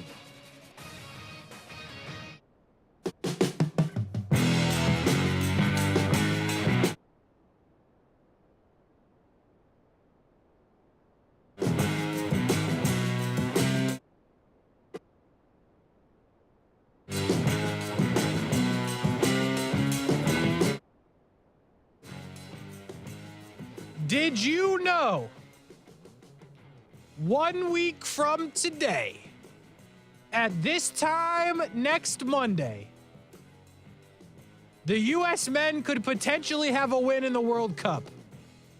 Can you believe it? Wouldn't that be something, Brian Middleton? We would be very excited around here, wouldn't we? We do not care. Yeah. You're probably right. I care. We do not care. All right, yeah, all right. The Power Half Hour, overtime with Kurtz and Middleton. Brian Middleton, who does not care. Kasey Kurtz, I care about that. Jags lose to the Chiefs. Just talked for an hour about the Jags. 3-7, going into the bye. They play the Ravens. We move away from the Jags. We have other things to discuss. Justin Jefferson made one of the best catches of all time. The Vikings shocked the Bills at home. That was a great football game. That was a great football game. I want to push back on the word shocked, though. Some of us weren't shocked. They were down 17. Some of us weren't shocked. The Bills in the were studio right now. Okay. Okay. The Bills were. Oh, okay. I don't know why they were, but okay. They were up 17 points. Yeah, but they were playing Minnesota. So I mean, you know. It was a great football game. I'm glad I watched the important parts at the end. I was like gonna stay with the Titans game that they put on after the Jags. I was like, no, let me check this one out. Thank goodness I did that. Yeah. Because that ending was insane. Josh Allen fumbles in the end zone. They recover for a touchdown after not getting it 2 straight times. Then Josh Allen, with the help of the referees, they drive down the field and tie it up to their credit. I mean, again, help of the referees because that was not a catch. But it was not. But hey, listen, if they're gonna give it to me, we going Get to line. execute. Get to the line. So I'm not mad at the Bills at all for doing that. No, you can't be. And Great that right there showed me more than what some other teams that might not have a loss have shown me in the face of adversity right now. But no hate. No hate. Sounds like hate. No hate. Sounds like hate. Anyway, Kasey, you were saying. Anyway, great football game. World class. We did have some good football, by the way, this weekend. The Bucks might be back. They played in Germany. That was on at like 9 in the morning. Seattle didn't look great. Justin Fields is fun. Justin Fields is very fun. He's just out here running all over people. Video game fun. They still lose. Yeah, he's like, hey, having a ball out here, though. Miami's casually putting up 40 points with no remorse. The Giants are doing Giants things and winning to the Texans by like 7 points, but still getting the job done. The freaking Colts. Yeah, they did. The Colts, led by Jeff Saturday, who at this time last week was on television, put Matt Ryan back in instead of Sam Ehlinger, which was the right decision. And they go to Las Vegas and win. Side note, Las Vegas is terrible. Bill Belichick your ass out of the stadium because he's sorry as hell. Josh McDaniels is not a good coach. Derek Carr cried at the podium. And I'm not mad. No shame. Yeah, I ain't going to play no. I'm not mad at him. Yeah. Can you imagine the nonsense that Derek Carr has been through just in his time as an NFL player? It's wild. Just think about like last year. They have a coach that they think at the bare minimum is okay in Gruden. He gets fired. They obviously have a special relationship, Carr and Gruden. The Henry Ruggs thing happens. The dude that was threatening people with guns on IG happens. They go to the playoffs. They get rid of that coach. They hire McDaniels. They go get Devontae Adams. They bring in Chandler Jones, and they're terrible. I forgot about the gun guy. Yeah. Man, he kind of flew under the radar. And he was a high pick. Yeah, I don't want to say he was a 1, but I think he was a 2. Yeah, he was up there. Oh, they cut Leatherwood, who was one of their first-round picks. Oh, yeah, yeah. Derek Carr's like, I don't know what else I can do but cry. Sometimes you just have to cry. Like, I'm for it. Like, that is a just... Nah, you don't want to see Trevor coming up to the podium and cry. Trevor does that, you going to be like, if you don't get your Well, here's the thing. Here's the thing. You got to get there, right? Derek Carr has a reason to cry. He's stuck in Las Vegas with these bums. Like, he's been through it. All right. Rookie season for Trevor. Nah, I get you. If you would have cried last year, I'd have been like, you know what? You still would have been like, I don't know about him. I'd have been like, let it out. Holy cow. Man. Las Vegas is so bad.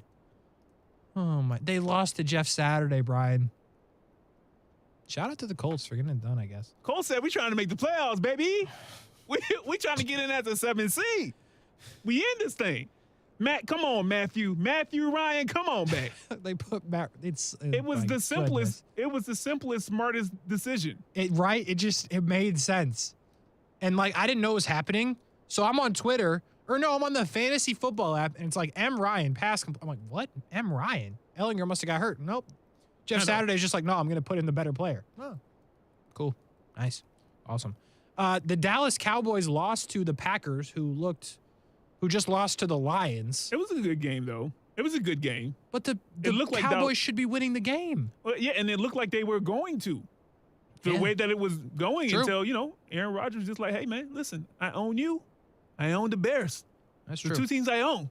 Dallas, I'm a little sus about Dallas at this point. We'll see how they play out. Oh, but wow. Sounds like they're off of your power rankings. Another tease right there. Kasey Kurtz may not have Dallas in his top 10 tomorrow. I don't remember if I do. You wildin'. All the Cardinals had to do was put in Colt McCoy to win. This is such a weird league, bro. Yeah. Like, the things that I'm saying make no sense, but they all happened. Yeah. And San Francisco, I think, is pretty good. Like, I know it didn't look great last night, but they get clicking, all the boys, on offense, and their defense is scary. San Francisco is going to go far in the playoffs. Anyway, that's kind of a small recap of the entire day yesterday. And it was a wild one.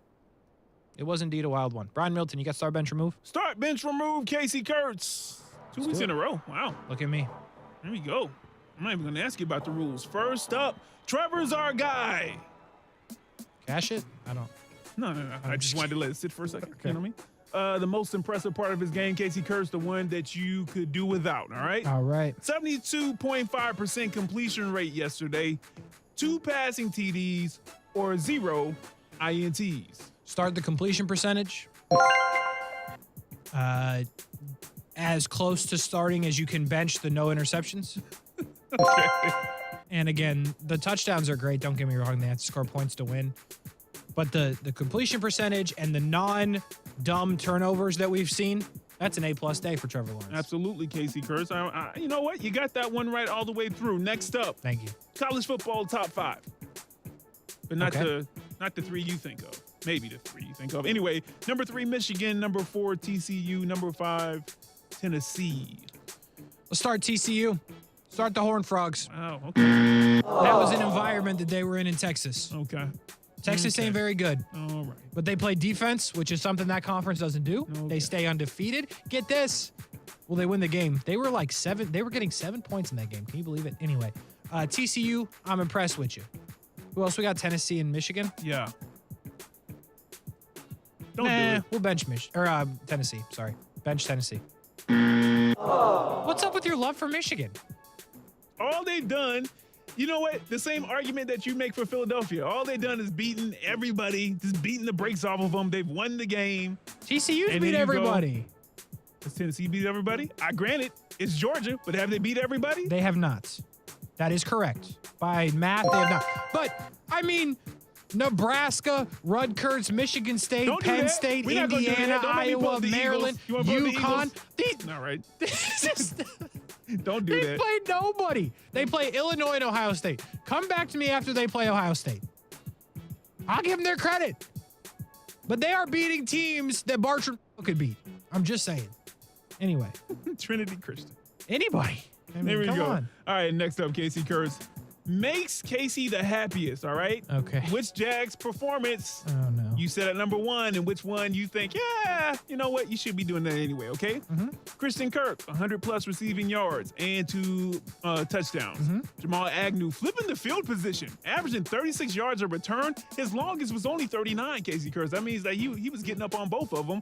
And then Andre Cisco with a pick and 2 licks. Gotta start Cisco. There you go. We like that. Gotta start Cisco. Great game from Andre Cisco on Jags Report Live, by the way, right now, actually. Yeah, but don't no leave. push-ups. Don't leave the show that we're doing to watch Cisco. I actually watch Cisco, but listen to us. Yeah. You know what I'm saying? It works both ways. Anyway, start Cisco. Who else did I have? Yeah, Christian Kirk, 100-plus yards, Yes. 2 TDs, and Christian you Kirk. also had Jamal Agnew returning that thing the way you're supposed to, Devin Hester style. Let's bench Agnew. Okay. Only because you said at the end, you said who's doing what they should be doing. That's what Christian Kirk should be doing. Look at you. Look at me. I'm listening. Christian's like, I can't do it unless the ball gets to me, though. Well, You know? hey, he did have a drop, okay, on the first drive that was big. That's fair. Yeah, he did. That's right. That's fair. All right, next up, Kasey Kurtz. Wideouts, a.k.a. wide receivers. Thank you. Chef Jeff. Okay. Stephon Diggs. Yep. Tyreek Hill. Yep. What you doing? Starting Justin Jefferson. Wow. Prisoner of the moment. I've made this mistake before. Yeah. He's special. He is special. Who's not special on this list? Let's wait and I see. knew you were going to say that. Let's wait and see. Who's not special? That's what I should have named it. Who's not special? You know, I love you, Stephon Diggs. but I got to bench Tyreek Hill. There you go. Love you, Wow. Stephon Diggs. Good player. Wow. Do Great you? player. Do Great you? player. He's not special, though. Great okay. player. Yeah. Maryland's finest. Yeah. Hot seat. Josh Hot McDaniels. seat. He is one of the choices. Start him. Start him. Hold on. Start him. I don't care who else. Start him. Jimbo Fisher and Cliff Kingsbury. Goodness gracious, man. That was the best one so far. You guessed one of the options. Yeah, Josh McDaniels started. Start Josh McDaniels every time. I don't understand why he's still employed. That's a disaster. Yeah, I mean it. I would fire him today. What about Jimbo? No, that's fair. I kind of forgot about that part of it. Yeah, that's a dumpster fire as well. Well, we're definitely benching Jimbo, by the way. Okay. Because Kingsbury, if I'm Kingsbury, I'm like, well, you've identified the problem. It's number one. Now, Grant, I know that's his guy, so it's a weird character development that you'd have to play there. Yeah. But I'd be like, there's your problem. You saw it. Texas A&M is just... I'm surprised Jimbo's employed today. Like, I know the contract is buyout. I understand the whole thing. I get it. I know how this works. I need to get his agent. I cannot believe he's still employed today. Whenever I texted you, I was like, if they lose this game... You did. I was like, they can't lose to a team that just fired their coach. You can't do it. Now, on the flip side, I'll tell you, I bet on Auburn because I saw it coming. They're motivated to play at Auburn now. They've got that spark, fired coach bump. Yeah. Texas A&M's like, please fire this old man. I'm ready to win another game. Jimbo's like, I don't know. They're not going to like, here's the thing. You know now that Jimbo's not getting fired.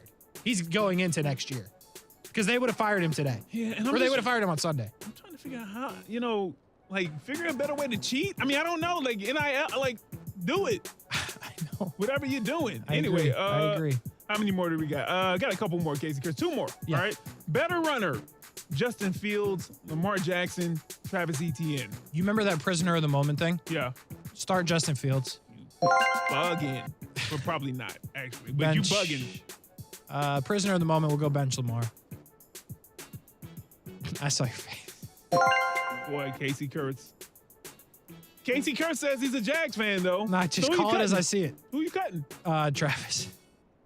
I'm sorry. Travis Etienne. Oh, okay. All right, Kasey Kurtz. I would pay... Nah, you ain't got to explain nothing else on this one. No, We'll I want to move on. talk about Fields. I would pay more money than I should to solely watch Justin Fields run around. Just run around. Not even On the field. just on the field, but not against anybody. Oh, boy. Let's see, Kasey. So good. We'll go to this last one, another Thanksgiving-related one, since we're basically a week and a half out. Mac and cheese. No. Even though... Thank you. Start bench cut, Thanksgiving food, chilling with the family, or watching football. Well, let's see. This is not We haven't been good. this awkward in a while. This is not We good. haven't been this awkward in a while. But, Kasey, you're an honest guy. So, Okay. Well, I will be honest. Okay. All right, do it. Start football. All right. You're never going to believe me here, but I'll explain myself. Bench the fam. It's the right answer, but you're right. I don't believe you. Here's why. Yeah, I know you're not going to believe me. I am not huge Thanksgiving food guy. Like, I promise you. I know you're not going to believe me. I literally get turkey, mac and cheese, and like bread. I'm not a big mashed potatoes guy. Don't like gravy. But you don't like gravy. You got to I put don't the like gravy. cranberry sauce on there. I get don't the like sweet and cranberry tart. sauce. You bugging. I'm telling you. Who is this guy? Doesn't that surprise you? I knew it would surprise you, but it's honestly, I'll send you a picture of my plate. Actually, I probably got a picture from like one Thanksgiving. I'll show you. Occasionally, I'll go with the green beans. It depends. Know what I'm saying? Shout out to the fam. Appreciate you watching the show. That's it for Start Bench Remove Kasey Kurtz after you lied on that last one. Anyway, one segment to go, overtime with Kurtz and Middleton, and we bring it to you right after this. Hey, it's Aaron from Brent and Friends, and are you looking to make a difference for our community this Thanksgiving? Show you care and help local families this Thanksgiving by giving to the Basket Brigade Florida, proudly supported by Jack C. Wilson Roofing, the first name in Jacksonville roofing, who believe that one small act of kindness makes a difference to so many. To donate, go to ESPN690.com, and thank you for helping families in Northeast Florida. From Jacksonville's home for ESPN Radio, ESPN 690. Now, the first alert forecast on ESPN 690. Partly to mostly cloudy tonight. Temperatures dropping into the upper 50s to around 60 degrees. And then it'll be a very mild Tuesday. Skies will become partly sunny tomorrow. There's the chance for a late day shower as temperatures reach the upper 70s. From the CBS 47 and Fox 30 Action News Jax First Alert Weather Center, I'm Chief Meteorologist Mike Burrish. The Weather Center is brought to you by Beard's Diamonds. Right now, get 42% off everything in the store. Don't buy until you get our price. Injured on the job? It takes one phone call to take back control of your life. Anajar Levine will fight to get you the compensation you deserve. Call me, Glenn Levine, for a free consultation. 1-800-747-FREE. That's 1-800-747-3733. Main office, Jacksonville. What's better than all those Thanksgiving casseroles? How about 4 big ways to save on a new Toyota at Arlington Toyota? Like no payments until 2023 on your new Toyota purchase. Arlington will even waive your last. Will pay up to MSRP for your trade. You'll also get no maintenance costs for 4 years. But don't wait. Shop Arlington Toyota in person, 10939 Atlantic Boulevard, and online at arlingtontoyota.com today. Visit arlingtontoyota.com/thankful for full details.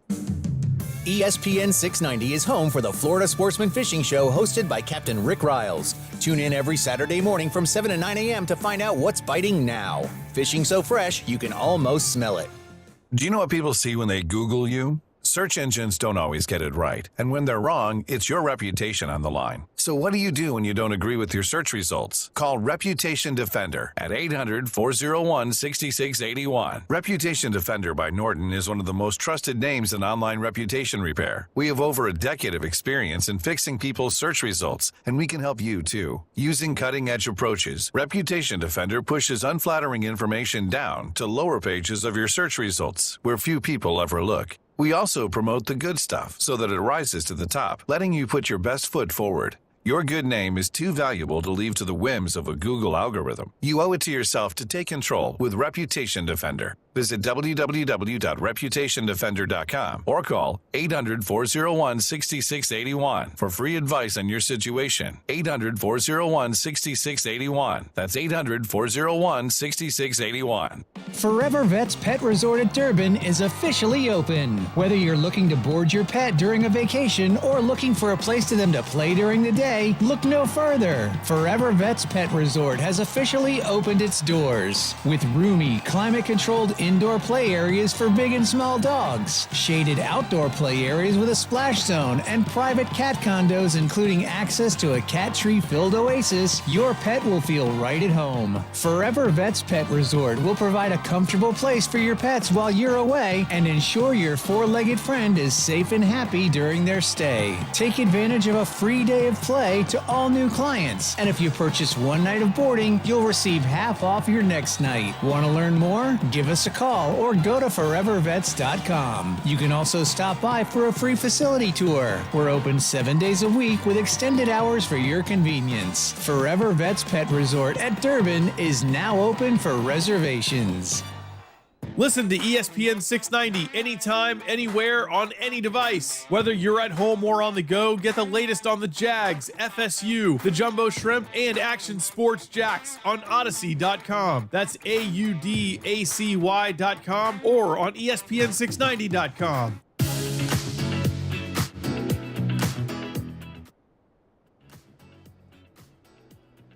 Will the Eagles stay perfect tonight? I mean, probably, but you know. Yeah. What you gonna do? The city of Philadelphia loves you, Brian. Hey, listen, I don't want no beef with Philly, the city. I'm trying to make there be beef. Nah, bro. Listen, they originally had beef with us because I thought we could beat the Sixers. Remember that? Yeah. Which I still feel pretty good about, by the way, as long as Embiid doesn't play.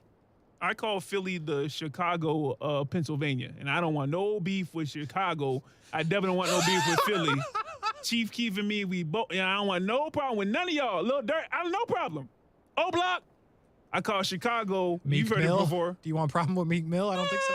Yeah, you know Meek Mill. He's been to the slammer now. He's calmed down, but I don't want no problem with them young boys out there in Philly. So if it means go Eagles, go Eagles. Okay. Fly, Eagles, fly. Yeah, I don't want no issues with you. Just anyway. to clarify, the Chicago of Pennsylvania. Yeah. I guess that's a good programming note. I will not be here Thursday and Friday. I will be in the Chicago of Illinois. Actually, Chicago. So I think Brian's going to hold it down. Unconfirmed. I just know I won't be here. Okay. So We'll keep you updated on that as we go along. But if you're looking for me Thursday, Friday, if Brian does the show, I'll call in. Right? No, you're not. My bad. It's like, what am I doing? They can't hear Kasey Kurtz. Sorry, it threw me off. I was like, I'm out of time. No, you're not out of time. Okay.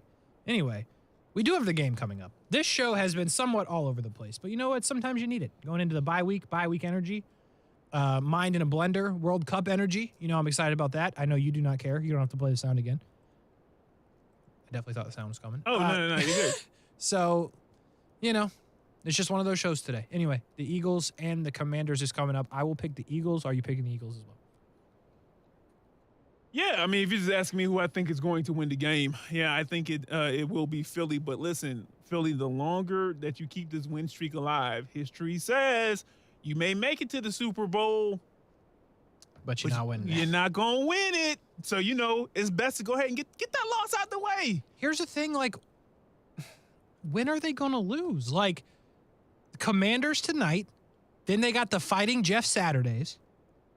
Then they got the Packers at home. If they were in Lambeau, I'd feel worse about it. Mm-hmm. Titans at home could be tough. Giants, Bears, Cowboys, Saints, Giants. Like, this is not a hard schedule. Yeah.